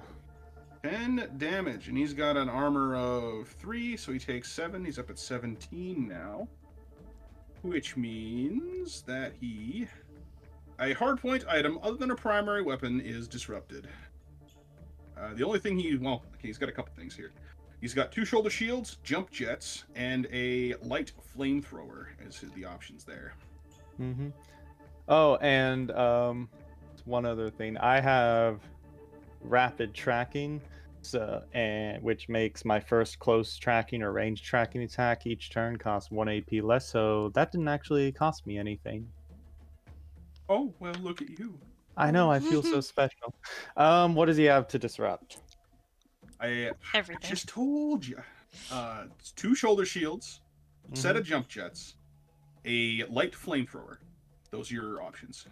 I think I'm gonna take out that flamethrower again. Okay, no Werfen Flammen for you. None at all. All right. This guy's pretty on the rope, so Are you gonna follow it up? Or are you gonna? narrow beam rifle. Oh God, are you gonna end his career? In the entire career. End it. I did now. Do I have anything to add into this? No, it's just succeeding on 6s, so 2 successes. That is 4 pierce. And he can't do nothing about it, so he takes it all. What's the damage? Well, 2, 6 plus 6, 12 more damage. That's a straight 12. More damage. What's he going to from Fro? He goes from 17 to 29. 17 to 29. Gains 4 heat and a breach token. And a system failure because I have System Slayer. Oh. Ouch! Wow! We're just being mean to this guy. All right, just Yeah. bully him, why don't you? Now he's gone over 2 thresholds. Does that mean 2 breach tokens? I believe that is the point. If he went from Well, yeah, he had 17 to one- 29. Oh shoot, yeah, so he gets 2 system Oh, yeah. failures. 2 Oh yeah. Oh yeah. Oh. Damn. Oh, no. Oh no. Oh no. Don't forget about that 4 heat. Yep, that's right. He's up at 6 heat. He's hot. It's hot. It's getting hot in here. Crab fry? I'm gonna So, yeah. spend. I I'll mean, spend 1 heat to vent my own. boil that crab and we'll talk. All right, use up Have fun with him. I'm gonna spend 2 AP, and I'm gonna actually go on Overwatch now. Oh. Don't really think spicy. you need to be going on Overwatch, but what do I I'm know? ready. I can see everything. What do I? I really should have done this on my first turn. It would help with my snipe immunity, but whatever. I'm ending my turn. Sometimes you just forget how to Overwatch. Yeah. Baby Balder. What you gonna do to this poor crab? Many things. Concerned with that the phrasing on that. I mean, welcome to my stream. Yep.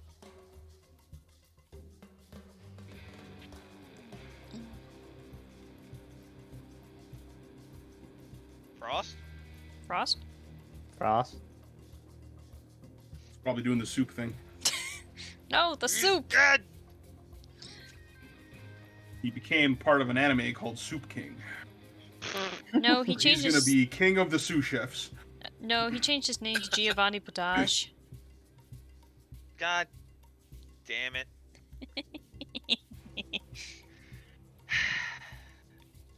That's a smart joke. No, it's not.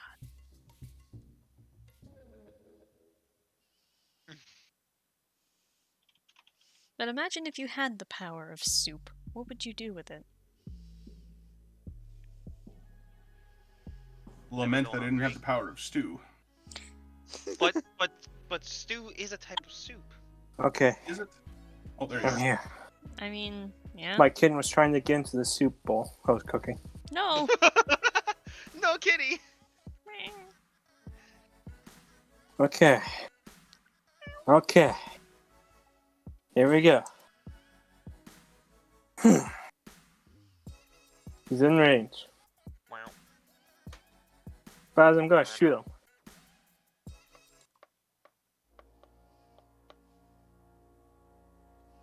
Here we go. All right. What are you shooting him with? The only thing I got. Yeah, the big gun. Go To poke be him honest, with the door. because you're on top of the building and and using a blast weapon, he's not gonna be doing anything anytime soon. So I'd say attack these tanks. I've It'll been be waiting to shoot this guy for the entire turn. Then shoot him with your drone. Let's have a gun. I'm just saying I don't want the building to get damaged. Don't worry, I'm shooting him. Remember, blast exists. Yes, it's a blast weapon that goes up and down. Fine, I'll shoot up a space up. There. No. Works that way. Eh? Well, blast weapons can attack spaces rather than units. So Huh? technically, He's attacking the air above. that doing would just miss because there's no impact to cause said blast. Don't worry, I'm just gonna graze him. Don't worry, it'll be fine. Yes, Frost is basically he's gonna try to he's trying to shoot above him as best he can. I'll let him do this. I mean, if he rolls like absolute garbage, then we'll talk. Yeah, we're talking. We'll talk Yeah, about the garbage that he rolled. Oh. Okay, here we go. Don't 5 dice. roll. Get a big amount of Two Okay, well, rerolls. oops, 2 rerolls. Okay, so 1 success. He can't dodge. He can't. 18 damage. He's blind as a bat. Frost Hi. goes from 29 to 47. Hmm. Another threshold and a body part is disabled. Oh. I mean, you could I disable the disabled his torso. leg. Wait, can you Disable his leg. Wait, question before I commit to that. You can't walk if you disable his leg, right? He'll suffer. Because I think He'll fall. He has to check the fall prone. No, if it's disabled, I think- think he just does. if either so he automatically falls prone.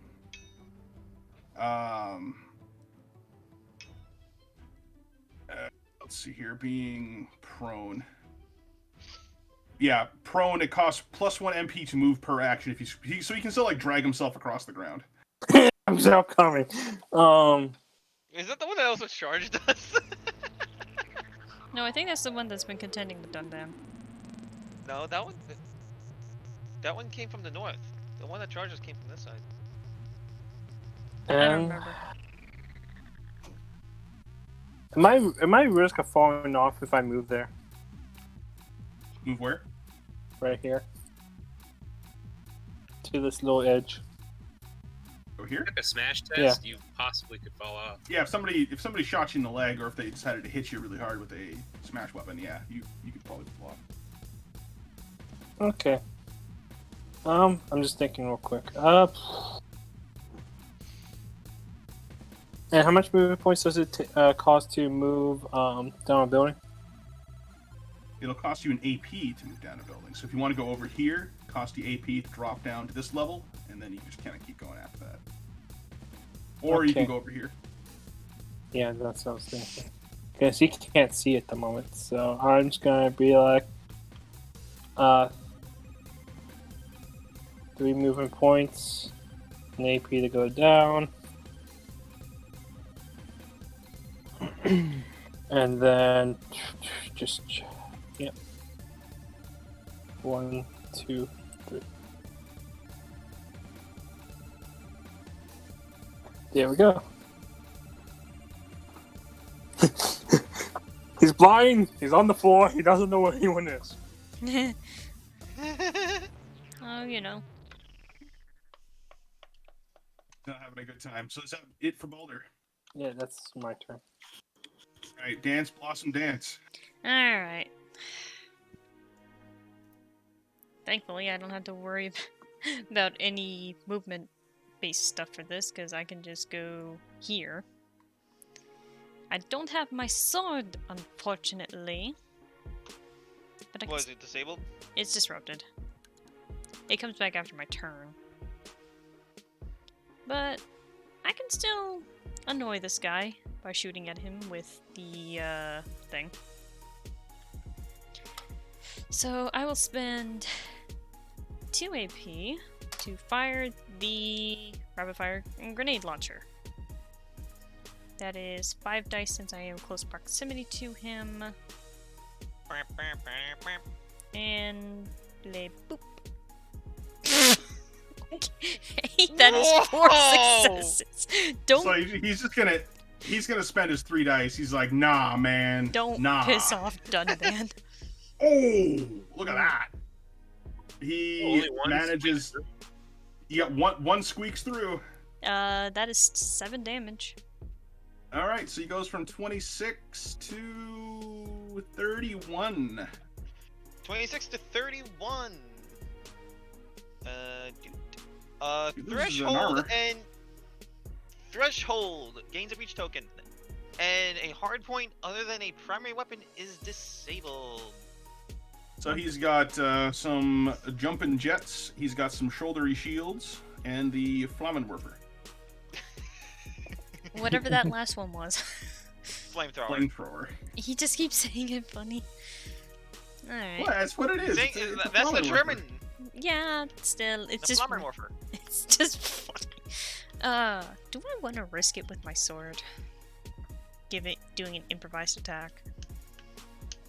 And it does give it fragile, I think. It I does. would say play it safe and just punch the fucker. Like, I mean, I could, You but I don't can have boot good... him in his chest. Thing is, I don't have good brawl. That's the problem. You, I mean, I'd have 4. you'll be fine. And he had nothing to dodge with. You know what? I could punch him. I do have the heavy arm servo. So that will make it somewhat Okay, go better. for it. Alright. Okay, so it is 3 AP for the brawl attack, right? It is 2 because it is a one-handed attack. Okay, I can deal with that. I will spend 2 AP, but I will make it 3, so I activate my arm servo, and I'm just gonna reel up to punch this thing. So that is 4 dice. And boop. That is 2 successes for 5.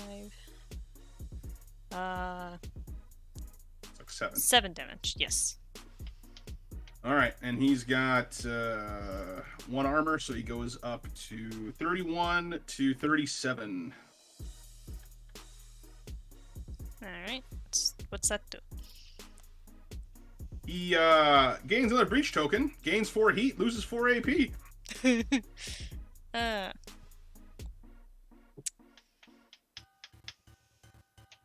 He's not having a good day. No, he is not. All right, is that it for Blossom Dance?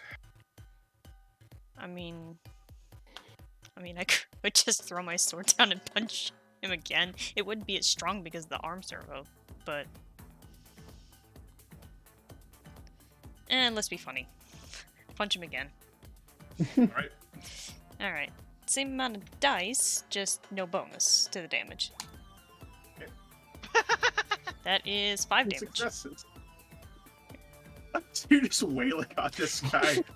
He pissed off Okay. Tunpan. He goes He's dealing with the 37 to 42. A 37 body to part is disabled. He just punches him in the chest. Oh, Oh! torso. Torso, disabling torso.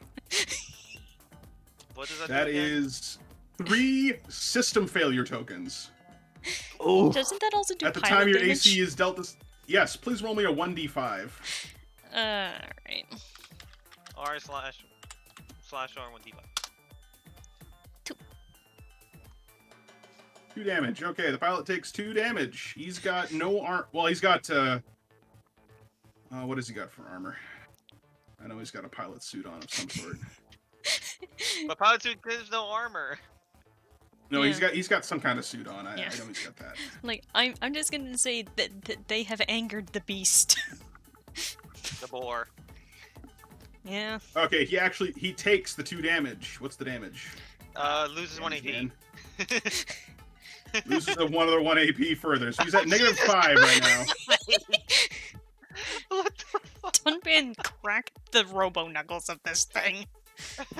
And I guess for the sake of it, he will spend like 2 AP to pick up his sword again. Okay. Poor guy. Great going. He's getting beat up by an ultralight. He's also a light mech. True, but still, this thing is squishy. All right, bulldog tank time. Ding, ding, ding, ding, ding, ding, ding, ding. So he refills his AP. Actually, I know exactly what I'm going to do, so I'm not going to bother with that. He moves over here. And, oh, hello, Mr. Toughbreak, trying to hide behind the building and in the bushes. All right, so you get 1 concealment and 1 cover from this, but he's going to make a shot anyway. And he hits the cover. Nothing happens. And he just keeps going on his merry way. What is with these things I'd attempting like to to drive Overwatch by? attack that guy. Oh? Yeah. Oh, you didn't mark yourself with Overwatch. Make sure to do that next time. Oh, He did at least declare the Yeah. Overwatch. I remember him doing that. Yes, I I did declare it. remember him doing I that. didn't But know- just remember I didn't to know mark there was yourself. Look, I got There it is. now. You got it. Okay, but now I take that away because I'm attacking. Exactly. So that'll be 3 AP. It was I'm gonna give him a taste of Minero Beam Cannon.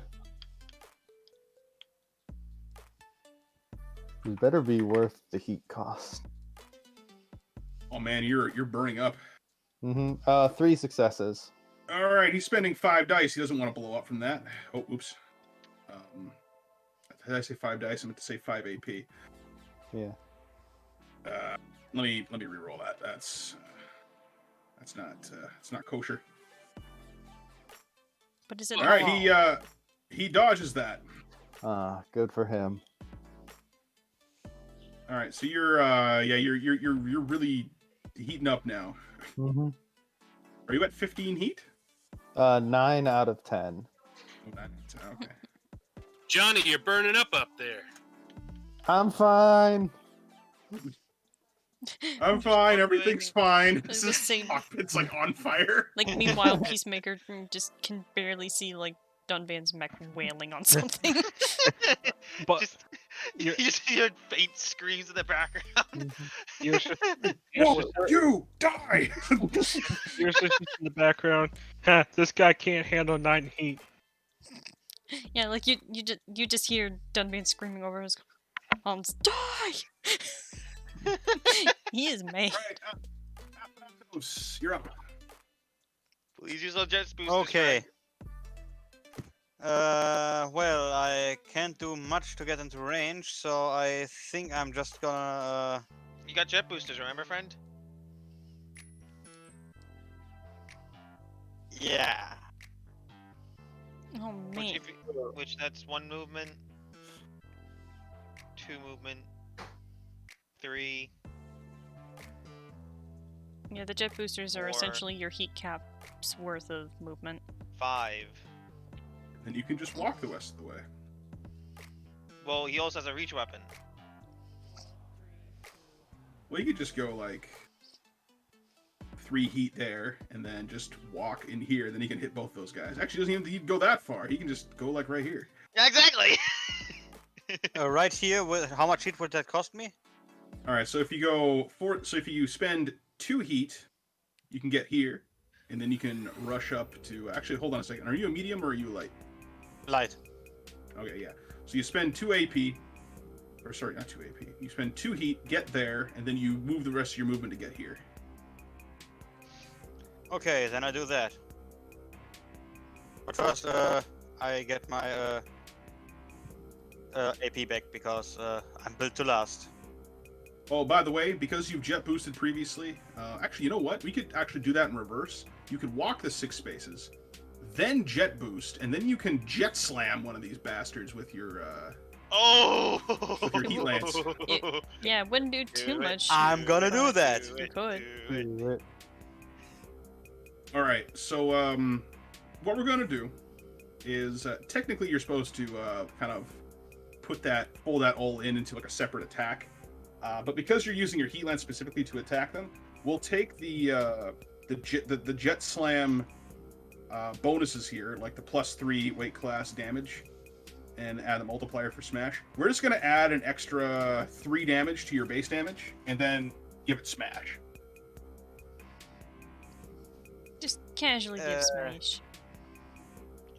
Can I use my features to amplify that? Your features? What do you got? Charge I got attacks? and strong arms. Yeah, of course. Now, strong arms always comes into play, and charge attacks, you have to choose how much AP you want to spend on that. I dump 3 AP. I always go all the way. Oh no, this poor guy.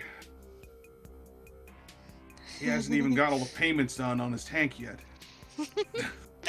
and Whose fault is that? I got serrated edge on my heavy heat lance. That means I get +1 multiplier.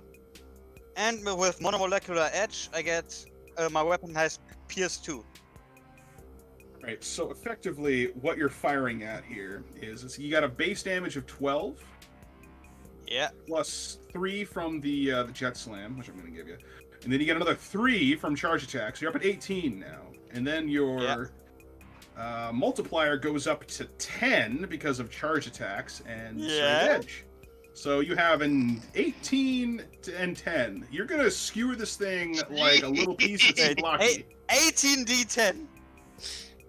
Jesus No, Christ. not 18 D10. Not just No, That's the 18. 10 damage. Yeah. 18 18 base and then 10 multiplier damage.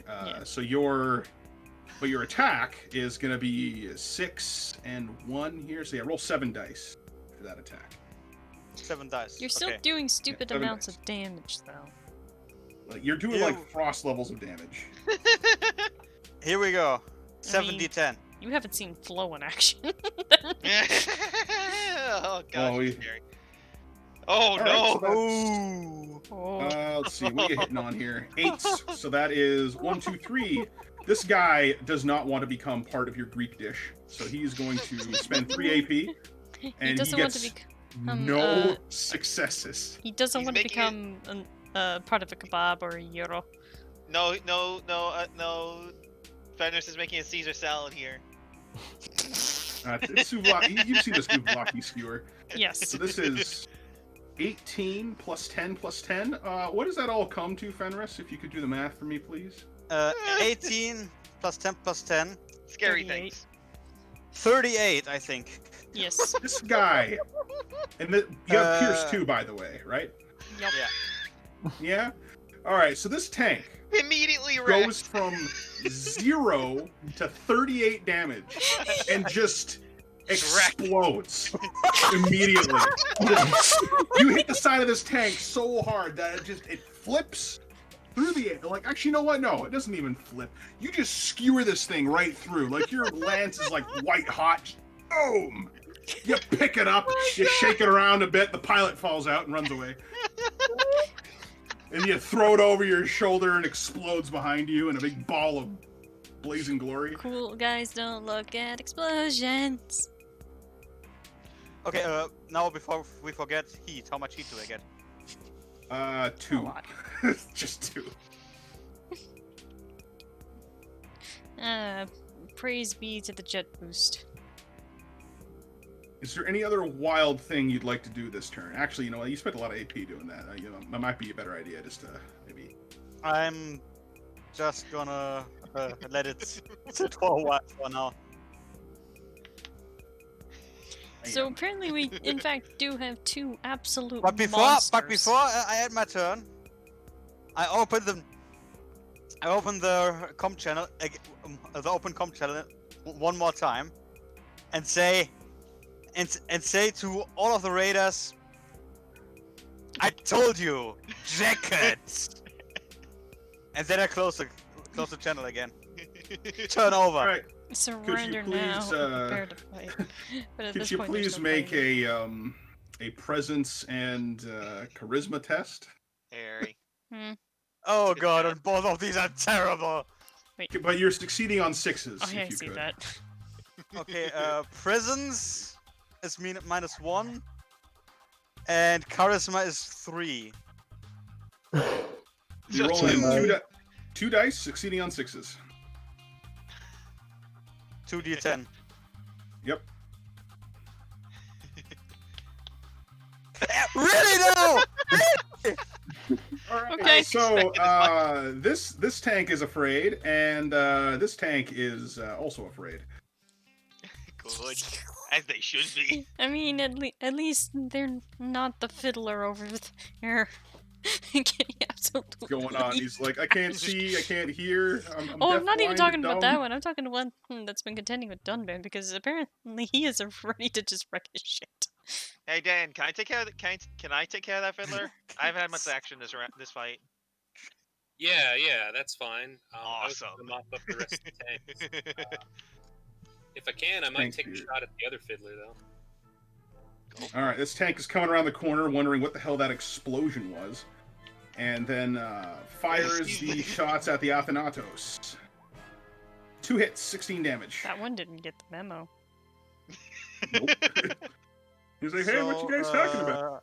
Oh no! I'm Guys, gonna how's it try to evade. By the way, Fenris, in case you didn't know, you can use your shield when you make an evade, and you activate a thing called a block, which your shield can do, and it essentially acts like you're spending another point of AP without actually spending a point. Okay, so it then I makes your block. dodge that much better. And I block with my shield. Okay. So your optical camouflage comes in. So you have 7 dice, and how much AP you gonna spend? I'm gonna spend 2. 2. Okay. So you're succeeding on 8s. 7 dice. 7d10. All right, go for it.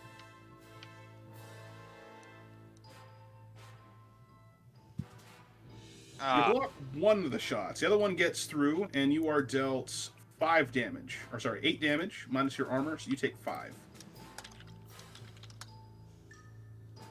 Okay.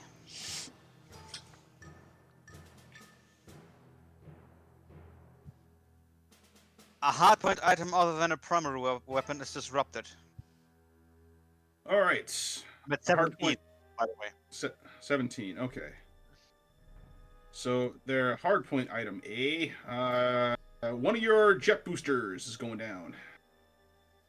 No more skewering people. That's the one robot just holding the no fun allowed sign. Yeah.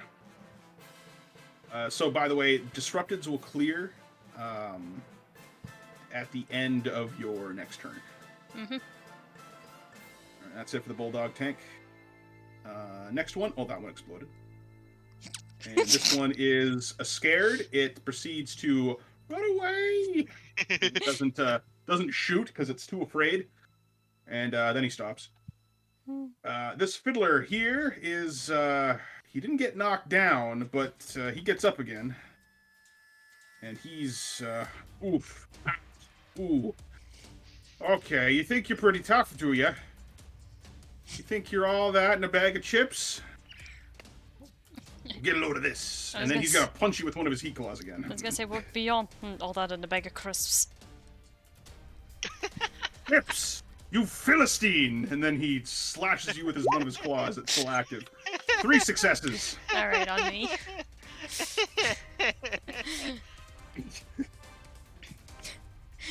That's on me, right? That's on you. Yes. Okay. 3 successes, you said? Yeah, he's got 1 heat claw still available. Alright, I will spend 2 and pull up my sword defensively now that it's back. Okay. Let's see here. So this is my piloting and response this time. Yep. So that's 5 dice. The 2 dice makes it succeed on 8, and then defensive is... what now? You basically get an extra... You count as spending an extra point of AP, so it goes up by... Your difficulty goes So I'm succeeding down by 1. on 7s. Yes. Okay, so... 5 Oh, dice... you're spending 2 dice? 2 dice. Okay. And that gives you down... That goes down to 9, and then you're using your heavy heat sword to Alright, so defensive. that's 8. That'll be good. Yeah, go down to Okay. 8. Alright, and then I get 5 dice. The boop. I get 1 reroll. Boop. And then I get the 2 result bonus, so that'll bring that 1/7 up to a 9. So that's 1 success. How much? Okay, so you take 8 damage. Alright, so I take 3 with my ablative. Bring me to Alrighty then. 12. And how... am I still able to dodge move from this point, or did I have to spend 3 AP? No, you if you had MP remaining from last turn, yeah, you can get out of there. You can move away. Alright, then I move 3 spaces away. All right, It's- you do that, not and much, then but your something. then your damage effect comes in. You lose a point of armor from the breach token, and Alright. then you lose a point from your Yes. blade of 2. Okay, you got that, and then you lose 2 AP. Okay, that's... it's sad, but it's not gonna matter much in the long run. And then he's like, "But wait, There's I more. got something else." And then he fires off his submachine gun strapped to his back, and you are well within range of that. Except, well, he's fighting shooting through trees, so you get a point of cover or concealment rather. Oh man, but I don't so have anything here to we go. dodge with. Oh no! Well then, this spells your doom, perhaps. He's I hope. succeeding on 8s, and he misses entirely.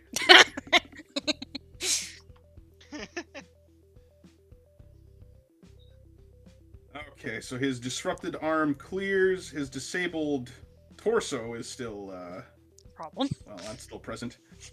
And then he just kind of hobbles away. Yeah, take that, you stupid thing. Ooh. Dunban Just just... wait until our friends get here. Dunban just, like, flexes, like, one of the fists of his mech. Alright, so that tank is... I removed that tank from the board there. That one's done. Oh, this poor fiddler is lying poor limp on the roof. His poor fiddler like- is well over here, still within Dunban range. Right. I don't think it's gonna matter. Frost, be careful with that plasma cannon because you can hit those silos. See, he's crawling over here. He goes 1 space, 2 space, 3 space. He's on that roof now. and he spent a point of AP to move down there. You're not gonna. He's got system failures and blinded tokens, but he's like, okay, I'm gonna have to use all my. Wait, he's also got a lame leg. Yeah, so Yep. he's able to crawl. He has to spend a lot of MP MP to move that far. Yeah. But he can still move. But still, it doesn't let him get away from me.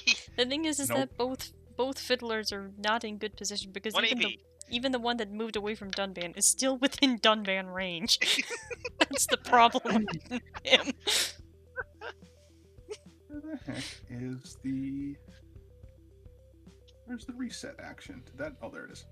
Okay, so this poor guy is going to attempt to reset his electronics here, just so he can Fails. not die. Well, this doesn't have a difficulty attached to it. Probably should. We'll say difficulty 8 for now. Basically, the crabs found the wrong people to screw with today. They're no match for Sigma Squad. This was supposed to be a foraging operation, not a Okay. seed. Oh, damn it! So he removes 1 system failure and 1 blinding token, but he's still not in a good Still way. lamed. And then he kind of rolls over so that he can aim up with his submachine gun at the Peacemaker, and he's like, all right, you want some of this, buddy? Here you go! Daka, daka, daka. 1 success. Success. Let's see.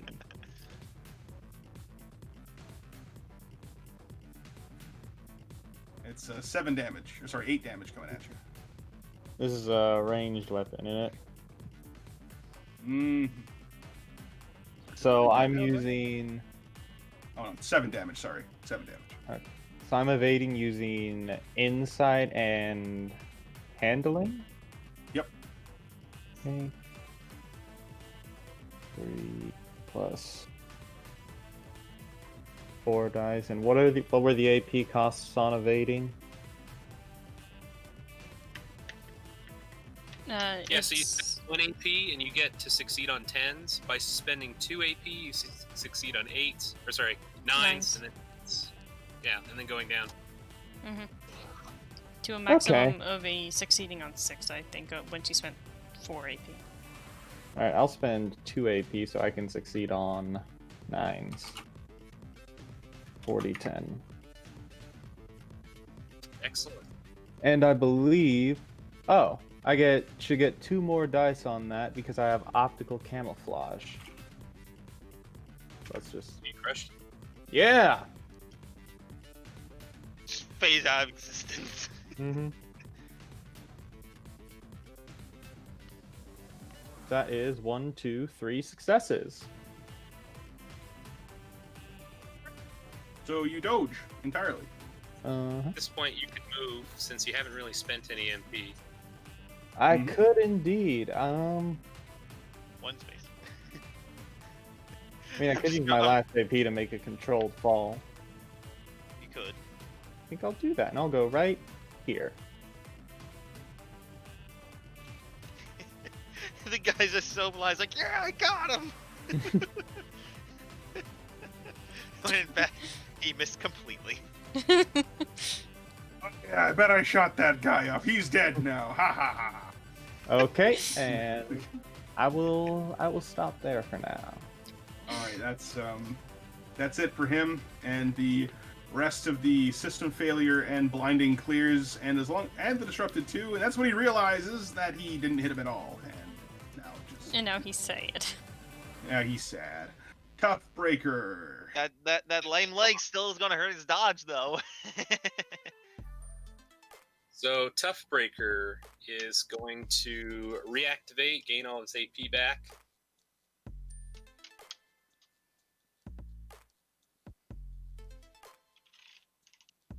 Can you tell me what the damage state of the current fiddler down here is? How much damage total is he taking? A lot. Yeah, he's not doing too well. Alright, I'm using the sightlines from Lock and Load, or possibly Balder, whoever has a better position, to target indirectly I'd say probably lock and load, honestly. I guess from everybody, all 3 of your positions can feed me targeting data. Kind of. Not as much with Blossom Dance. Well, Yeah. you got some sight. Yeah, he's kind of at a weird oblique angle. We're covering all the angles, though. That's what matters. And I'm gonna That's a talent name. Da-da-da-da-da-da. I will be striking this square right here. Actually, blast 1. Yeah, that's right. Blast 1 will get him. You sure you want to do that with that silo so close? Well, okay, here's the thing I was going to talk to Blaz about. Do you count diagonal spaces for blast? Because if you count them diagonally, then that makes them much further range than just 1. It's kind of like 1.5. For the time being, we'll just say it just goes 1 space that way. Well, I mean, movement does go that way too. Yeah, I mean, if anything, you could say that just fluff it that the curved nature of the silo. Yeah, Just that's puts true. it just a because little bit out. The blast is also going to be circular, so they would kind of cancel each other out. So it's Okay, so it's a safe position to fire. Yeah, you can go. I'll Alrighty. Loading the shoulder missile battery, using the targeting data from all of my friends. Here it comes. To whom it may concern. Yeah. Stop. To whom it may concern. All right, Oh, that's 3 successes. Oh boy, you're in trouble now. Oh boy, he's going to spend his 3. And he gets 1. So I got 2 successes. That is 21 damage, pierce 2. Pierce 2. Well, he already has no armor, so it's, what did you say, 21 damage? Yeah, 21, 15 and 6. 21 damage. So what the what? Oh boy. Uh-oh. What happened? What we got here? What happened? He is wrecked. Oh man. So he tries to move away. He's just like, no, you can't take me down. And then boom. And he's like, ah, crap. And then his legs get blown out from underneath him, and then his pilot ejects. And I just imagine because it fell over, his ejection just goes getting across the road. Hey, Ari, that one's mine. Alright, lock and load, get that fiddler. I mean, yeah, you can take care of that fiddler, but if you don't... Fair enough. I'm moving in on the bulldog tank.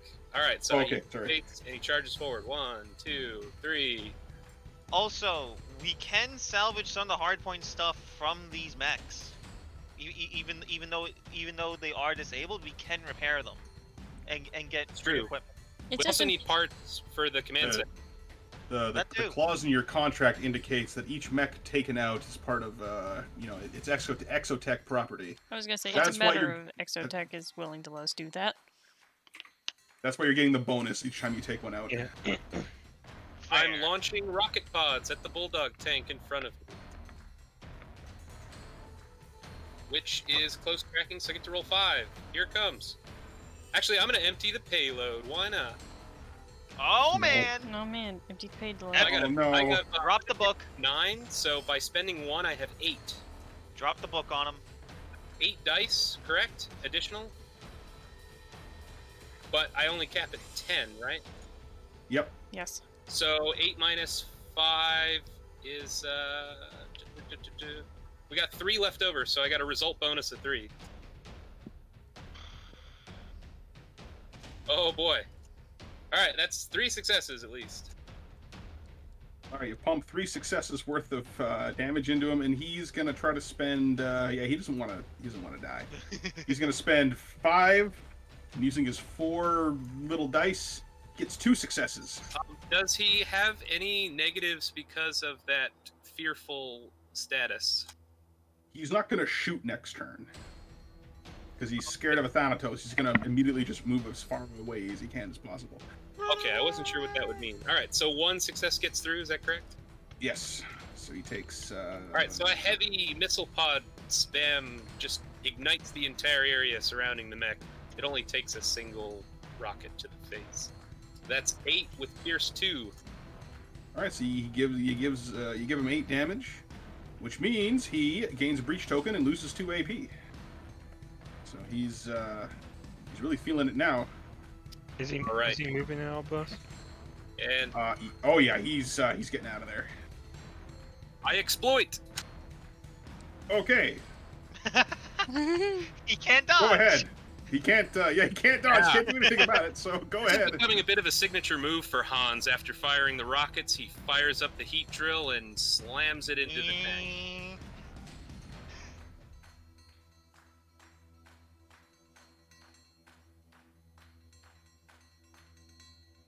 Ah, he got no successes that time. Oh wait, hits on 7s, right?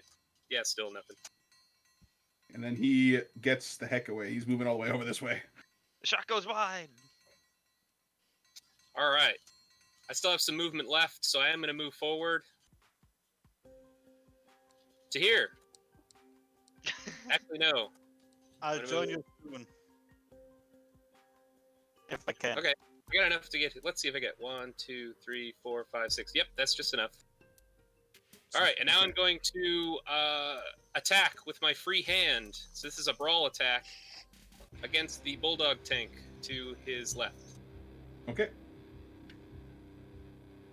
So this counts as a one-handed attack. It's 2 AP. Mhm. All right, here it comes. I recommend moving down one space after this. Ah, yes, that's 3 successes. Oh, very nice. Okay, so he's spending. Yeah, this guy's also gonna. He's being a big spender. He's spending 5, and he only gets 1. Hold on, let me look up unarmed attack. I actually don't have that saved to my profile. It's 5 damage. It's 4 and 1. Oh, but Yeah. you're a heavy I'm mech, so heavy you up add. too. Yep, yeah, you had 2 extra on top of that, so you deal a total of 7. So he takes another 5 damage. He's up at 10, from 5 to 10, and he loses a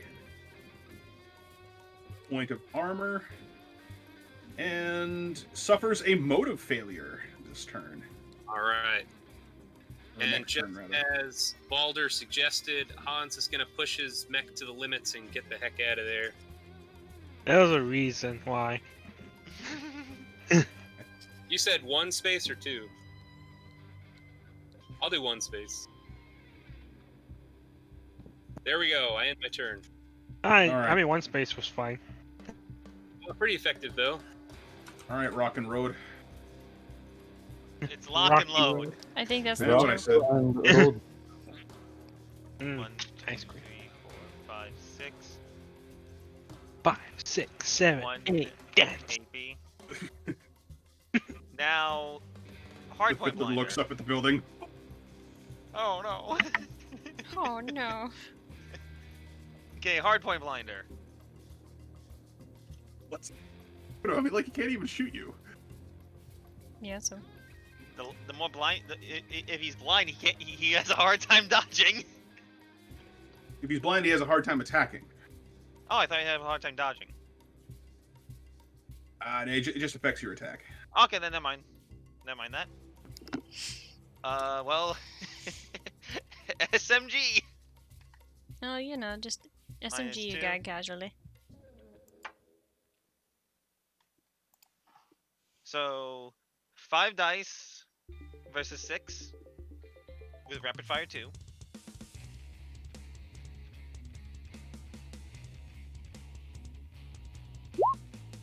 Two successes. Okay. He, let's see, he's prone here, so that means that his dodging capabilities are kind of crap. Grapes.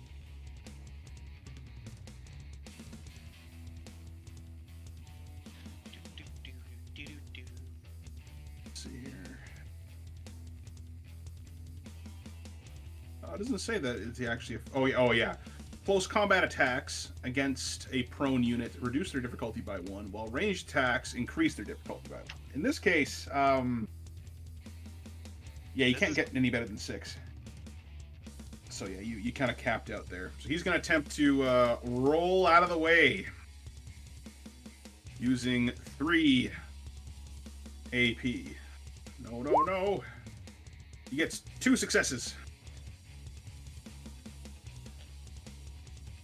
Manages Well- to scoot away from you. But he can't dodge roll, right? Wait, he can't dodge. No, roll, he right? just scoots backward as you're shooting down at him, and he gets out of the way. Okay, well. Claw. Okay. 6. So it'll be 6 dice versus 6. 4 successes. For a total of 4, 7, 10, 13.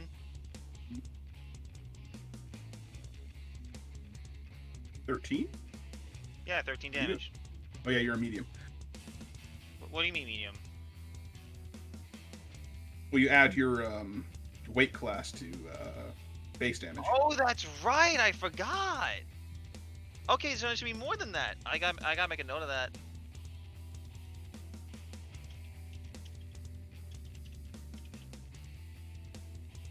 So Yeah, the so size is that- matters has been added into the that's just weight class to total, or? weight class to base. Ooh. Okay. Okay, so that's actually because I have a weight class of 1, so that's 5. Basically, you get more bonus out of it than Dunby ever will. The Dunban can fly. Yeah, Yes, I'm talking No. about more the fact that Uh, size 5. matters doesn't matter. So that's 5, 8, 11, 14 damage. 14 damage. All right, he's spending 2 to try to get away from that. 1 success. That's 13. That's 11 damage. 11 damage. Okay, and it goes right through him like butter. So he's up at 58. The body part is severed. Body part is severed. I All could- right, so I could. what do you want to sever? He doesn't have a head. His other leg. I could be a little savage here. Just gonna punch your claw like right through his torso. I was gonna say, why would you sever the torso? Be an absolute. Sever dick. the other leg. He can't escape. What if I actually do sever the other leg? Can he not dodge at all? And he's just then he's immobile. He can't move anywhere. He can only move what? Well, he can crawl one space How a much turn. pilot That's all he can damage do. would severing the torso cause? 2d10. Oof. Do it. It's do a it, it's do a it. additional it's an additional d10 damage on top of getting a cockpit breach, which already inflicts a d10 damage. So 2d10. Fuck it. Sever the Last torso. chance. Okay, so you sever the torso. So you like you re up on your hind legs, and then your claw comes down like a goddamn like mecha bear, and then just goes bam right into his chest. And Just yeah, he can't disconnects the dodge that at torso. all. Just disconnects the torso. Well, no, it doesn't. You don't bisect him. You cut like the torso open, which is why it's dealing damage to the cockpit directly. Oh, 11 damage, not too bad. Yeah. Loses 11 to AP. Oof. And he loses his last points of AP as you just tear open the cockpit, and he's looking up at you with his hands up like, no! And then what are you gonna do? Does she have one more attack? Yeah, I'm gonna attack the mech again. Go for it. And then Careful. last claw.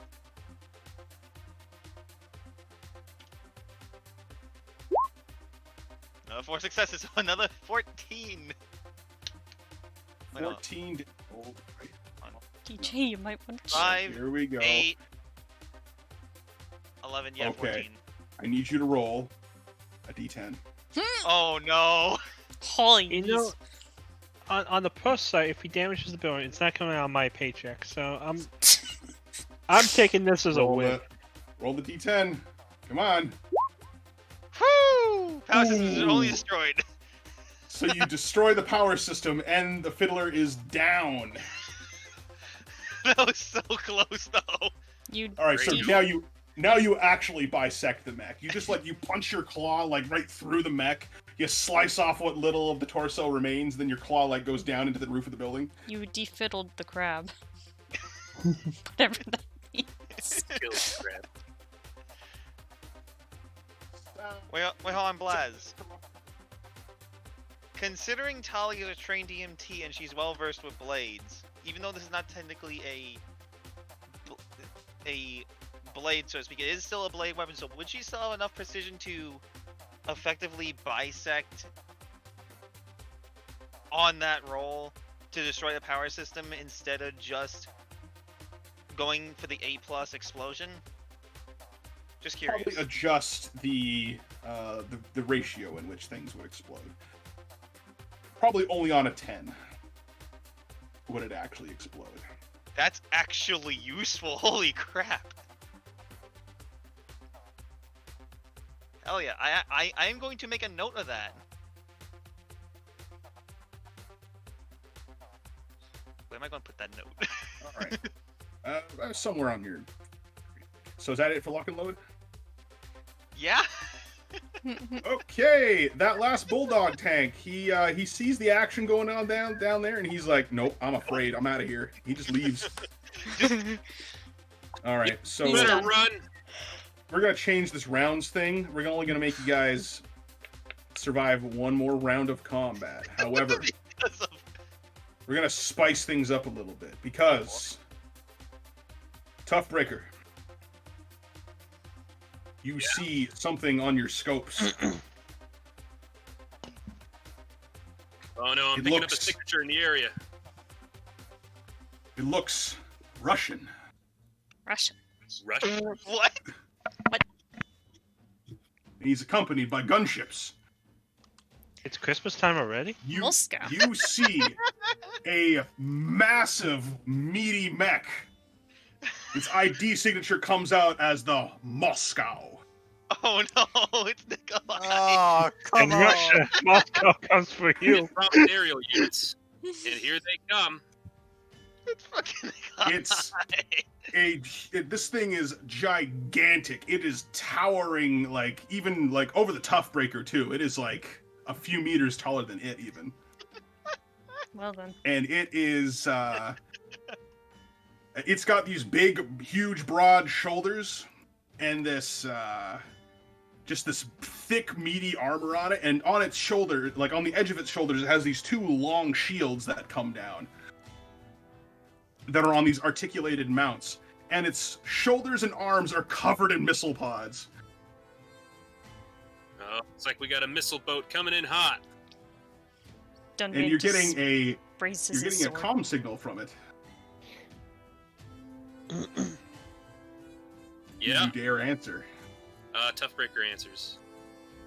Dunban's hesitant since he's right there, but he answers anyway. I'll answer. Excellent. Well, This is Vadim of the Borean Revolutionary Army. I suggest you vacate the area before I turn you into piles of smoldering scrap. Gosh, If you can intimidate us, then you got another thing coming, pal. You're running, smoldering, and dead. Dunban, These mere pawns of the Revolutionary Army on true ACE pilots. Dunban just It will be good to finally fight something with a little bit more chutzpah. Yeah. Does this guy just look like Stalin? Well, yeah, Hans is just gonna strike his heat drill with his open hand to make a metal clang to say, "Bring it on."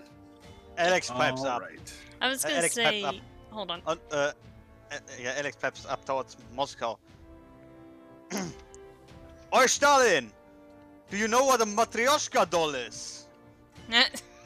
What? Answer the question! It is what I am going to turn you into if you get any closer, I was gonna little girl. say Dunban just cracks his neck and he's just like, finally, a worthy opponent. Not of character. Shit, it was a really good comeback! Blossom Dance, I need you to roll me a d10 against the Moscow. 1d10. Alrighty.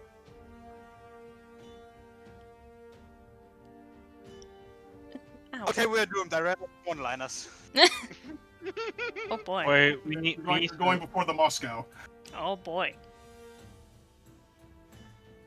All right, So- top of the round, Peacemaker. I was gonna say, do you want to try and lower this guy's Yeah. AP so Dunban can just rush him? Problem is, he has a gunship with him. Yeah. That is an issue. Can I get back on top of this thing? You spend 2 AP to climb up. Yep. Flash? Okay. Oh, sorry, what are you trying to climb up on top of? Just back up an elevation onto the tower. Aren't you already on top of it? I jumped down. He came down from it. Oh, you spent an AP to climb up. Oh, only one. Just 1 AP to mount. Because since it's not a ramp, you have to spend 1 AP to climb up and down those things. Oh, okay. I got an idea, but it might be risky. I'm open. I open another cam channel to Moscow. Oh no. Oh no. Oh yes. I'm open What to to say have you? Well, Stalin, allow me to make a proposition. Why not solve this your good old-fashioned way, mano a mano, one-on-one? No need for all this bullshit. No need for all your little gunship buddies in the back. Just good old melee combat. This is very amusing, but I have no time to waste on you. Are I you will a just have to coward? blow you up from back here. Sounds like cowards speak to me. I think he has the balls. No, but I do have the missile launcher. I still hear cowards speak. Mono, Wait, pistol to that pistol, is all ugly rat that's all man I'm who's hearing the from you. grossest space I Alex can is make trying while to fighting. phase the unit. I think, it's not that I... Alright, I'm gonna You're- use Your lack of presence does not convince him. He just thinks that you're a waste of time. rapid Damn. tracking is gonna bring this down to a 2 AP cost. I'm gonna fire Well, I off tried. the narrow beam rifle at Moscow. You can't intimidate everything you see when you have a Uh, -2 presence or -1, whatever it is. I wasn't trying to intimidate him. That was my actual plan. I wanted to challenge him. What? My mech is for melee, and he has a ton of rockets. I don't think he can last long in close quarters. Yeah, he knows that too. Where is the target exactly? Top right corner. I don't see anything up there.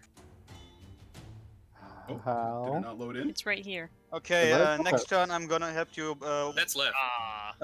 Building's in the way. That's the top tank. right corner. top right corner. Yeah. No, I'm seriously not seeing anything except a single tank. There's no tanks. Here, what, Which layer would you like are me to shoot? Is it? Yeah, they're on the token layer. Okay. I was worried I might have put them on the GM layer. No. Oh, we'll figure that out in just a second. So, Peacemaker, you're making a shot against the Moscow? Yep, that's 3 successes going at him. Is he? I was gonna say, is he supposed to have 12 feet? That was a mistake. All right, so 3 successes on him. Yep.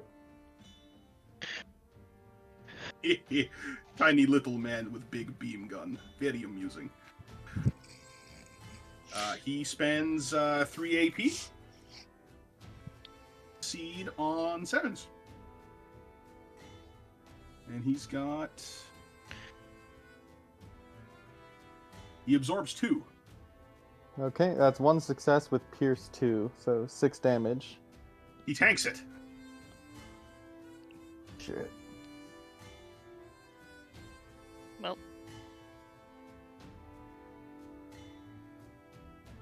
Hand cannon. All right. This one succeeds on something bigger than 6. It's on 8. That's another 3 That is, successes. Pretty impressive. Thank you. What's the total damage? Well, do some quick math.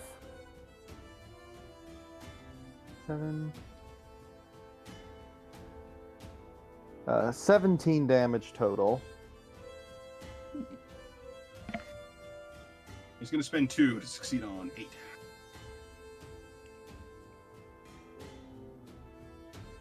Well, One gets through, but he blocks that one as well with his armor.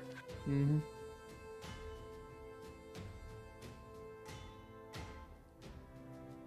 Alright, that'll be my turn. Dunban, you wanted his AP lowered. I mean, Oh, he spent 3 AP earlier. I forgot to move him up. Yeah, he starts walking towards you.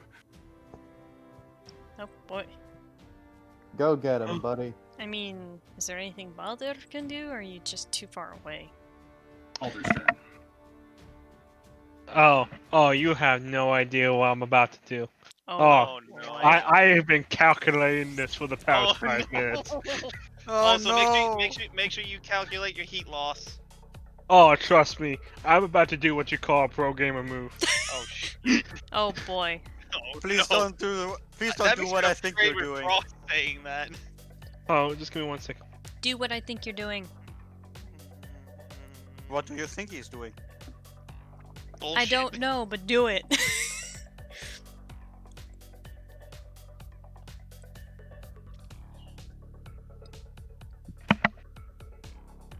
So my drone's not gonna be able to get over there. I'm gonna move it closer. So 1, 2, 3, 4, 5, 6. 4 more. 1, 2, 4. That it's been.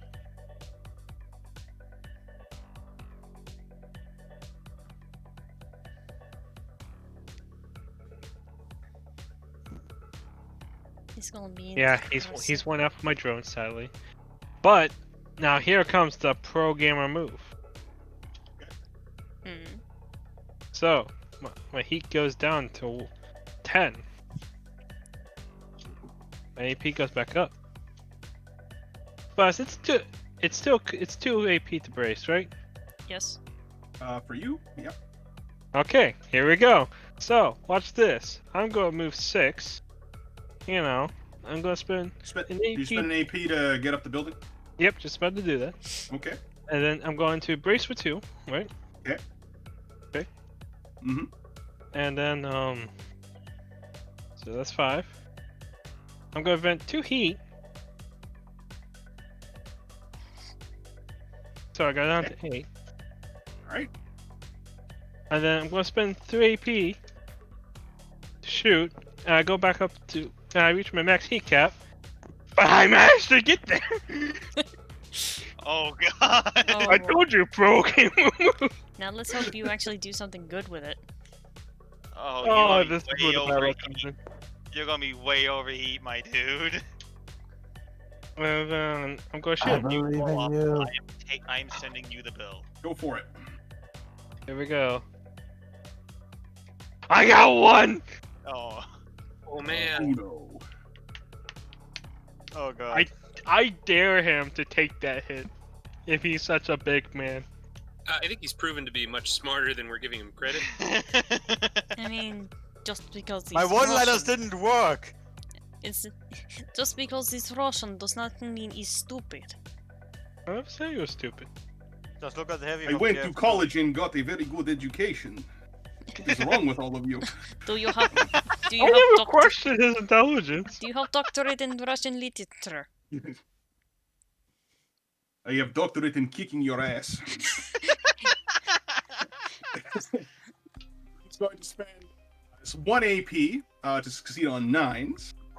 I thought it's 10s.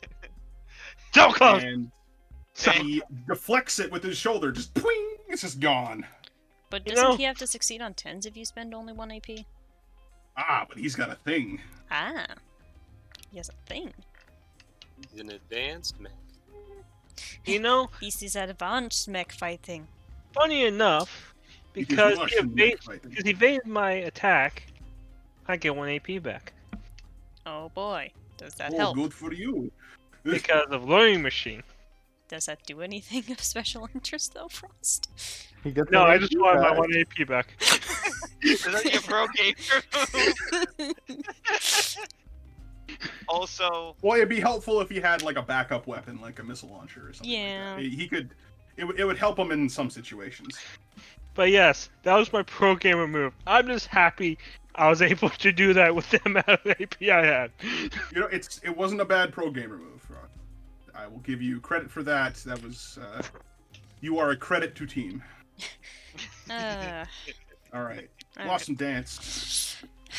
How are you going to deal with this big pile of borscht? The only way Dunban knows how. Being an idiot. sword.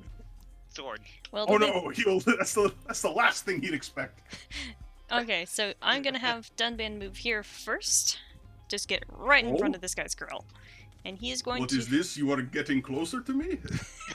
Can't kick your ass if I don't get any closer. God damn it! You Ah, yes, I see you also watch Classic Enemy. But I'm going to spend God damn it. 2 AP to fire the rapid fire grenade launcher at this guy first. Because that puts me in closer to him, and hopefully we'll just spend some of his AP. What So, are these? Grenades for ants? so Ding ding ding ding ding ding ding. The problem with that line of thinking is that the next turn is his, and he gets his AP don't back. worry, I'm going to still at least try and make a dent in the motherfucker. 5 dice eating on 8s, hopefully doing something of value. That's 2 successes for 14. So He's spending 1 to get his 6 dice and succeeding on 9s. He's thinking he might be able to block that. Which he does. Just ting ding ding ding ding ding ding. What is this? Alright, now let's hope that this does something of much more use, as Dunbane pulls up his sword, activating the arm servo to give me +1 base and molt. Like I said, Dunbane does things the stupid way. So that is 6 dice. Succeeding on 7s. So, boop. Alright, 3 successes for 23. Now we are talking. He spends 2 AP to succeed on 8s, and he's going to get his 6 dice. He tanks the attack. The base damage is 9. He takes 1 damage and loses 2 AP. Or 2 AP, or was it 1 heat? I forgot now. Oh, it's 2 heat. Yeah, he gains 2 heat. I just like to mention the fact that he doesn't quite take it because Dunban is stupid. You have chipped the Moscow's armor. Perhaps, if we were on different sides, we could be friends. Let's see here. I have 6 AP left. Where can I go? Because...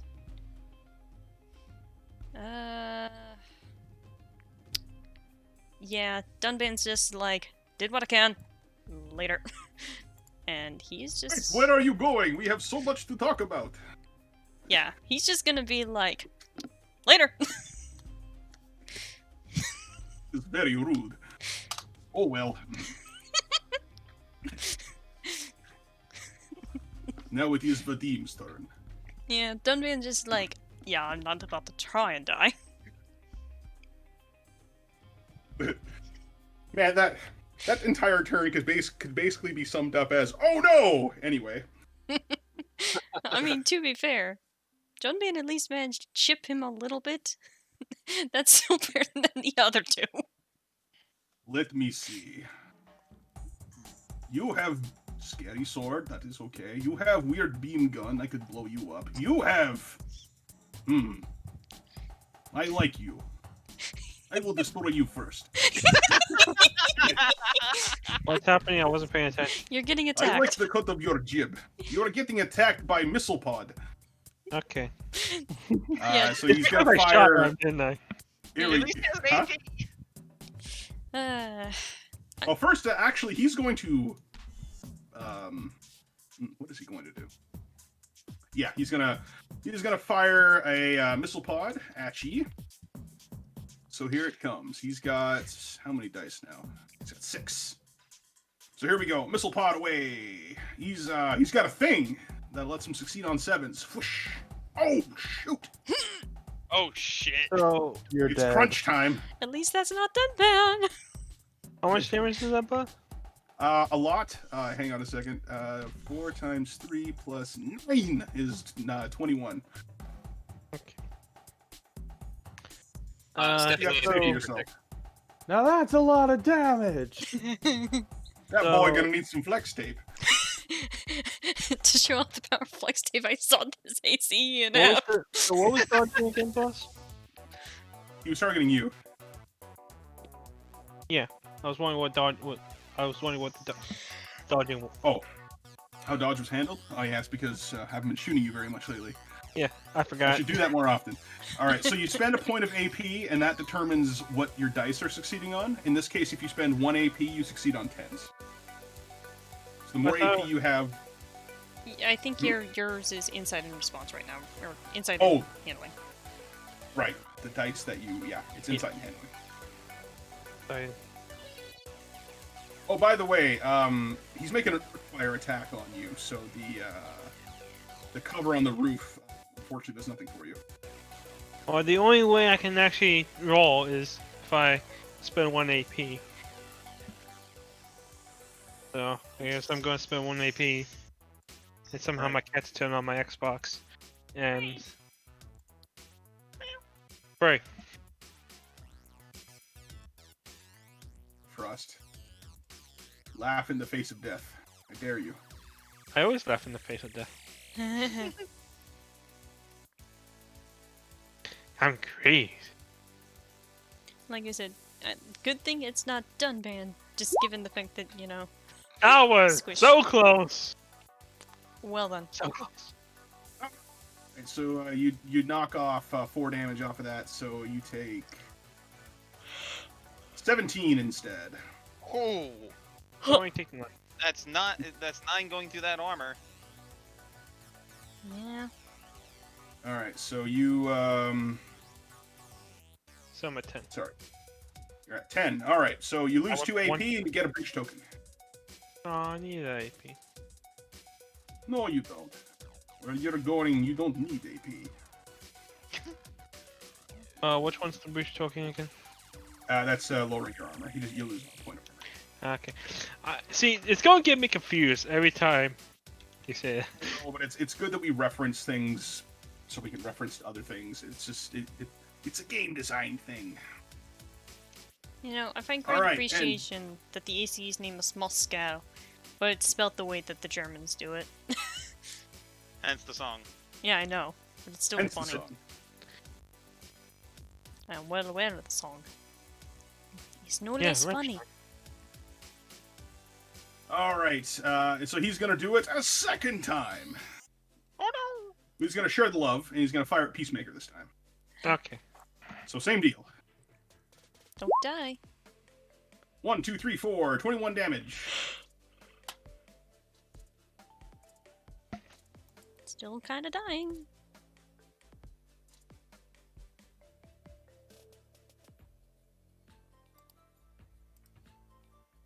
What's Peacemaker gonna do? Live.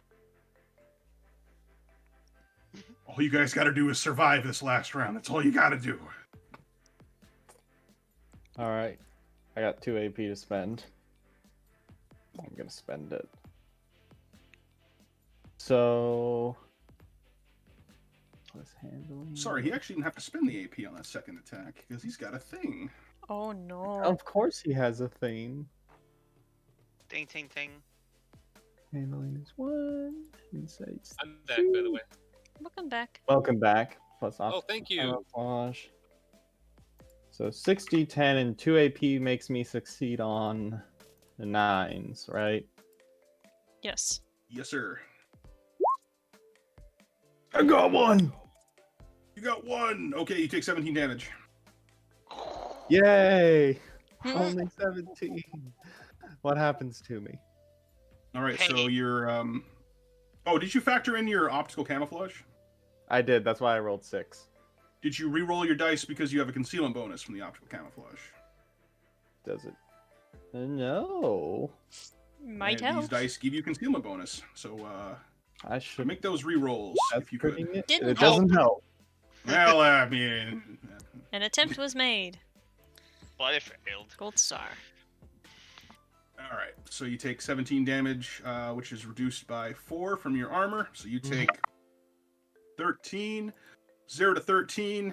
You lose a point of armor, and a body part is disrupted. He's gonna shoot you off the roof. He hits you in the leg. Ah! And you know what? The missile is just gonna. Not that way. What are you doing? You wish. You wish you were going that way. So the missile's going like, boom, hit you in the side. Yeah, He's so making you fall that way, Wah! which means Peacemaker. What level were you on again? 3, I think. 3. The highest one. All right. Let me check something. All right, so this damage is reduced by armor. You take 30 damage from the fall. Okay. Sorry. Hold on a second. 1, 2, 3. Yeah. 30 damage from the fall, reduced by armor. So, yeah, that's There's where I was looking for. That's, yeah, there you go. So you take 27 damage? Yep. Yep. So we go from 13 plus 27. You're at 40 damage. Yep.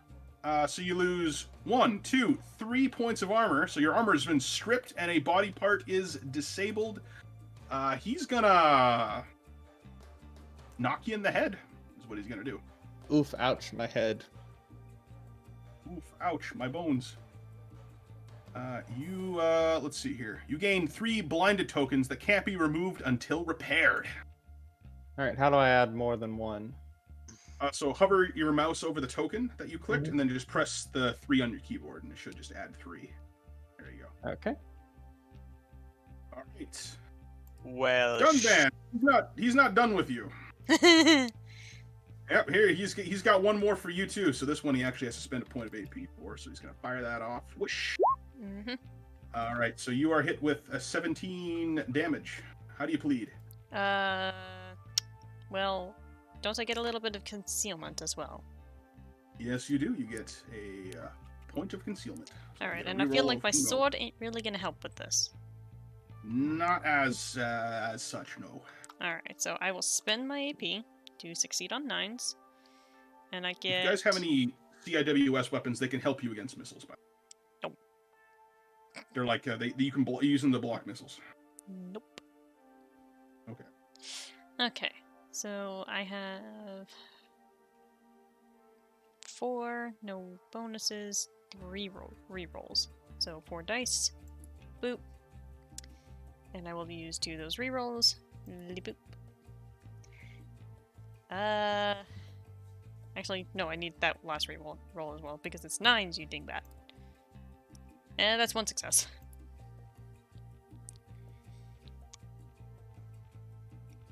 Hello?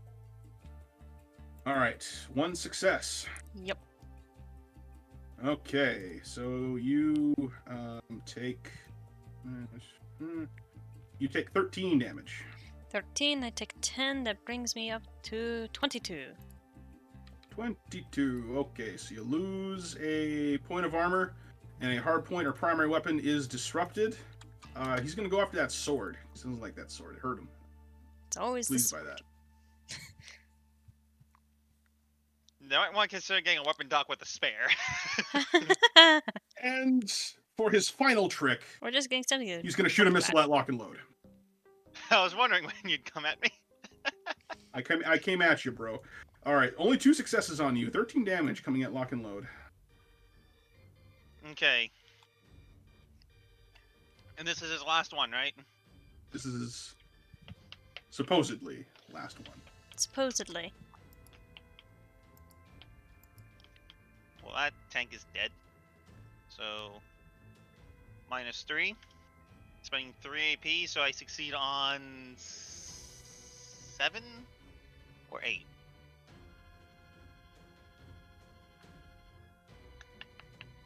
Sorry, say that again. Spending 3 AP, I succeed on 7 or 8. 8. Okay.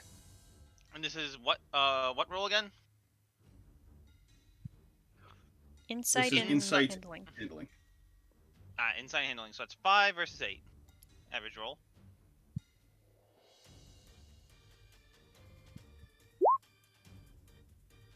I have a shoulder shield.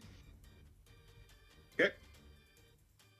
What the fuck?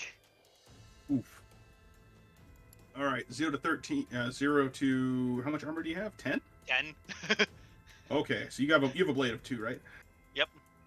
All right, so it manages to overcome your armor. So you take 3 damage. You gain 2 heat, and you lose a point of ablative. Oh no. Anyway. All right, that is it for Moscow. He just stands there menacingly. Now it's a bulldog tank. Oh, that one's dead. That was dead. Athanatos, do something.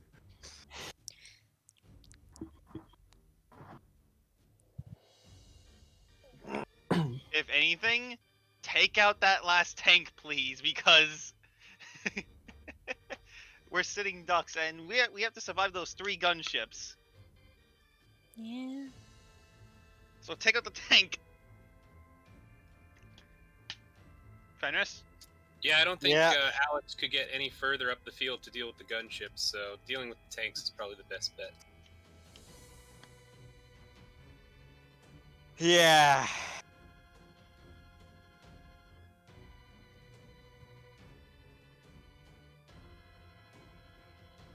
Yeah, I move up there. Yeah, but first I get all my AP back, and that goes to 1. So then I strike at this one here. Right, go for it.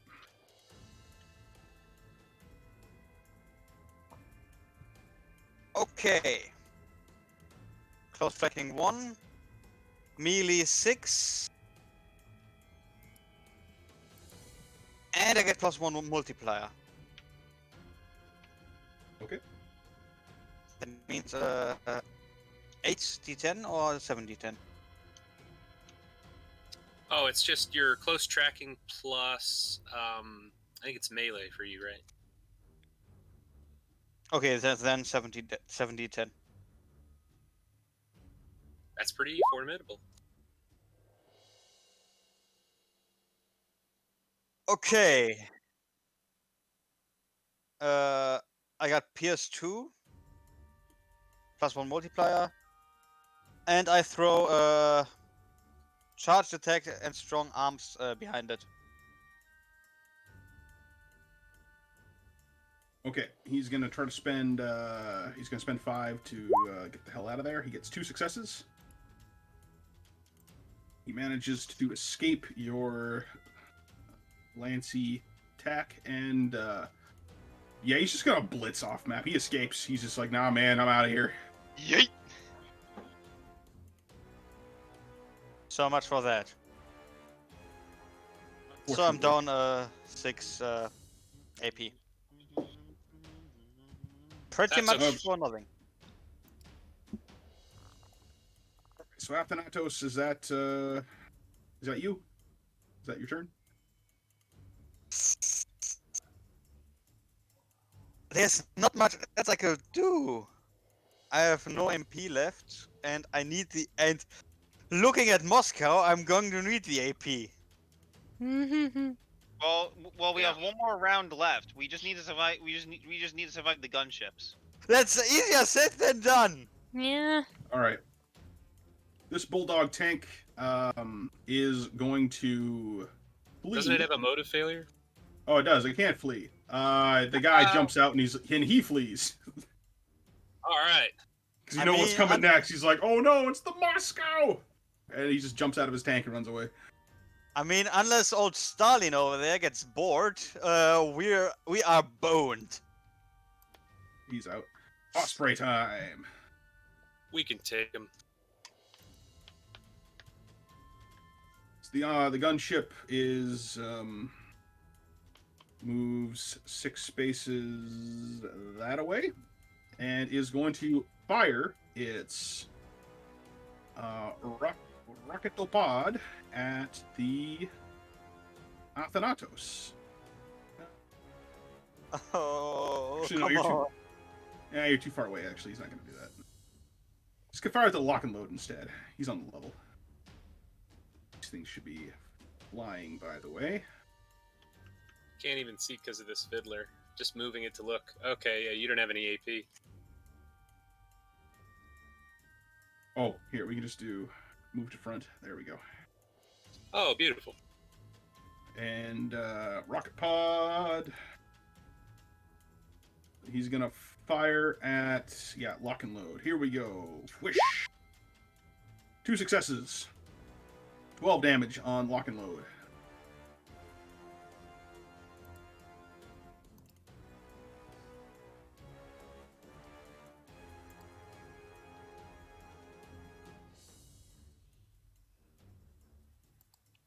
DJ. Sorry, what? No. I don't know. You're being attacked. We're under attack. Okay, how much damage? 12. I can't dodge. You take 12. Okay, so I'm taking another 3. Another 3 damage. Okay. I'm at So 6. now you're up at 6. They're gonna disrupt your submachine gun. Oh, sorry. Other than that, sorry. DJ is gonna. We're gonna hit your. Hard point blinder. Yeah, all right. Well, they hit that because they're just like, well, fine then. Well, fuck you. Yeah.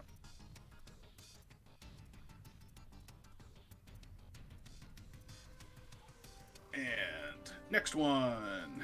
I went from vibing the Moscow to vibing the Rasputin. Why? Moves another 4 spaces. And we're gonna fire at the boulder. Whoosh. Hi. 2 successes. Lay it down. How much damage? 12. Okay, I take 5. All right, what are you at now? 15. 15. A body part disrupt. Uh-oh. They hit you in the leg, Frost. Okay, I can deal with this. Falling off the roof, Frost. Okay. Can't deal with that. That way. Baz, I'm gonna Yeah. do one with the machine. I'd be like, fight that shit, I'm just gonna fall backwards. Frost. Because I would I'm a like you to learning roll. machine. Hold on. You are I a learning learned machine. from Peacemaker's mistake. I want you to make a response and piloting check. Yeah, I got this. What difficulty? 9. Okay.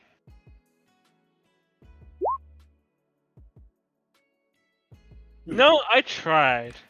You did. You fall off the roof. I'm guessing one machine. Oh yeah, I guess that actually just let me do it. So I can't reroll one. It was allowing you to do a thing that you wouldn't normally be able to do. Yeah, okay. Yeah, I'll accept this. I tried. And so basically what happens is you fall off the roof, you smash on one level, then you roll off the other, and you fall on the ground. Frost, you take 20 damage minus armor. Okay, I take 13. All right, what's that put you to?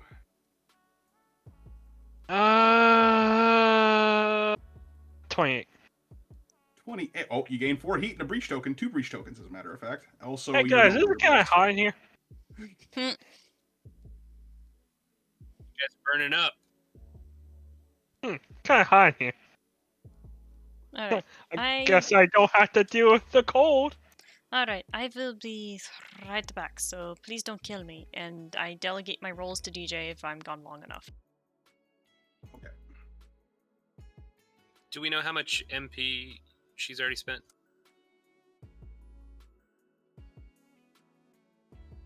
Probably the full amount.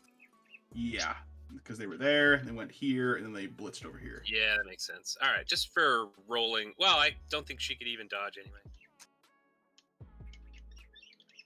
And this Osprey is also going to shoot at the lock and load.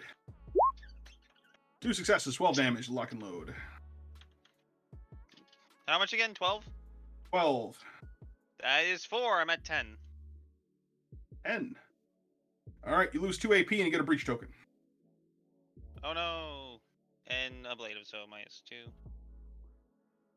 -2 AP, you said? Yep.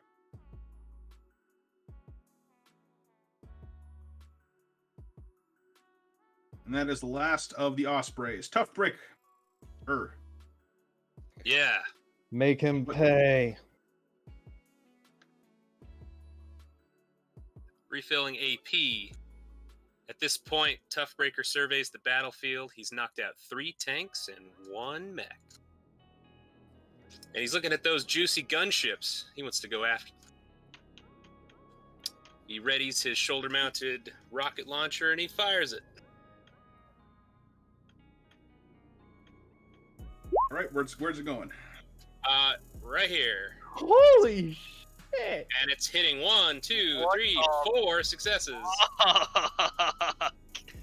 I'm reading 5 successes there, actually. Oh, yeah, 5. Holy shit. So that's 2 gunships are getting hit by that. That's right. All right, so the bottom gunship is going to spend its 5 to tap A quickly to not die as fast. So it gets its 5 dice, and it... Oh, wow. Man, Okay, freaking that precious. one gets 1, so how much damage... Or that one... 15 damage, pierce 2. 15 damage, pierce 2, so you go right through its armor, takes 15 damage, and a hardpoint internal or primary weapon is disrupted. Alright, I'm back. It has a rocket pod or machine gun. Yeah, I'll take the rocket pod offline. All right, its main weapon is gone. It is considering different life choices. This other one here is doing the same thing. That one's also got 4 successes. That takes the same amount, same result. Wait, what do they successfully dodge on? They are spending 5 AP each. So Oh, I can actually spend bunk. more. He'd be at 5. and Okay, he yeah, there was left no turn. chance I could have gotten that. Hey, you hit them both, and you got nasty hits on them. I wanted to wipe them You out. took, you took down their AP. That's right. Lock and load can probably finish them off. I can't because It's up to you. Actually, no, yeah, no, my SMG's up.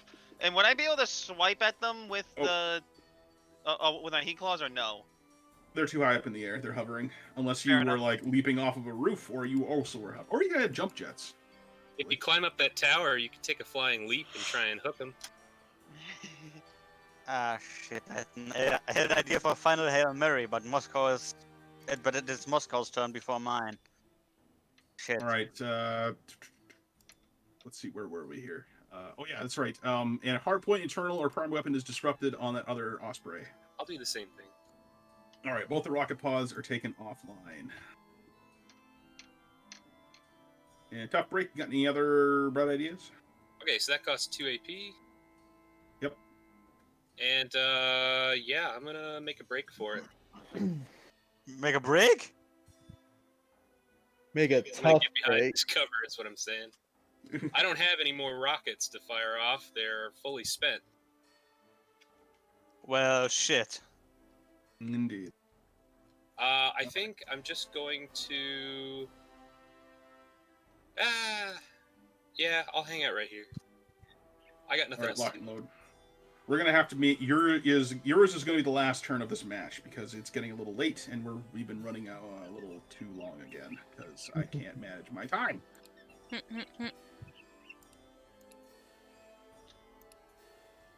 All right, so lock and load.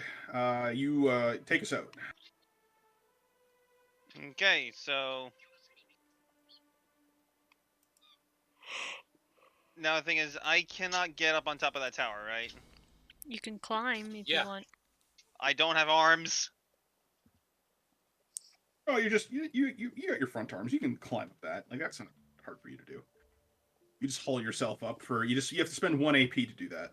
If anything, a beast frame should be pretty well adapted for climbing.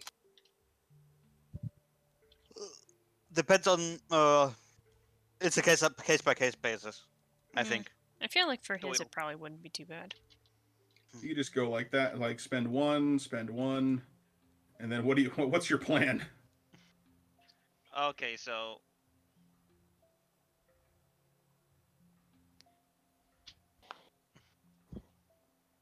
boom. Oh, Fire, geez, here fire, we go. fire with the SMG. Okay. Bird. And my bird's going berserk. The bird is trying to tell you what to do. He's telling you like, no man, don't do it. It's not worth it. Firing at this gunship. You got All so right, you much can to see him live clearly. for. It's not gonna be close. It's not gonna be close tracking, so it's only gonna be 4 straight dice, but it's 6. All right. 4 versus 6, really good. Bird, I swear to heck, stay away from my eggnog. Well, screw you, game. Oh, and the shot goes wide. And it's because you told the bird not to drink your eggnog. He'll die, literally. But I'm saying that the cosmic roller is taking offense to it. Okay, now, would I require jump jets to leap forward to swipe at it with my heat claws? All right. So what I'm thinking is you can leap out that way, take a swipe because it's adjacent to you, but then we'll immediately gonna have to resolve a piloting check here to see if you like. Well, you know what? You're just gonna crash down on the ground and take 30 damage anyway. Oh So no! if that is your plan, then go for it. How about you ride it safely to the ground? Yeah. I don't Yeah, think that would no. Yeah, help. try and What? hook yourself onto it. Okay. You know what? If you manage to hit it, I'll let you ride it down to the ground. But you gotta hit Go it. for it. You gotta hit it first. Gotta hit it, make a pilot. That'll be 7 versus 6. Ooh, I like those odds. All right, go for it. So, yeet. So lock and load against all, just against all sense. You just take a flying leap off And the again, top of Tali the, is a risk taker. So, top of the observation deck, and you just jump for it. yeet. Roll away. Now, if I miss, can I quickly swipe with the other one, considering they're both right in front of me? And I have the AP for it. Sure. I'll give you the safety net. Okay. 2 AP for the first one. Okay. 2 successes. Alright, you still All got right. it. So this thing's Still only got gotta hit it. this thing's only got 2 AP, and it whiffs it. What's the damage? Okay, so that would be a total of 8 damage. 8 damage on this guy. And he's already at 15. And he's no more thing. Okay, so 15 plus 8. That brings him to 23. Suffers a motive failure. to repair. So know, it's just that- like, so you grab this thing, and you're basically your claw first. goes. Huh? But first, can I add insult to injury and get the second swipe? Okay. Actually, no, I'm not going to risk that because I'm risking wrecking it, and I can't write it down if it's wrecked. Exactly. So so what you do is you leap off the observation deck with your your big heat claws forward, and one of them just punches right through into one of its big VTOL engines that it has there. And it gets like, you jam it in there, and then you reach up with the other one and kind of hold on to the body of it, and then it just starts spiraling down, and then it crashes into the ground. So we're actually going to say that you just rip it out of the sky, and now it's prone. Can I add it? Now, can I do the second swipe, just add insult to injury? Sure. Awesome. What the heck, 1 success. All right, can't automatic. dodge at all. Yeah, he can't dodge that, so it takes Automatic 5. 5 damage. And it loses 4 AP and gets a breach token. It's It's dead. gone. You just take it into your robo jaws and give it a shake. Technically, it doesn't have jaws, but like I just stab You it don't have again. jaws? You're not Well- the Blade Wolf? Theoretically speaking, the mech doesn't actually have jaws, unless Flaz just wants to fluff it, cause it's just for shits. Oh, well, you said you have a Zoid. That Zoid's sure got a jaw. It's basically a A Zoid. weapon on your face to get jaws, but So, you can talk about it. The jaws are just flare for right now. All right, so that is the end of Lock and Load's turn. Yes. And Okay. there's the last round. That is the last round. We live. All right, Moscow takes a look at you guys. Takes a look at the Before we carnage end- you. before we end this, I want to test one thing that I didn't get to do. Oh, We you don't wanna- have to you take it wanna into account intimidate for him again? later. I just want to see if it would have had any effect. Can I do that? Well, we can figure that if it's a hypothetical thing, we can figure it out later because there's a couple things we got to do before we end off the game here. Mm-hmm. Yeah, I mean, it would have been my next turn basically. So, I mean, Well, we can do that hypothetical thing after we're done here. So Yeah. Moscow just takes a look at the carnage that you guys have wrought all over this farm. Just kind of his whole mech shrugs. Okay, I guess you can't win them all. And then he takes what he can and just leaves. You win this time. Whoever you are. And that's Sigma Squad to you, asshole. Oh, no need to get rude, jeez. You better run home to mama. Lazy corporate Nazis. What? says Stalin. Wow. Both of you. You don't have to call him Stalin. Calm down. Jeez. Jeez. What? They're revolutionaries? They're Russian? It could Oh. only be more than also if I Anyway, called him chill. Lenin. Anyway. Chill it. So so Moscow leaves. The farm is saved. You have won the day. And no collateral Lieutenant- damage. And no collateral. Great Well, I mean, job, there's there's a couple of scuffs on the roof and some big mecha footprints where people fell and But collapsed. that's easily fixable. Some heat Yeah, scorch yeah. marks from the mechs running hot. Thankfully, there was no damage done to the volatile silos down here. Thank And the God. crop silos. Yep, and they are all A-OK. I feel like that's a bonus objective. I feel like it is too. So Mission guess control. what? This is Sigma Squad. Mission complete. Total success. Sigma Squad, Let's come not on get home. ahead of ourselves. We're gonna move ourselves back to the main map here as we close out this rather volatile session. to the Boreas map. I'll take it. Yep, to the big map, Boreas map. All right, so you guys spend another 4 days getting back home, and by the time you guys get back, they tell you that the road has been cleared on the highway, so you guys can take that back. I'll just move you guys back here. Life is a highway. I want my way on that road. What? Chill. So for your efforts today, you receive 10,000 space bucks, Oh man, space bucks. All right. along with 2,500 for both the Fiddler Crab kills, along with a 5,000 mark bonus for not dealing any collateral damage to the buildings and making sure that the processing plant was in pristine condition when you left. That's a total of 15,000 to spend. A total of 20. So we got a total of 20k each. Yep. Hell yeah, dude. Damn. But Hell wait, yeah. there's more. Oh boy. Now it's time more? for Now it's time for what you all been waiting for. Oh no. Mr. I'm sure. Edso. It's the gonna start Mr. clapping. Zed Show. Oh no. Oh, boy. right. Let's see. Let's take a look at the audience ratings here. Who did the best job today? It seems to be a three-way tie. Oh no. Shit. Interesting. I guess we'll have to have all of them on the show. Oh no. Oh no. Oh, I'm ready.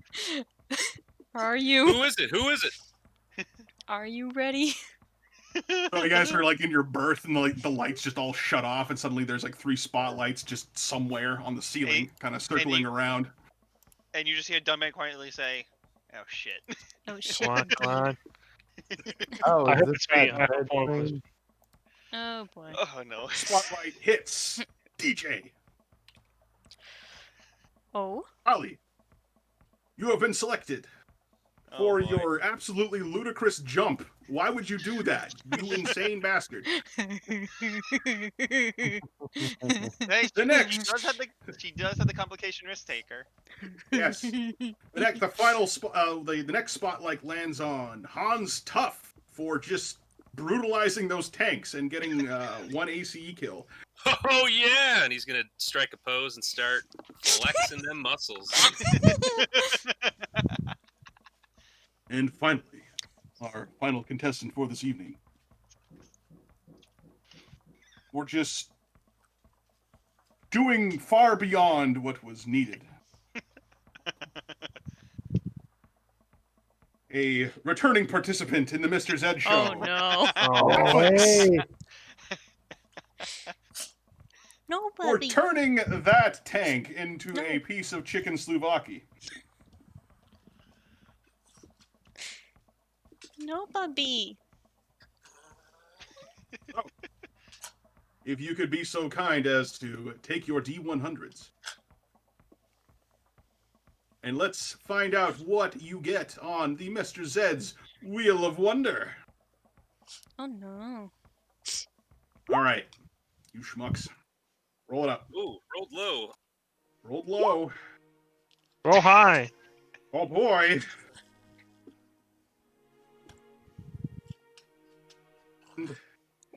Fenris? Fenris. Fenris? Yes.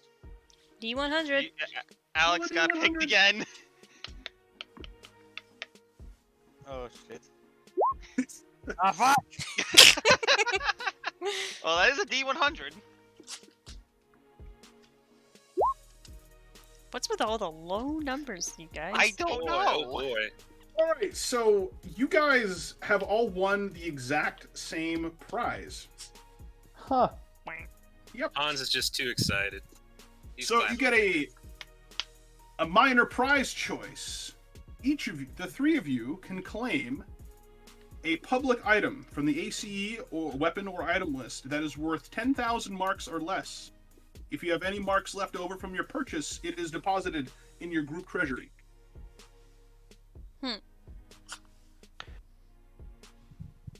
Or is there another chance?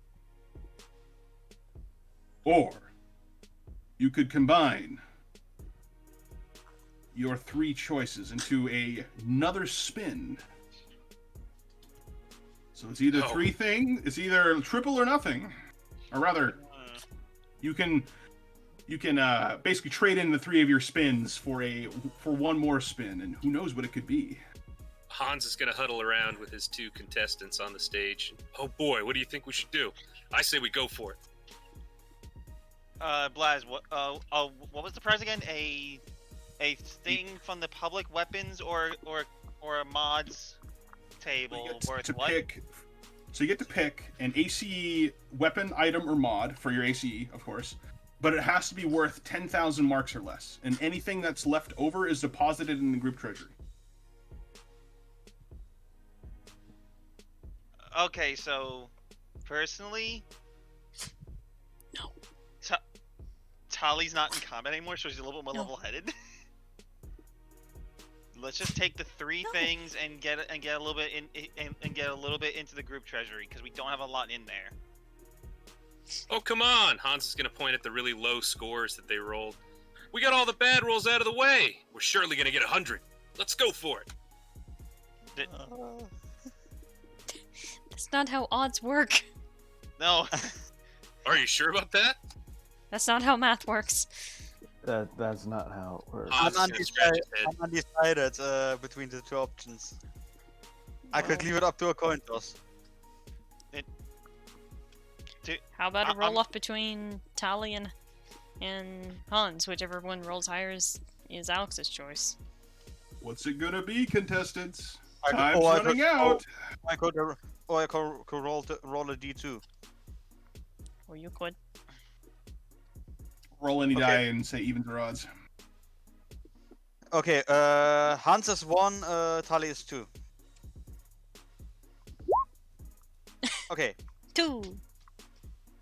So 3 small prizes. All right, Yeah. 3 minor prizes for Sigma Squad. Here are all your vouchers. Have at it. Have at ye! Hans is going to take it with glee, and he's going to try and shake the gracious host's hand, but he's going to lean forward through his hologram and almost stifle himself falling forward. Wow. Good job. He's very excitable. No puppy! Oh boy, I've never won anything before. This is really great. No! Tali's just a little subdued. He's just like, No puppy! saves us a So little bit of that's money. oh, sorry, go ahead.